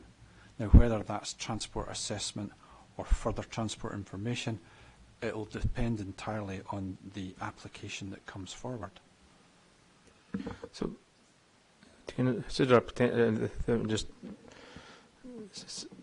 a scenario potentially is that if the mitigation measures the build out is nearing completion, but the mitigation measures, for whatever reason, are not working, the planning authority require further assessment, and there's further mitigation required as part of that, and a new planning obligation needed to be entered into. Or how do you deal with, this was the question, is how do you deal with any additional requirement for additional infrastructure caused by the impacts, or unforeseen impacts, or unforecasted impacts, or unmodelled impacts of the development close to completion? How do we deal with any further requirements for transportation mitigation? Well, you can't. It's been assessed up front for the entirety of the site and the whole of the West Edinburgh area, and there is a defined package of infrastructure approximating £86 million. So that is the quantum of mitigation. I don't believe you can actually add in further mitigation in 15 years' time, say. Well, that's quite clear that further information and assessment, in your view, won't lead, despite what it might point to, wouldn't lead to further mitigation. That's correct, sir. Mr. Clare. Thank you, sir. Just, I think, to endorse Mr. Newton's view, that I suspect in your scenario, the planning authority would be saying this is something that really needs to be dealt with by a new planning application so that there can be a proper assessment. And if the developer decided to bring forward an AMC contrary to that view, the council then would have to take a decision. They may well refuse the AMC and there would be a dispute. But the reason for mentioning that is there's really a limit to how far we can go in a PPP to future-proof against all possible scenarios. So I hear the scenario you're putting forward, but as I say, and as Mr Newton said, I think that's the very scenario where the council would say, this just needs a new application. And I suspect a developer at that stage, particularly as per your scenario, an issue about mitigation possibly not working, a developer would probably take the view that while they may not be keen on a completely new application, they would probably just see there wasn't an alternative to that. Because if the mitigation isn't working, they probably don't want to continue with the development anyway, because they'll have an operator who are saying the road's not working. Sir, could I maybe come back? Just a comment that was made yesterday by the applicant, particularly by Claire Carr, I believe. She described the assessment of transport effects and transport assessments as an evolving process. And whilst I didn't agree with a lot of what she had to say about that, sir, if one were to accept her proposition that it's evolving, then wouldn't you need a condition like this that enabled the planning authority to ask for a further transport assessment, because circumstances have moved on, circumstances may have evolved, so the council will need that freedom to react to that, sir?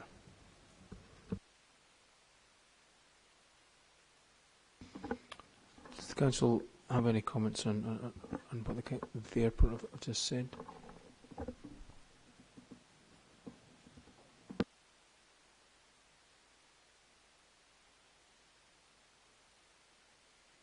Yeah, that's certainly what's my recollection, and indeed I think in my closing submissions yesterday, I quoted from what Claire Carr had stated on that, is that we were in agreement with her on that, and that it needed to be necessary that as things evolved in the AMC stages, and as we've just set out about how many years down the line this could be, that it can involve further detailed transport assessment.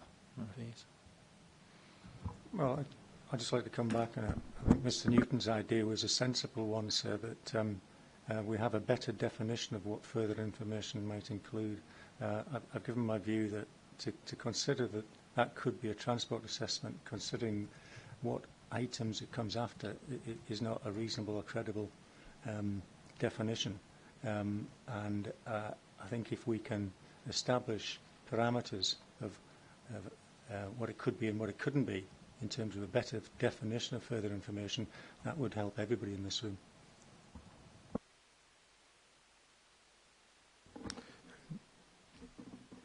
Perhaps throw open another scenario in terms of condition number 1 indicates that a phasing plan will be produced. Has there been any thought from the council that phasing plan would be an appropriate time to require further transport information, given that you will be having a firmer idea on the proposed phasing, and would that give you an opportunity to look at further transportation matters if needs be? Has there any thought been given to transport information in relation to the phasing plan,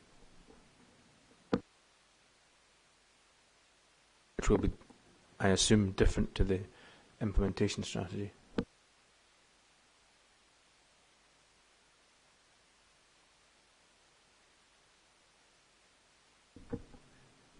If knows the answer, that's absolutely fine. The question was just, was there any thought about? We're just sort of exploring in terms of what that means in terms of transport assessment and phasing, and what you would have that would come in with a transport assessment at that point in time of your phasing plan, in terms of your confirmed actual uses that might be on the site as well. So we're unsure in terms of the implications rolling forward of it, in terms of would you have that degree of certainty or not that you would be looking for in terms of the transport information coming in? Thank you for that. Applicant, anything to comment on that? Sir, sorry, if I could just briefly go back to the... It's not a proposal.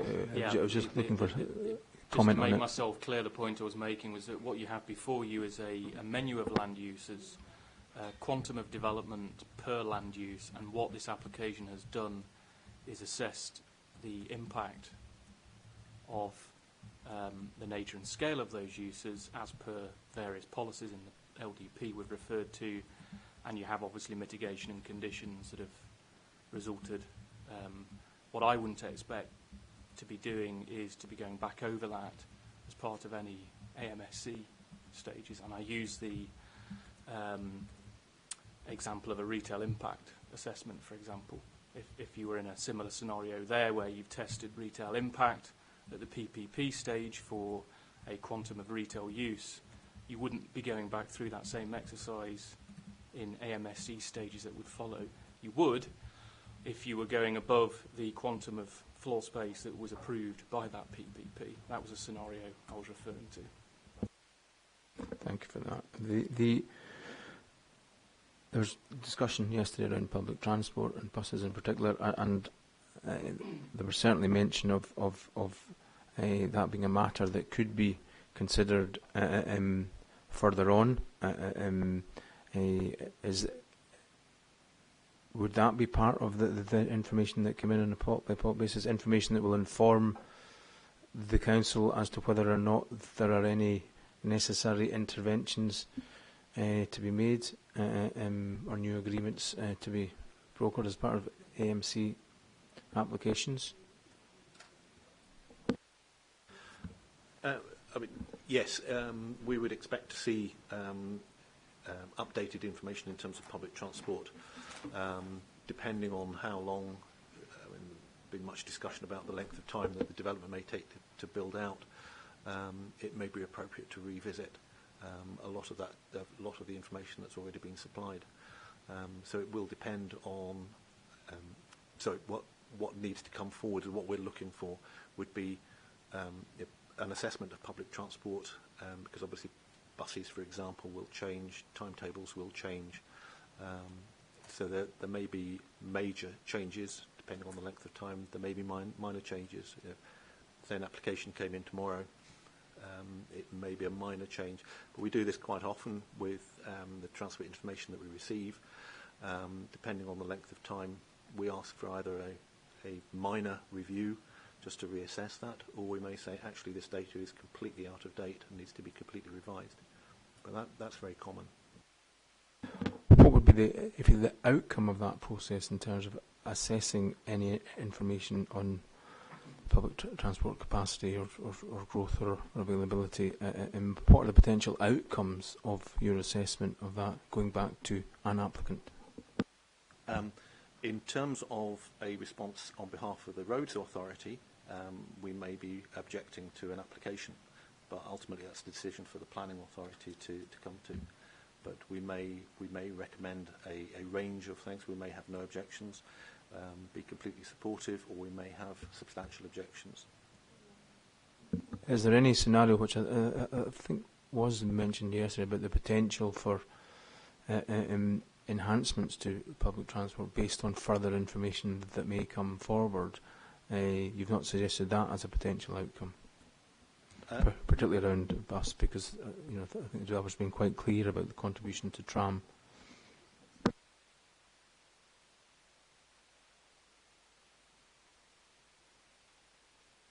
Yeah, I think in this case, I think there's been, as was mentioned earlier by my colleagues, there's been a lot of focus on bus side of things. I think it's worth saying that there is already a major transport intervention in that there is a tram through the site, and so I think that's what we're seeing as there is a major contribution to that. And the tram is already in existence, and I think that's what we would see as a major intervention. Anything that the airport would want to say on that matter? Well, I gave my view yesterday, sir. I said I've seen an awful lot of these. I've never seen a major development, not having a legal obligation for either provision of some services from the commencement of development or a financial sum for the pump driving of services from the commencement of development. And I really look at the contradiction here in terms of the last call in Edinburgh, which was east of Milburn Tower, where I represented the council. I was their transport consultant. And we requested pump priming so that bus services from day one, with a maximum frequency of 15, with at worst a maximum frequency of 15 minutes, were provided to the development. Obviously pump priming because the bus service wouldn't be commercial, just as Mr. Bissett was suggesting that bus operators would bring these services on when they were commercial. Well, of course, at the beginning of development, they're very often and very likely not to be commercial operations, which is why in many instances there's a financial contribution by way of a legal obligation to provide bus services from day one for the occupants of the buildings. So I find it slightly alarming that we have a situation at east of Milburn Tower, a lesser development with not as an ambitious mode share target as this development, which required pump priming upfront as part of the legal obligation, and it's not being provided here. Sir, can I just add, the reason we're in this dilemma is because the applicants haven't provided a transport assessment. Sir, in relation to east of Milburn Tower, it's a completely different site that has no sustainable transport running through the middle of it at the moment. We have an operational tram running through the middle of our site and a public transport bus interchange right next to it and a train station a couple of stops up from it. East of Milburn Tower has none of that. It's a completely different situation. I could understand the requirement to pump prime public transport services from day one if we had no public transport infrastructure on the site, but we do. It's one of the most sustainable sites in the whole of Edinburgh. I come back to what I said yesterday, sir. It is 5 times more likely that people will travel by bus to this site than by tram. And the applicant's own documents suggest that if you look at the table, and I referred to it yesterday, in terms of existing bus services, there's only 2 with what would be described as a reasonable bus service, 15 minutes at the worst. Most of the services go along the A8. There's only 2 services that go down Eastfield Road of those services. And you should be looking at more services being diverted and a better frequency from day one to allow people in the early stages of development to be able to gain access by public transport. The way it stands, that will be a difficulty for these people, sir. Sir, if we could just come back on that point for a second there. I've just been informed by one of my colleagues that there is currently 3 separate bus services that go down to the airport at the moment that serve Edinburgh. However, in addition, at least apparently, I've lost my train of thought. I can't actually think what we're going to say. I might come back on that one, sir. I just wanted, on behalf of the council, to echo the comments the applicant have just made there in terms of this site being one of the most publicly transport connected that we have in the city at the moment, without any development actually sitting right at it at the moment.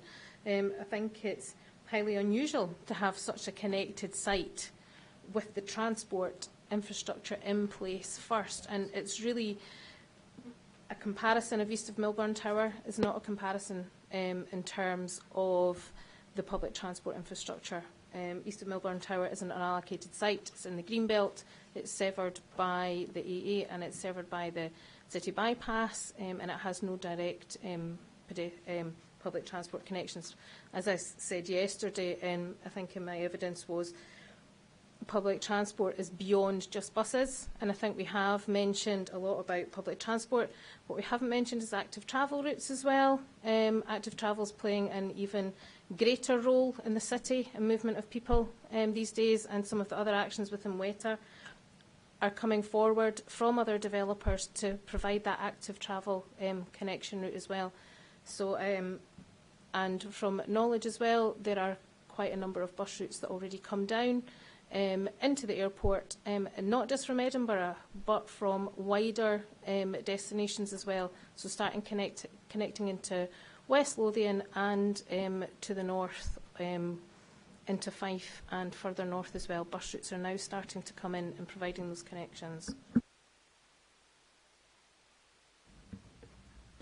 And there was a discussion yesterday about travel plan. Can I just come back on that, sir? Okay. I accept what the council has said about east of Milburn Tower, but I also indicated I can't remember a major development not having a legal obligation for either pump priming or the provision of bus services up front. And I stand by that, and I challenge either of the council or the applicant to come up with examples of where a major development did not have a legal obligation associated with public transport. And, of course, there's no assessment being undertaken, which is one of the points I made yesterday. Okay, thank you for reiterating that. Yesterday we discussed, and it may have even been offered by the applicant, the prospect of a travel plan being submitted as part of a condition, and that relates to that discussion that we've just had, and whether or not mode share targets, whether they can be monitored and enforced as part of that. We heard a little bit of evidence from Transport Scotland on examples. So it's really to ask the council first off, was a conscious decision not to include a travel plan and any mode share targets as part of a condition because of difficulties around it, or was it because it's not required? Keen to get your views on whether or not a travel plan should be part of a planning condition, or whether it's in a planning obligation, or it was not a matter that you considered to be necessary for this PPP application.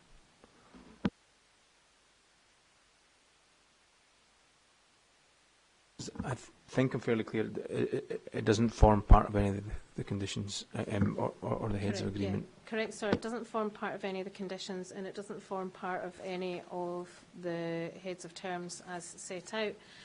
It probably was a conscious decision at the time that we hadn't included it within any condition in terms of implementation, enforcement, taking it forward on a phased development. It may be something that we are not objectionable to a travel plan suggestion coming forward on the proposal.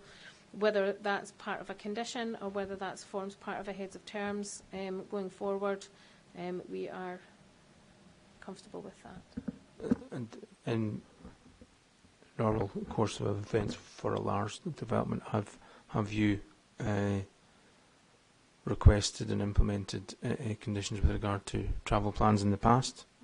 We have had travel plans in the past for some developments. A lot of the student development that we've had within the city, we have taken travel plan options to come in. Our use of them hasn't been as frequent in the past few years. I'm aware that I think Edinburgh Park's been mentioned a few times. I know that has a long-standing travel plan that comes in, and they have a good monitoring system that they have set up amongst their group, and they do that and they feed back, I think, to Transport Scotland on that basis due to the connection. But yes. And your understanding of the general purpose of that travel plan is? I think that the purpose of a travel plan is to ensure that alternative modes to the car are provided, awareness of it. So I think some of our travel plans in the future, in the previous, we've had bus incentive schemes, incentives for cycle purchases, these sorts of things. Matthew might be able to provide any further detail on travel plans. Yes, I mean the basic purpose of a travel plan is to really underline non-car mode sustainable transport, really, and try to embed that from day one. So we've in terms of housing, we've requested travel packs, which may include public transport passes, it may include electric bicycles, a range of measures, but it's and public transport timetables in terms of student housing, more buildings like that. We're looking for real-time information to be available. So it's really making, it's not just saying, it's not just providing services, or not just having the services there, but it's making the occupants of buildings, whether residential or other types of buildings, aware that they are there and making it very easy for them, providing maps of where these where the stops are, where stations are, that sort of thing. Has that normally been dealt with by a planning condition, planning obligation, or independent to the a planning consent process? We have conditioned that in the past, but I think the practice has not been to do that. My planning colleagues may be able to advise on the planning side of things, but certainly our preference would be to attempt to embed that as some sort of condition. But my understanding is that doesn't stand up. Well, I was actually just going to ask the council if there's anyone else who wanted to add anything to that comment. I think it's just in terms of that condition, and with the nature of a travel plan, it evolves and it changes over time, and sort of reading over the guidance, although we've not got PAN 75 submitted within the evidence, I've sort of been reviewing that and what it says in terms of travel plans, and it should be sort of the annual review and the update, and does that get embedded in a condition, or is it more appropriate to have that legally binding then on the future occupiers of the scheme going forward, rather than within a condition? I think you could condition the submission of the travel plan, but it's the ongoing monitoring of the travel plan, I think, is the important thing. I think we discussed yesterday about not being just tick box exercises, and it has to really be embedded and continual review of the travel plan. I think the Transport Scotland yesterday might have indicated embedding such matters in a Section 75 agreement in the past. They certainly raised one example. Ms Watson, do you want to come in just now? Sorry for interrupting. If the park and ride were to move, and the buses that service the park and ride were to move with the park and ride, because they obviously want to service the park and ride, would that have an effect on the public transport that's available to the IBG site? And because it's such a long planning application, 17 years, the possibility of maybe the park and ride moving within that time is maybe a real possibility. I think yesterday I tried to clarify, in fact, Tuesday and yesterday, the position, not the physical position, but the future position of the park and ride facility. And it's quite clear that I should be assessing it as it is in place at the moment. And I think the council have clarified there's no firm plans for it to move. So I'm working on the basis that the park and ride is there and will continue to be there. And unless anyone else has got anything to add to that, that was my take from yesterday's discussion. Does the applicant want to say anything about travel plan? Because there was potentially an offer yesterday when we were discussing of that. That was a planning condition, but I don't know if you want to say anything more on that. Not much more, really, sir. No, in principle, subject to the detailed wording, and perhaps that's something that would be taken away between ourselves and the planning authority. Wouldn't object in principle to a travel plan condition. Well, it's approaching 3:30, and I want to talk about car parking, and that might take longer than 5 minutes. So, I think if we come back at 22, is that okay? We'll have 10 or 12 minutes back at 22. Okay, thank you. So just while we're leaving travel plans, my understanding, sir, from the policy section was that a travel plan was a requirement of an application such as this, sir. I think that's what the local development plan says. I'm just reading it here. I'm trying to get to it very quickly. Application should be accompanied by travel plans. I think I clarified that in the policy hearing, and I heard people's views on that. And we've now had a discussion about the implementability of that through a planning condition. I've heard what the council and the applicant have to say on that. But we had that discussion in a fair amount of detail on Tuesday. Yeah. Okay, 22 then. Thank you for that.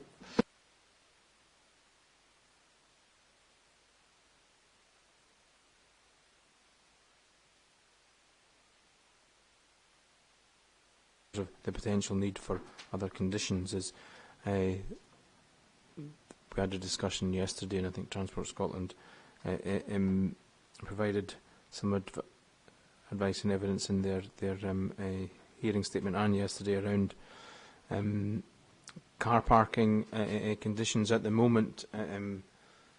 As it's framed, the car parking details would come in under condition 8 to be assessed against any standards in place and a decision made. But I would like to have just a discussion on whether or not there is a need to set a maximum level of parking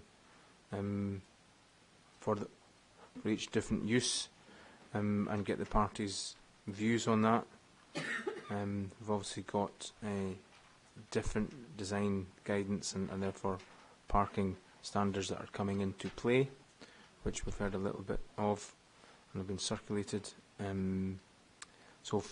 First of all, just ask the council whether that was in your thinking originally, or has it been in thinking how to deal with car parking, or do you have a particular concern about setting maximum levels of car parking? Obviously, we've set conditions with regard to the maximum quantum of land use, but you are not sure about setting a condition about the maximum level of car parking. So your thoughts on that matter?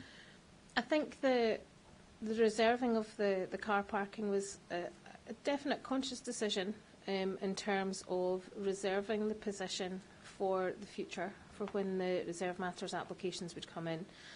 And that was on the basis of taking account any updated car parking standards that would come in, with the expectation that car parking numbers are coming down. We've got a number of different strands and strategies happening within the city that is pushing down on car parking numbers.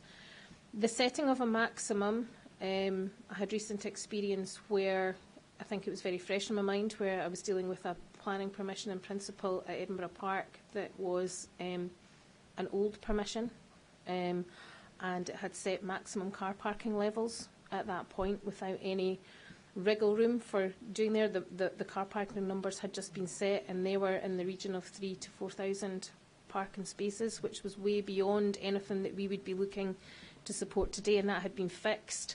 And I think we were just nervous about fixing a high level of parking number that then we weren't able to have enough power to reduce those numbers. So that's my only reservation in terms of setting a maximum car parking number, is that it doesn't give us that flexibility enough still to drive down the parking numbers. And you don't see any mechanism through a condition to be able to do that, to have a maximum level, but a suitably worded condition to allow parking proposals to be considered and a judgment made on that car parking level, subject to that level, that maximum level.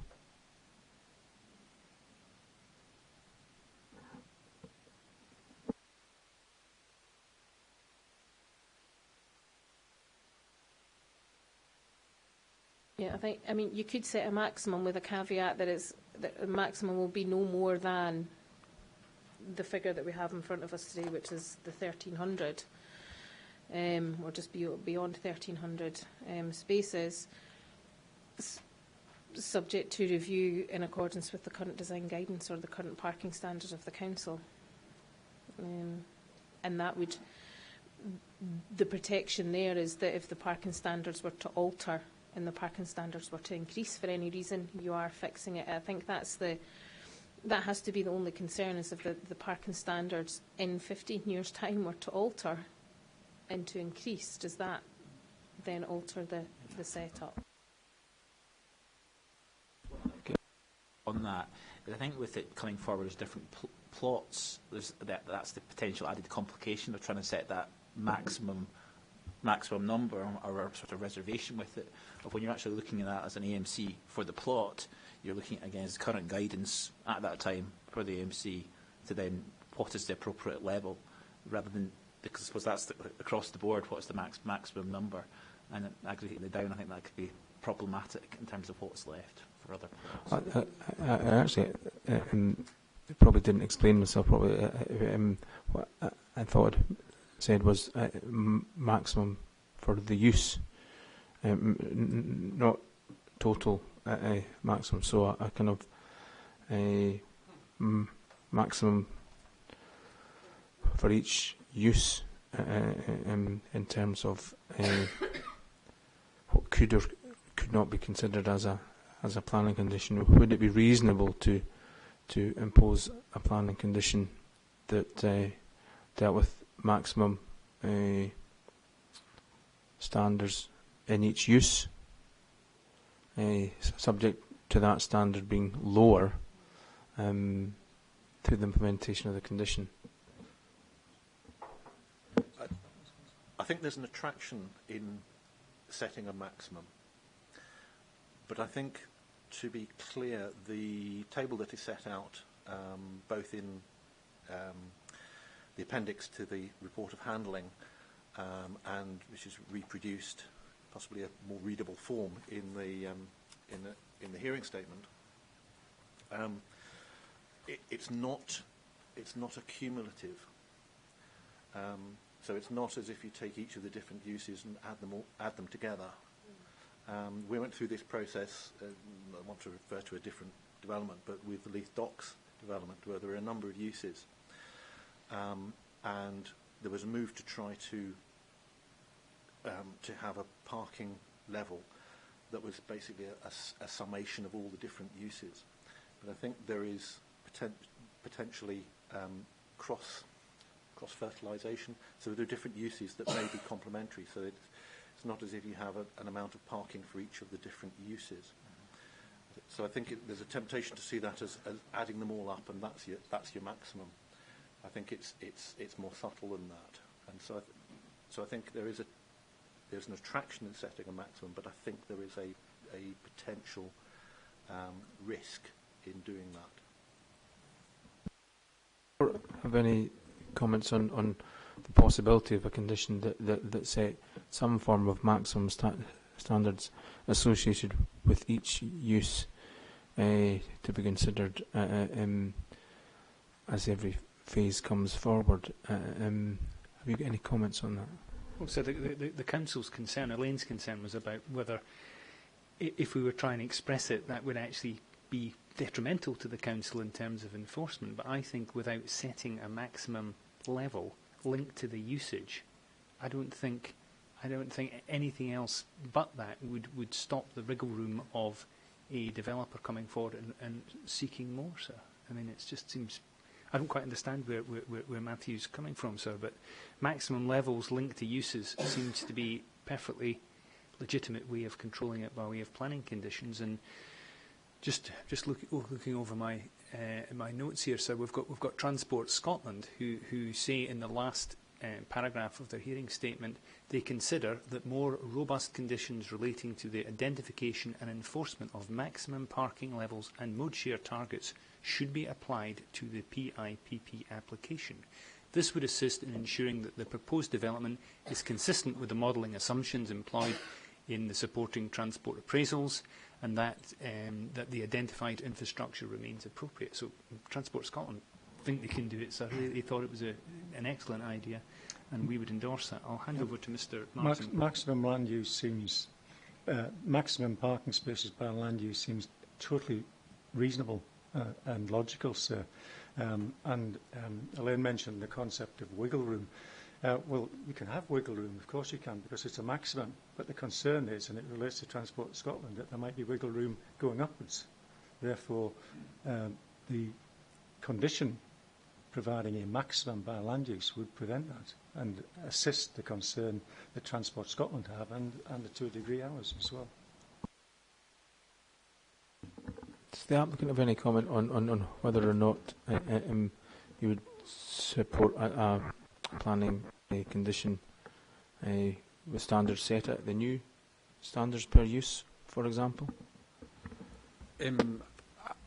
I don't actually think we have a problem with what either of the council or the airport has said in terms of maximum parking standards. However, what I would suggest is that you may want to exercise some caution in this regard. And I'm not suggesting that car parking would go above a number.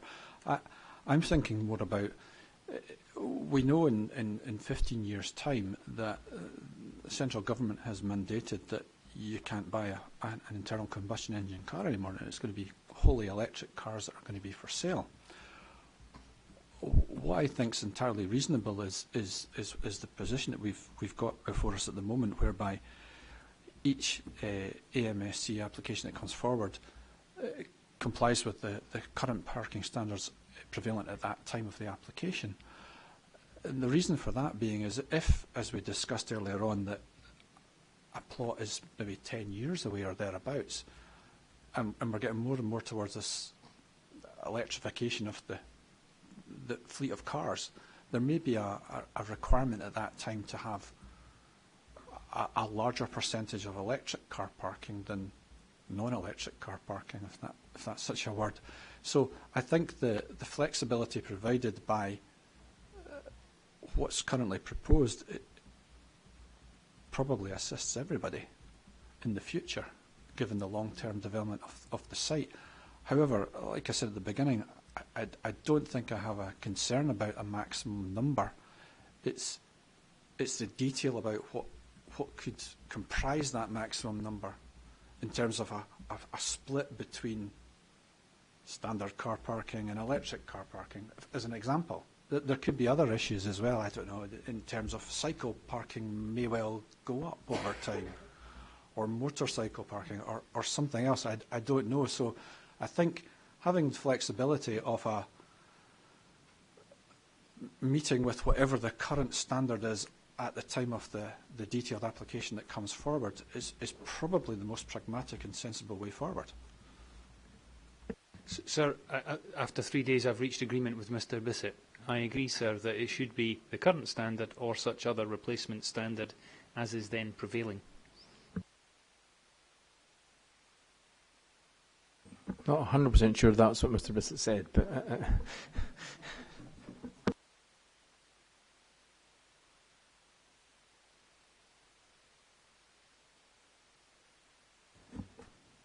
does anyone want to add anything else around car parking in relation to potential conditions? Again, I'm not proposing, I'm just wanting your commentary on that, because it was discussed yesterday. Yes, I suppose the caution is that any maximum that is set is potentially seen as a target, and I think that's really what we're saying.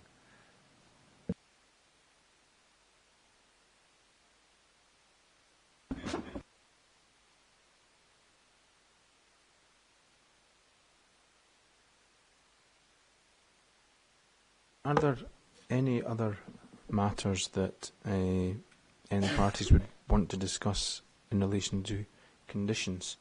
From the airport's point of view, have we gone through things? None, sir. That's covered everything. And the applicant? No? And the council? Okay. Right. Swanson?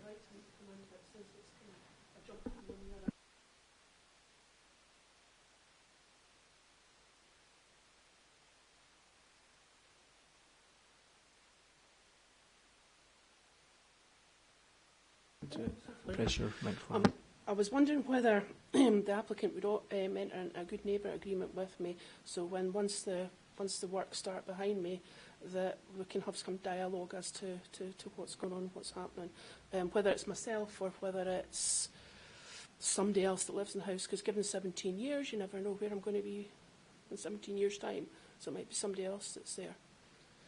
And that's something that you're not necessarily directing at me, you're asking the applicant, so that's maybe something that you can have a discussion with the applicant offline, if you like. Okay.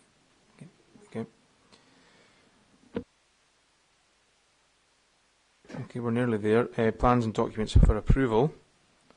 I don't have any comments on the first few. If you go to the applicant's documents, start with 1.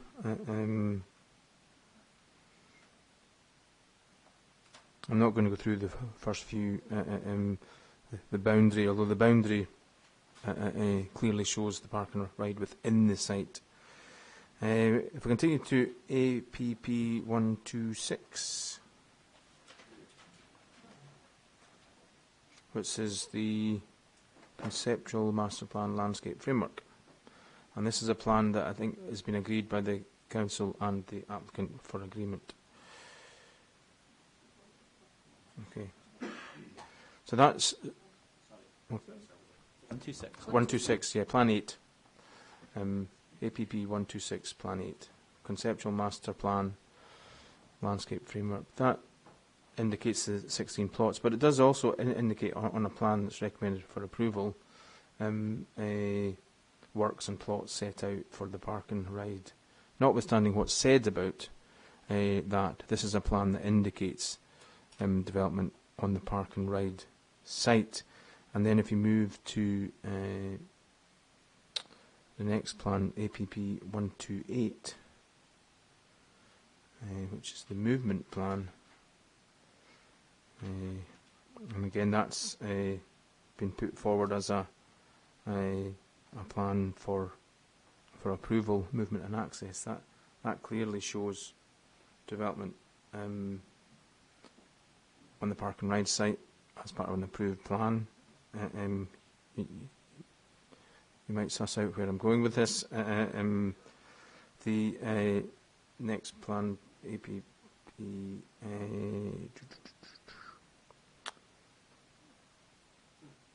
130.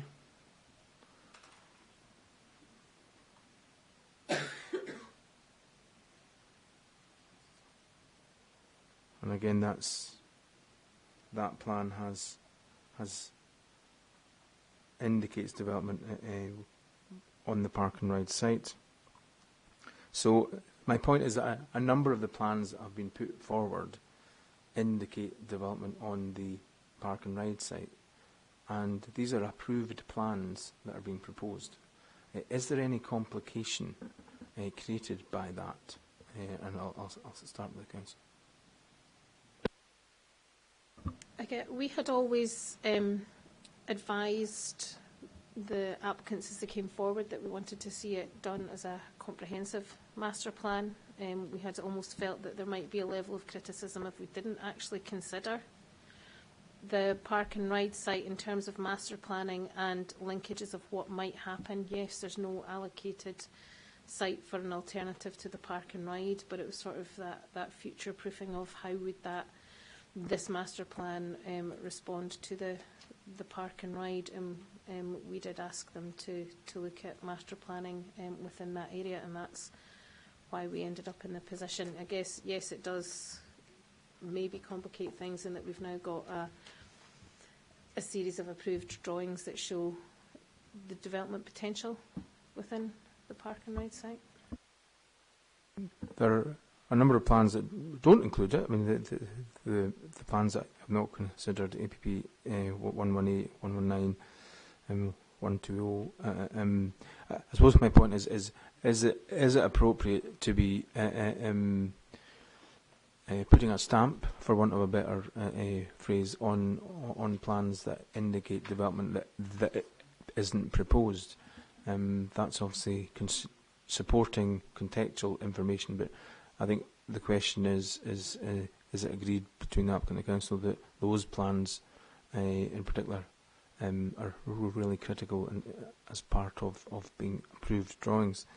I know that on APP 130, the SUDS master plan, there's conditions, and we talked about that in terms of a submission of conditions for that. It's just really a question, is there a need to approve the plans which show development on the park and ride site? Perhaps I'll return to the applicant. It's perhaps a technical matter. Yes, sir, I can see the point you're making there. I'm wondering if a way around it might be to adopt the way that plan APP 132 deals with the matter, or something similar. And you'll see there that it clearly identifies indicative future park and ride development plot. More importantly, in the bottom left corner, it makes clear that proposals for that redevelopment do not form part of the application, but explains why they've been included as Campbell has just explained. That may be a solution, sir.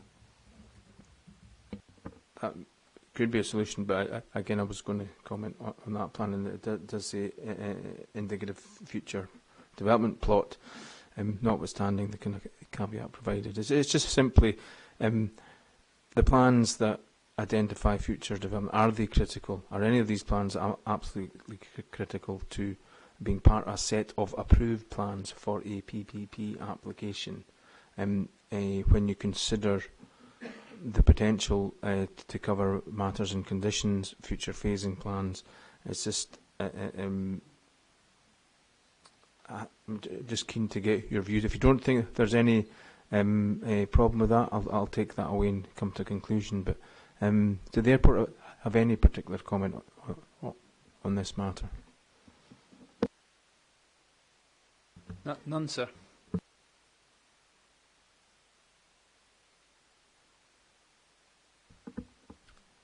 Is it then still the agreed position between the council and the applicant that the plans listed are those for approval? And I should come to the conclusion that whether that's appropriate myself. Is that the position? Okay. Thank you. Let's turn to APP 113.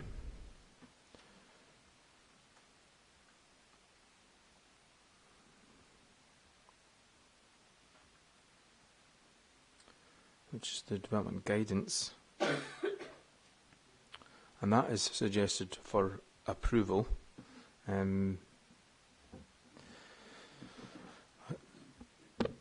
That's the Phase 1 development guidance, APP 113. That is listed as a document to be approved. Again, is it appropriate to approve that document and everything that's in it? Part of the plans, again, show, I think, development on the park and ride. Are you looking to approve the whole document in its entirety? Or is it a document that just remains there to be considered with regard to the SC applications in the future? Is there a specific requirement why that guidance needs to be part of an approved set of documents? Perhaps to the council. We were just keen to embed it in the approval of the document, and it's about one of these wider, bigger master plan sites coming forward to try and get some consistency. It's sort of verging towards a design code for some of the areas. It's setting out very specific requirements in terms of expectations of streets and edges, and without having that consistency to inform the document, we just felt that to inform the consent that we needed to capture some of that information that had been gathered. I think it might come, I recognise that we've got within condition 1, we've got public realm, but that's sort of the tram square. I think this goes beyond that and starts to pick up some of the avenues and various other different bits and pieces within there in terms of what we're expecting in terms of a standard of code coming forward. I think it was also to recognise the extensive master planning work that took place as part of this application. The design workshop series with Architecture and Design Scotland, and a lot of the principles and guidance that came out of that were reflected in these documents. I think we felt that process was of considerable value in informing the sort of future direction of the site. And it was really to kind of recognise the quality of the work that had been undertaken and ultimately inform what we hope will be taken forward. I mean, we've talked about the wording around substantially in accordance with that wouldn't be required because it's been approved as an approved document, so it would be in accordance with because it's been approved. Is it the type of document that is appropriate to be, an approved document as part of that set of documents? It forms part of the application. It's referred to in conditions, but the question is just whether or not it's appropriate to list it as a set of approved documents. I don't know if the applicant's got any particular comment on that. Not much more, sir, insofar as we were in agreement with the reasons just outlined by the Council, and in particular the points made by Mr Newton, and reflecting the considerable work and effort that had gone through the pre-application and determination stages, and seeing that reflected in the PPP. Yeah, I think we just feel that this documentation should be afforded some status as part of this approval. Okay, so you'll be asking the applicant to stick to the paving sizes then, 400 by 200 or maybe 300 by 100 if it's approved? Well, I think this is going back to whether they're substantially in accordance. That does allow for some flexibility, it allows some evolution, rather than if we say that it has to be in absolute accordance, that flexibility is potentially lost. Yeah, and just to add to that, that would be a scenario that would play out as applications for matters specified in conditions came forward, and would reflect, I would say, the normal course of a process such as that, and that would where it'd be decided whether or not there is sufficient flexibility to look at evolution of whatever the point is, including the examples you just referred to. Is there any particular benefit, assume you've considered it as a material consideration in any case alongside the development plan? It's just, when reading it, it seemed that tying the development down to that guidance as part of an approved set of documents seemed to be unusual, but perhaps that's a normal course of action with regard to design codes and design guidance as part of master plans. Happy to get your advice on that. Yeah, I think it's down to the scale of the development, the master planning role that we're having, and yes, we've got one applicant at the moment, which is a number of different parties forming that applicant, and I think it's about rolling forward to those AMCs and the development out of the site. And we want it to read as a place. We don't want it to then become fragmented into the different developers doing their different thing, maybe, in terms of some of these plots. And I think it's about trying to get that design consistency across the site. Yeah, very much endorse those points. The airport have any comments on that matter? Sir, could I maybe just come back on a related point? Can I just be clear, sir? Are the applicants seeking planning permission over the park and ride site for new offices? And is that the understanding of the council? And is that what they're asking the ministers to grant permission for? I just wanted to be clear about that, sir, because I kind of lost that. Well, that was really the purpose of some of my questions around the approved plans. there's been quite a lot of documentation indicating that the planning application doesn't propose development there, but it is within the application site. But perhaps the applicant would like to answer that one. In simple terms, no. So there's an added benefit then from ensuring that approved plans don't refer to development on that site. Then, if that's to be absolutely clear. I wondered, sir, whether there might be merit in just going a step further. I've seen within conditions the use of for the avoidance of doubt permission is not granted for, and whether that sort of formulation, given that it is already on at least one of the plans that Mr Newton referred to a few minutes ago, but it would just make it clear in the body of the consent. Certainly seen the word notwithstanding used before. I certainly have, sir. I mean, I had a look at the Council's committee report on page 31, and I have to say when I read that, and that's where it describes what's going to happen to the park and ride facility as a consequence of this development, it is still a little bit ambiguous as to whether permission is going to be granted, because what it says is it talks about the fact that it will be affected, and then it said its current function would therefore be maintained for the foreseeable future. So it's talking about, obviously the council as landowner can control that, but I'm still not sure whether permission is being sought to change uses. One for the council, I suppose, but if it's not, and that's beyond doubt, then let's put it in a condition, sir. Yes, I quite clearly heard no and advice from Mr Scholar that to crystallise that it might be useful to adopt that into a condition.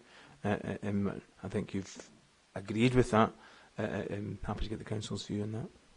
We would have no objection to a condition incorporating that.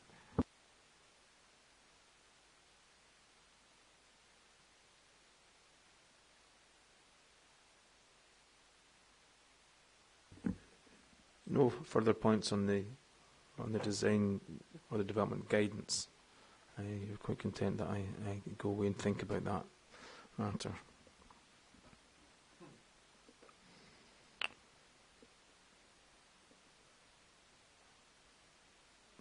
If you go to APP 115, that's the plot principles again. That's the same issue around the park and ride. And the other approved plan proposes the implementation strategy, which we've talked about earlier on, and that's suggested as an approved plan or approved document. There is a requirement for a phasing plan in the conditions. Is there potential for conflict between the implementation strategy and what might come forward in terms of a phasing strategy? By approving the implementation strategy, does that in some way influence what you do with the phasing plan? I think the simple answer to that is no. The implementation strategy, I think, as I pointed out either earlier today or yesterday, tries to cover all eventualities in terms of what plot number might come forward first. So if you approved the implementation strategy, that would actually assist with any future phasing plans, because they would have to comply with that implementation strategy. And from the applicant's point of view, they're happy that by approving the implementation strategy, if a plot comes forward, then all the matters that are highlighted in the implementation strategy should be delivered. Yes, we are content with that. The council's view on that? The council are also content with that particular approach, yes. Any views on that matter from the airport or Ms Watson? None, sir.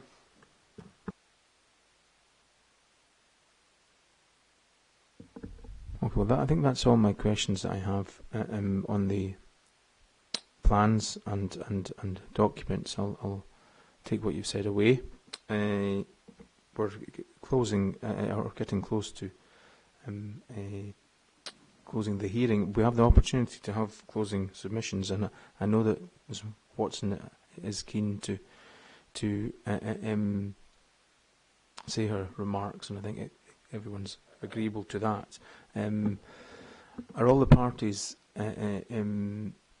keen, or do you think you've had your opportunity to talk through the conditions and the obligation without closing submissions? I've got a couple of other matters to discuss, but just that first from the Council's point of view. In terms of closing submissions on this topic, sir, I don't think it's necessary. And the airport's view? Well, sir, I had a very short statement to make, sir, and I mean very short. Mr. Collar? Like Mr Nelson, I don't feel it's necessary, sir. Okay. Are you quite happy to allow Ms Watson and the airport to have a short statement? And if they are going to, would you prefer to have that option as well? Prefer to have the option if there's something new that, but if it's not just if it's just a comment from summarising from something from the day, I doubt, sir, I'm going to change my view. But if there's something at all new that's arising from that closing remarks, then clearly we might want the chance to respond. But beyond that, sir, perfectly happy just to hear and allow both of those submissions to be made and finish the session. What I would propose is I would ask Ms Watson and then Mr McKee to give their submissions. And then I'll return back to the council and the applicant at that point. But there are a couple of other matters in terms of I mentioned that I may consider it appropriate to issue a procedure notice with regard to the Edinburgh Design Guidance and changes to it. In particular, we focused on car parking and its implications. I may wish to hear your views on that document. The other matter is given the range of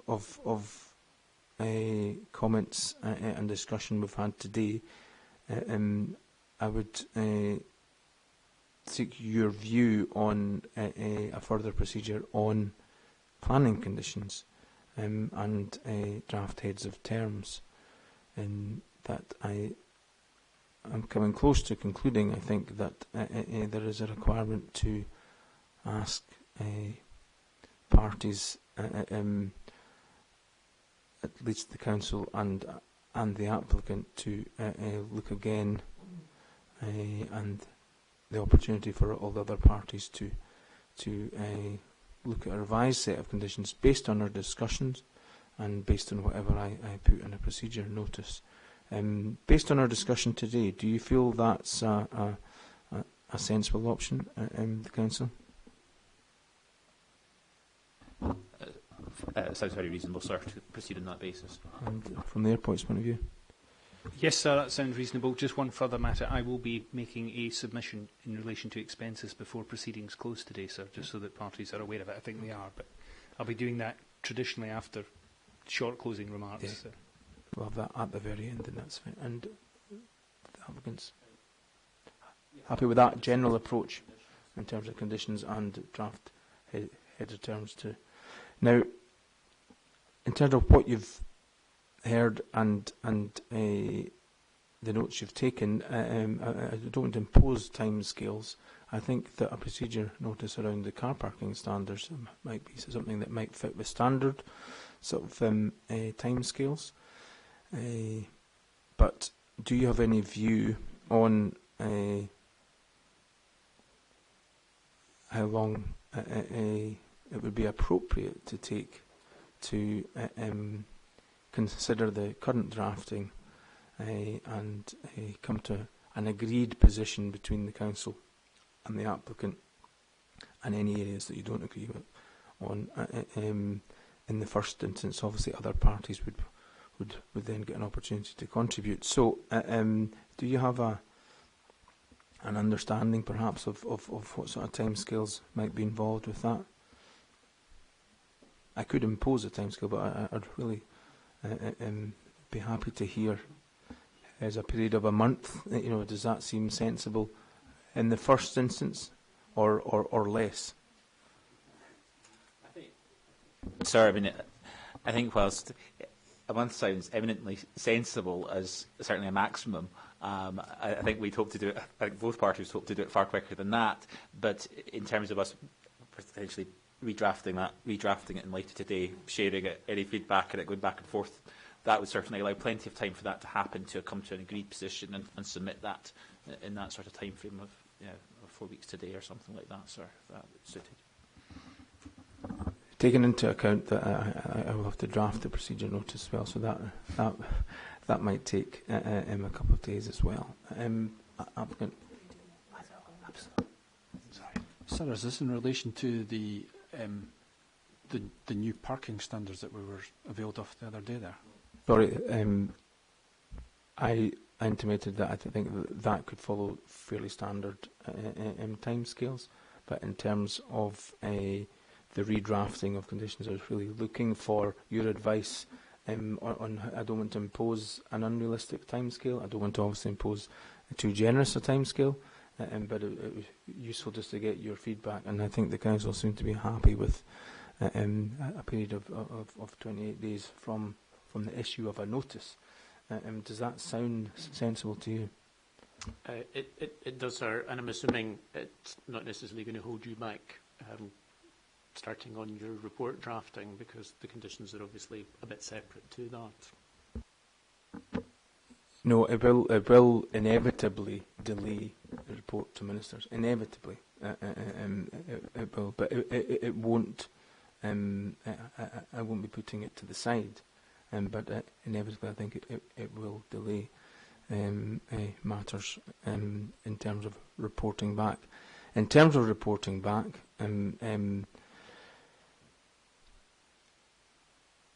we don't generally give guarantees when that will happen, but given what we have discussed and the fact there's a couple of procedure notices to follow, then it will be a number of months, but I would hope to keep that to the minimum.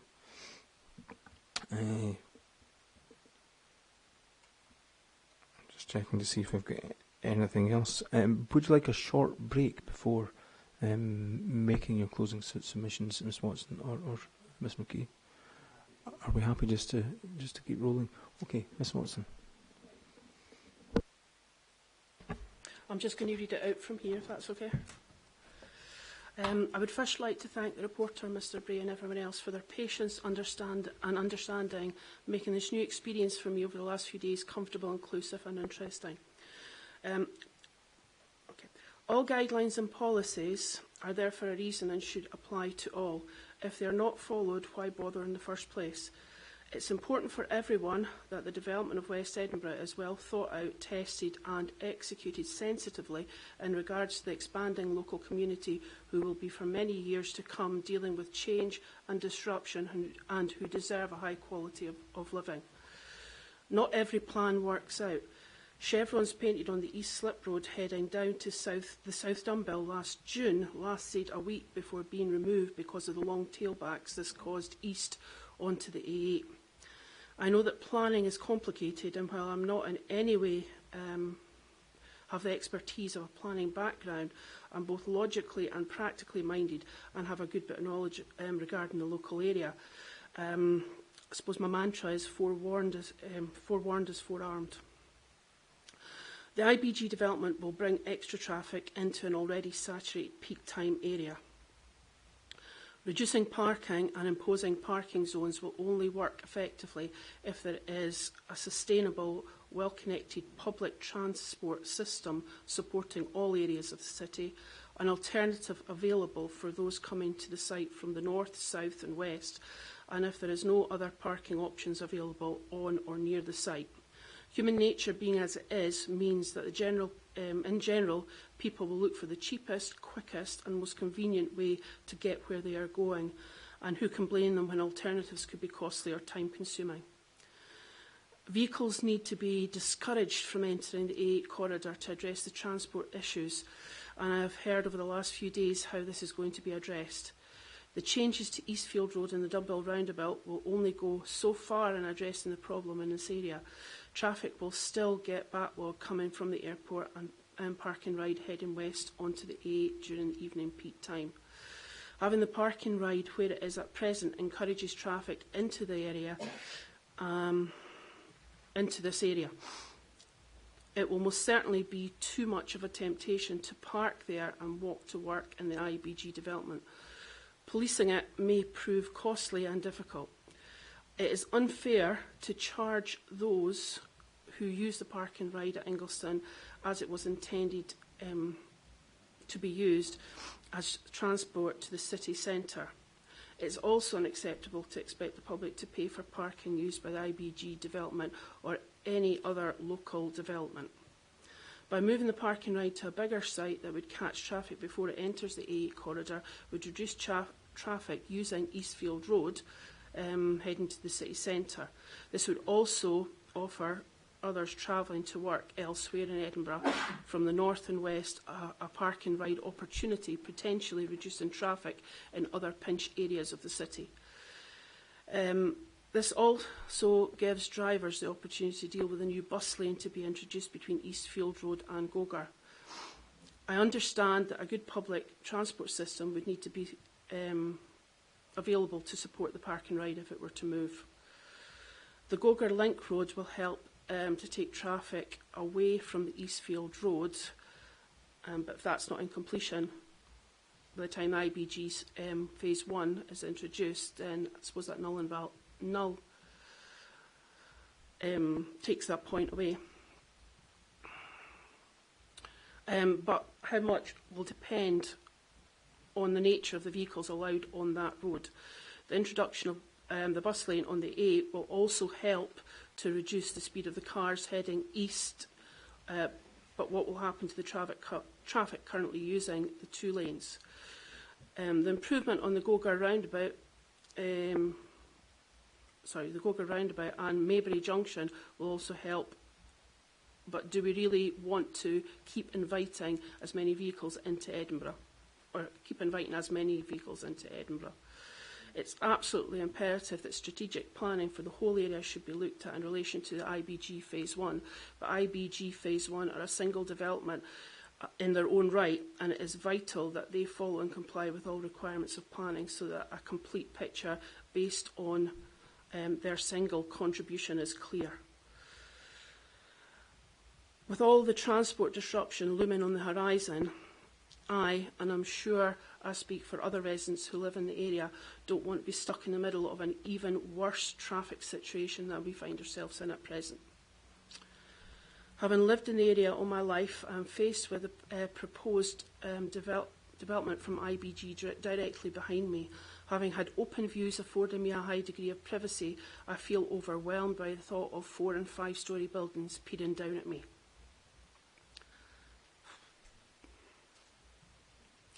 The development at this point, i.e. plots 13 and 15, is not sympathetic to the character of the immediately adjacent and locally surrounding area, say 200 metres, in terms of scale and density. As stated previously, it does not follow the guidelines set out on page 60 of the LDP, where a good part of plot 13 and 15 lie out with the 250-metre radius, which allows a prevailing height of 4 storeys. The outlook in terms of construction in regard to myself seem quite bleak, with no timescale in place to tie the commencement of construction on the first plot to the end of construction of the last plot. My family and I could be looking at years of living in a construction site with no option of escape. If 17 years is the timescale to start the forward movement of the development, as stated yesterday by Ms. Carr, transport assessments can be subject to change and evolution. Why does PPP need to be approved this early on? If the development gets the go-ahead, I hope that my very bleak situation is not overlooked and forgotten about in the next round of the development process and through to the end of construction. Thank you. Thank you. Thank you, sir. Thank you, Lorna. There's a good deal of common sense that came through in your speech here, and thank you. And obviously the airport would want to echo your comments, complimentary-wise, to the reporter for conducting proceedings in a very fair-handed way. To focus on the airport's closing remarks from today's session, in my submission we have had difficulties and dilemmas, particularly around issues such as the extent of the mitigation that's required, the requirement or not for travel plans. The airport are firmly of the view that travel plans are needed. The difficulties around imposition of mode share targets, and I suppose lastly the difficulties around discussion about imposing car parking maximum levels, which we're going to address. I think all of these things would have been dealt with much more simply and straightforwardly had the Council followed its own policies and indeed national policy and insisted that the applicants provided a compliant standalone transport assessment. That's all I have to say, sir. Thank you. I did indicate that I would come back to the Council to see if the Council wanted to make any concluding remarks.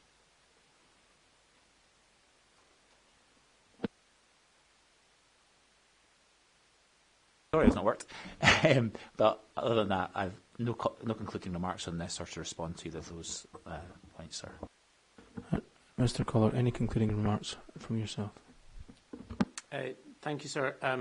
Just to respond briefly to what Mr. McKee said, unlike his very pessimistic view of the discussion today, I take a very optimistic view that through the discussion, very cooperative discussion, we've identified a number of refinements which will be taken forward in the following month and produce a more robust set of conditions than are currently on the table and provide a very sound platform for regulating this development going forward. Okay. Do you wish to address us on the matter of expenses? Thank you, sir. On behalf of Edinburgh Airport Limited, sir, I would intimate a claim for expenses under sections 265 and 266 of the Town and Country Planning Scotland Act 1997. This claim is being made against the City of Edinburgh Council as one party and the IBG stakeholders as the second party. In recording who are the IBG stakeholders, sir, I would ask that you record the following three companies. Capital F, capital S, capital H, that's FSH, capital A Airport, brackets Edinburgh, close brackets Services Limited. New Ingleston Limited. And lastly, Murray Estates, capitals EIBG, close capitals Limited. So those are the two parties, sir, and this claim for expenses is against both of these parties. It is, in my submission, proper that it is a joint and several claim that's being made, and a joint and several award is being sought, sir. Expenses, there's some guidance given in the 1990 circular, sir. That's Circular 6, 1990, parties will all be familiar with. But it sets really three tests. The first of these is that the claim is made at the appropriate time, and my submission, this is the appropriate time, near the end, but not after the end of the hearing session. The second test is that the party against whom the claim has been made has acted unreasonably, and in this case, sir, it's the City of Edinburgh Council and the stakeholders, the three companies I've identified. The third test is that unreasonable conduct has caused the Edinburgh Airport Limited to incur unnecessary expense, and in this case, for this application to come before Scottish ministers because of the manner in which both the Council and the applicants have acted. Now, whilst there's a degree of understandable solidarity between the Council and the applicants, in my submission, sir, the harsh reality is that the Council have not followed the terms of its own development plan. They have also not followed the requirement of Scottish planning policy and indeed the specific guidance the transport assessment guidance which we've discussed in some detail. These have not been followed. Had they been followed, then the applicants would have been forced, in my submission, to have submitted a transport assessment. They didn't do so. We know that the Council were certainly minded to ask for a transport assessment until the 5th of July 2018, and I don't feel we've received a satisfactory explanation as to why they did not follow through with that, sir. What we've ended up with, sir, and I say part of the difficulty, and it's been throughout this whole hearing, but typified today in our detailed discussions about, do we need a travel plan? How do we deal with car parking? How do we deal with impact on bus services? Is really because there's been no detailed analysis. What we do have before the hearings and before yours, sir, is really a strategic assessment of the transport, not the detailed analysis that the policies, the development plan policies and the national policies actually require. Transport assessments should be done at the front end, sir, and that is crystal clear from the guidance. In terms of the scope of the expenses which are being claimed, sir, on the 8th of May of last year, that's when the airport participated in the predetermination hearing before the Council, and it was at that stage, sir, that we first, I think, formally put to the Council the proposition that the application should be paused whilst the applicants went away and undertook a detailed transport assessment. So that was the first time I think we formally raised it, and I think that's when I think it's reasonable for an award of expenses to be made, sir, because my understanding of the interpretation of what ministers, if they're minded so to award, would be the expenses necessarily and reasonably incurred. Now, we made that suggestion, albeit to deaf ears, on the 8th of May. I then repeated that request, sir, on the 28th of November, which is a document which is before this inquiry, sir. And I did so at the commencement of the hearing session on Tuesday as well. So we've given them adequate indulgence and warning that should have been done. Now, the only reason that the airport are here, sir, is because it has had no alternative but to participate here with Mr. Martin's expertise in order to protect its interests, sir. And as Mr. Martin eloquently put yesterday, the access road, Eastfield Road, is the lifeblood of the airport, sir. And it cannot simply stand by where, in circumstances where development is being advanced and the proper assessments have not been done. So in terms of the scale of the expenses, sir, my suggestion would be that these should be consultant, solicitor, client rather than party expenses. But you may have a view on that, sir. But in my view, there is a compelling case here for expenses to be awarded against both of the parties. In what proportion, sir, I can't point a particular finger because whose fault is it, sir? Is it the Council for not asking for it? Is it the applicants for not delivering it or just insisting upon it, sir? They both have professional advice in terms of transport engineering. That's all, sir. Thank you. Okay, thank you for that submission. Of taking note of that. I don't think there's anything else that I need to do, and expect a couple of procedure notices to be issued.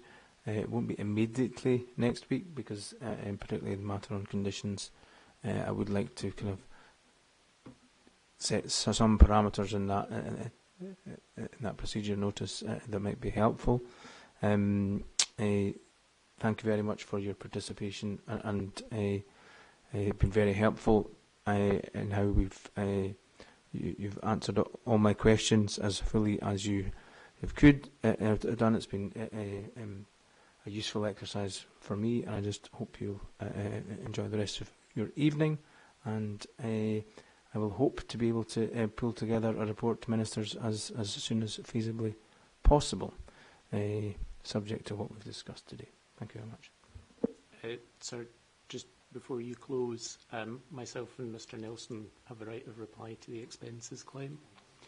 But what I was going to suggest, given that we've only just heard the details, and there are actually some quite complicated issues around the fact this is a call-in, rather than giving myself and Mr Nelson perhaps half an hour, particularly given the lateness of the hour, that we could perhaps agree that we will provide a written response. That seems appropriate. Again, I go back to the fact that it raises some quite difficult issues of competency in contrast to the usual appeal situation, that it is quite important that you get a full understanding of our response to that claim so that you can properly report to ministers. My apologies for that. I'm just going to ask the reporter, you content that both parties provide their response in writing? I don't think the time of day should necessarily be taken into account.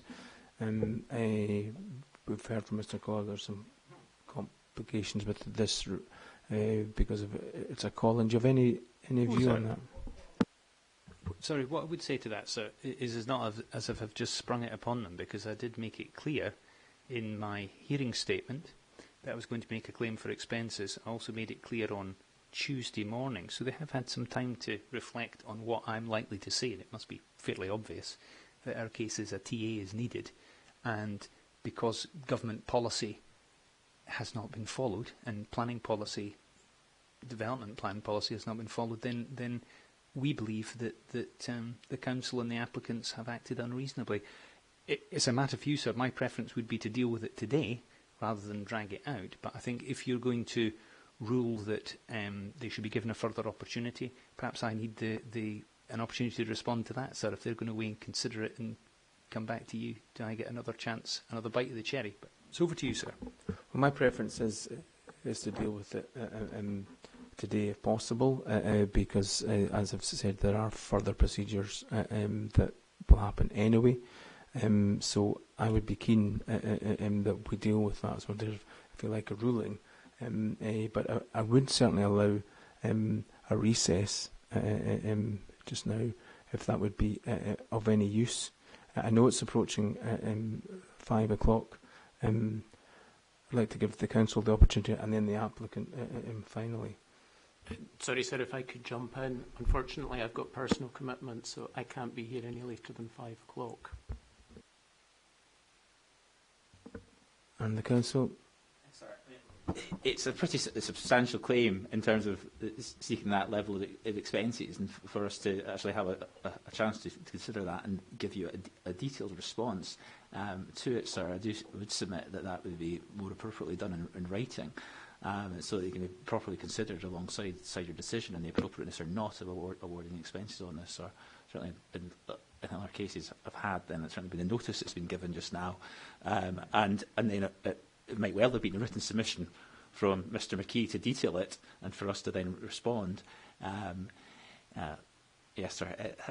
To just deal with it in a few short lines. Well, I'm sure we could give a fairly cursory response to it, sir.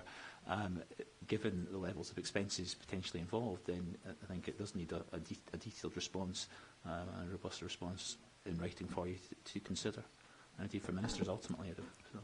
Anything to add to that? Sorry, the only thing I would add is I accept Mr McKee did intimate, give us all notice, but there's quite a degree of difference between hearing he is going to claim expenses, but to actually hear the detail on which he is justifying those expenses. And that's something that clearly myself and Mr Nelson would need to give some consideration to. And as I say, there are issues. For instance, to give a particular example, Mr McKee has said he would be entitled to the expenses from prior to the call-on. That's something we've had no notice of. That is quite a key issue around competency. That is something that we require to address you on, and that's merely one example of details within this. that we have heard for the first time, and in all fairness, we need some time to consider those. So can I just come back on that?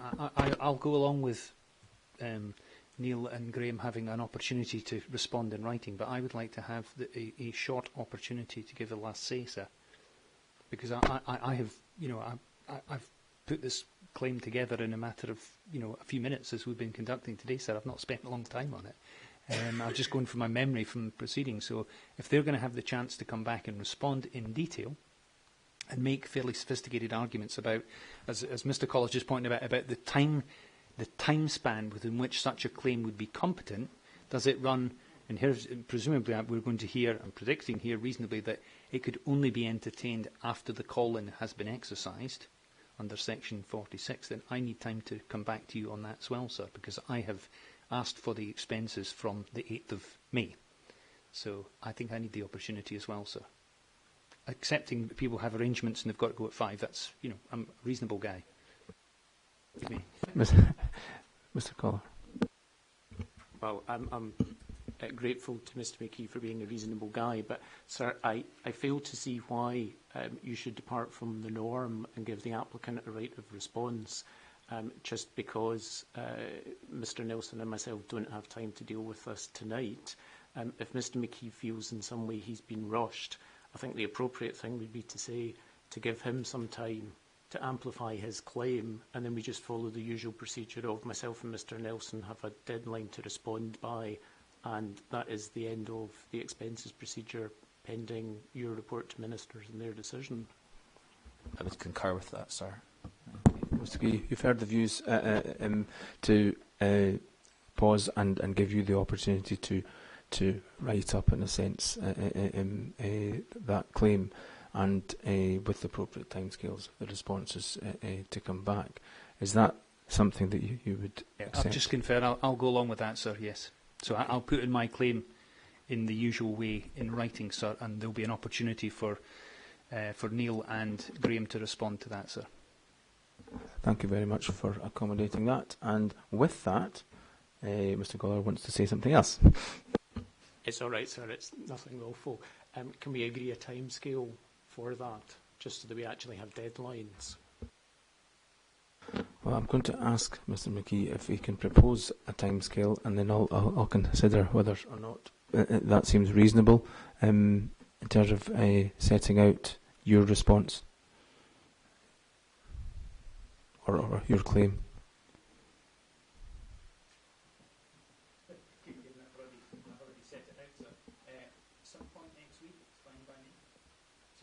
Switches on some point next week is fine by me, sir. So if we say the end of next week, Friday? End of next week's fine, yeah. Next Friday. And do we want to set a time frame for your response on that in terms of what's reasonable? Does 14 days from that date sound reasonable to you?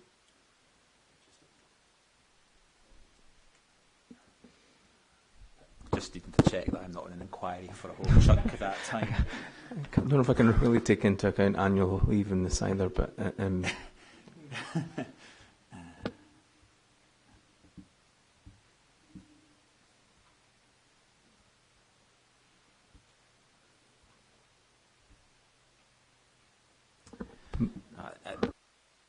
think if it was ended next week and then 2 weeks from then, sir, that would be okay. It's the following week. It's the full week inquiry. So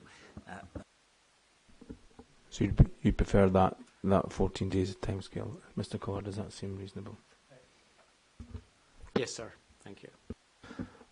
Thank you for that. All happy that we can move to close proceedings now? Okay, thank you very much for your attendance, and have a safe journey home. Okay, thank you.